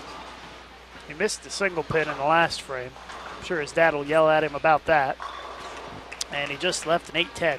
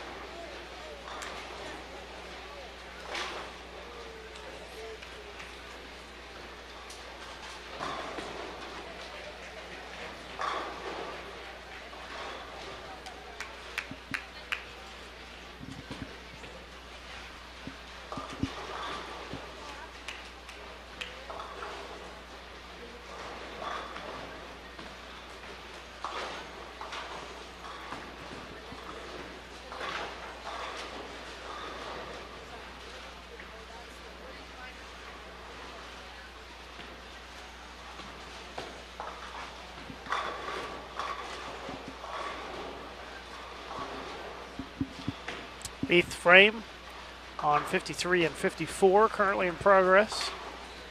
And they're finishing up the seventh frame over here on 51 and 52.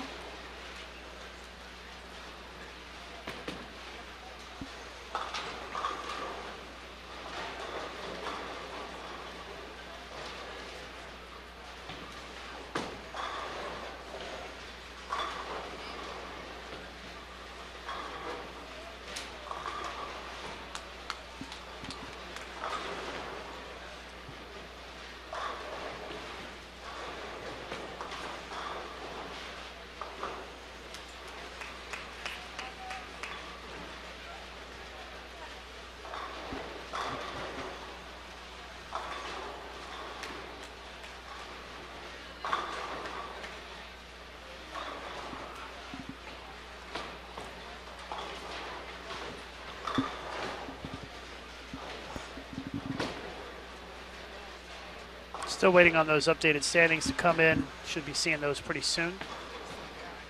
Keep an eye on bowl.com for those.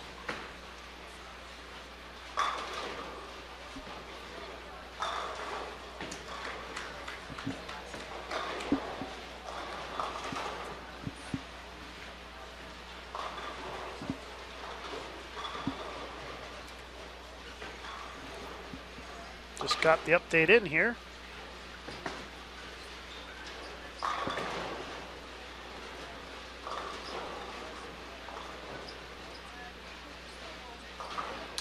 And today, let's see what the standings look like. Nathan Bohr has the high 5-game total thus far at 1235. So plus 235 for Nathan. Jay Futrell is at plus 225. Steve Lemke plus 202. Jeffrey Young plus 195. Adam Chase plus 191. Matt Gasson plus 189. Yvonne Miyasoto is in 7th place at plus 184. Vince Biondo III in 8th place, plus 180. Steve Smith is plus 179, and John Serbinsky is in 10th at plus 175. And that is with one game to go. If the players were to stay in that same position after this game, then the ranking points would be as follows. John Serbinsky leading with 28. Marshall Kent second with 32. John Janowitz third with 47. Kyle King in fourth with 53. And A.J. Chapman in fifth at 59. And of course, that's very fluid, and that will change after this game as the final position is determined here in game number 6.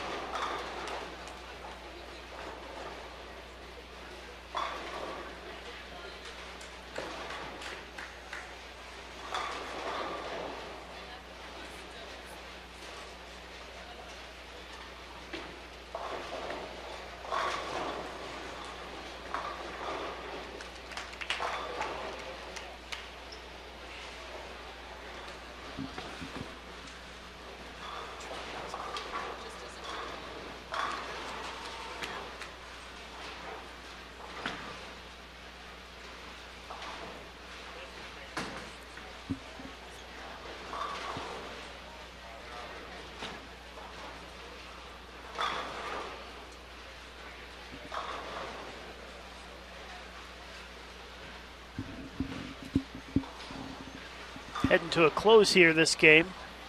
8th frame wrapping up on 51 and 52.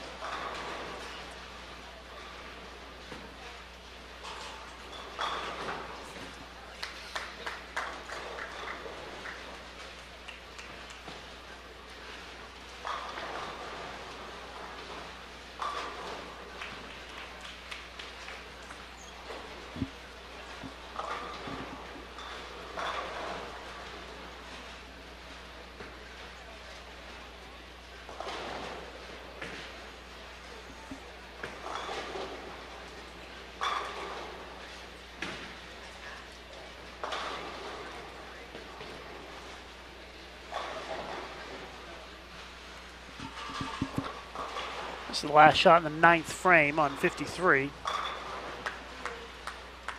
Oh, 53, that was his first shot in the 10th, actually. The spare attempt on 54 will be the last shot in the 9th here. Nicholas Scott can strike out for 224 as we are starting to wrap up the final game of the day here.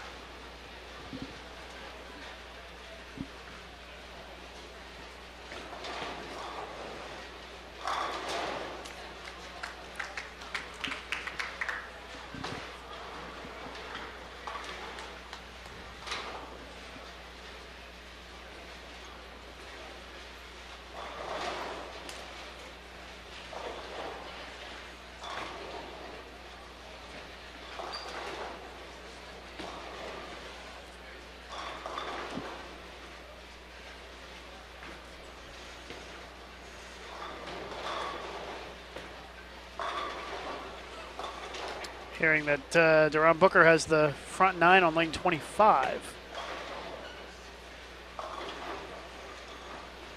And I do see that now on the live scoring application. Lane 25 and 26. Deron Booker, front 9. He's at plus 76 today, so he's having a good day.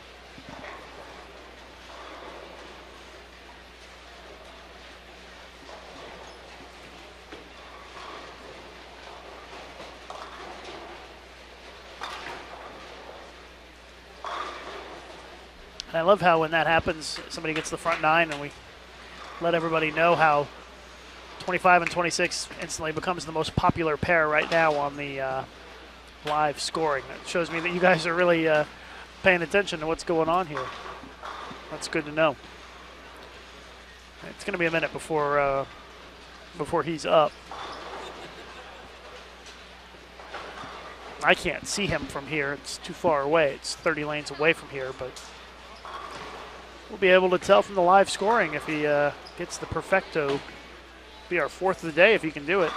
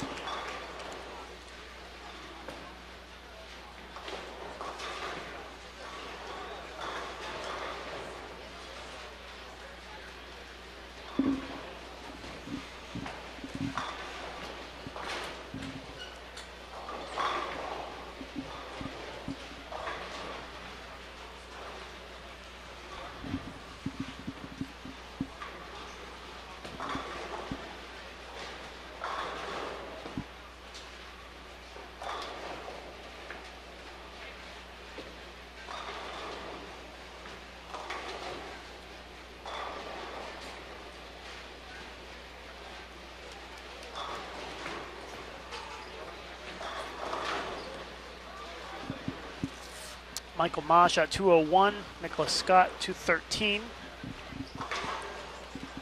It's on this pair.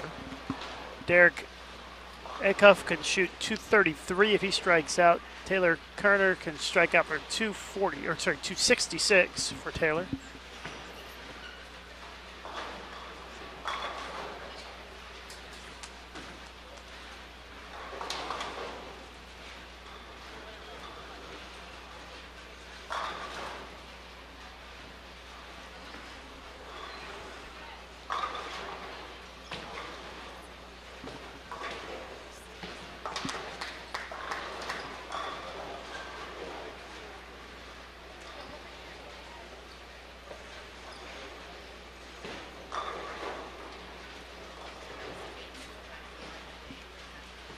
Matt Gass in 10th frame, he can max at 225. Leaves the 10 pin, he's not happy. Josh Johnson shot 191. Deron Booker left a single pin. So his opportunity to shoot 300 is ended.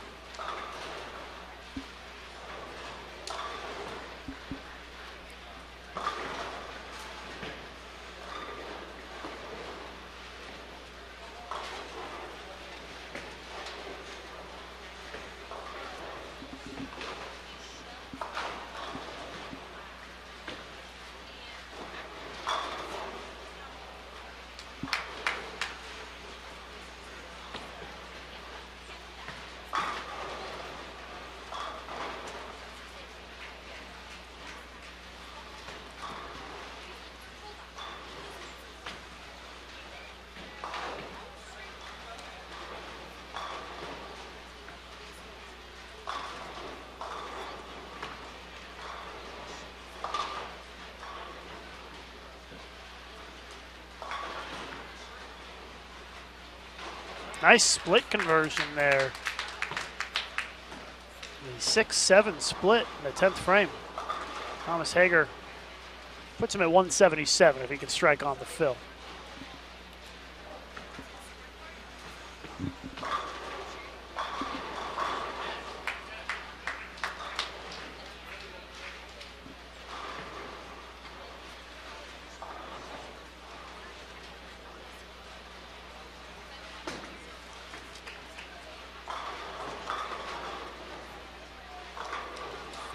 Gasson finishes at 203. He left a single pin there in the fill ball.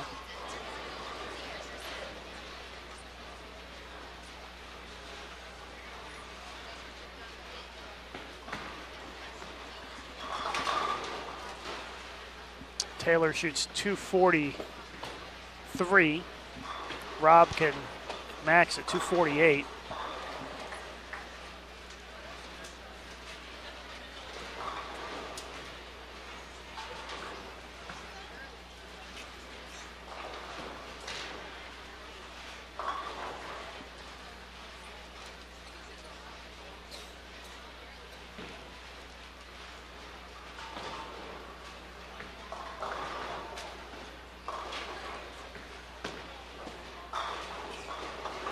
Rob's looking at 238 if he can make that spare.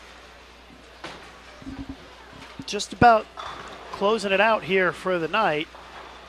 Tomorrow morning we start again at 8 a.m. Pacific time, 11 a.m. Eastern, so be sure to join us again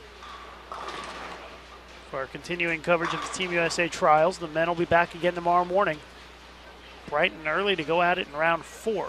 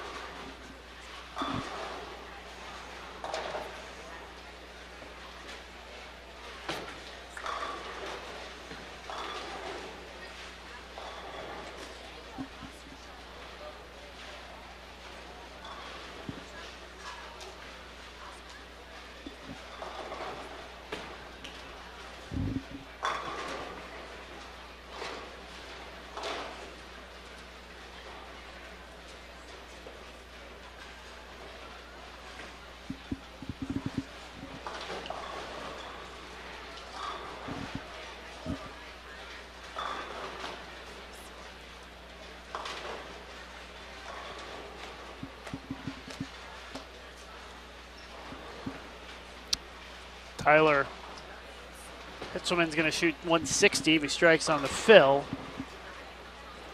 This is Dylan's final shot here. He'll shoot 248 if he makes the spare.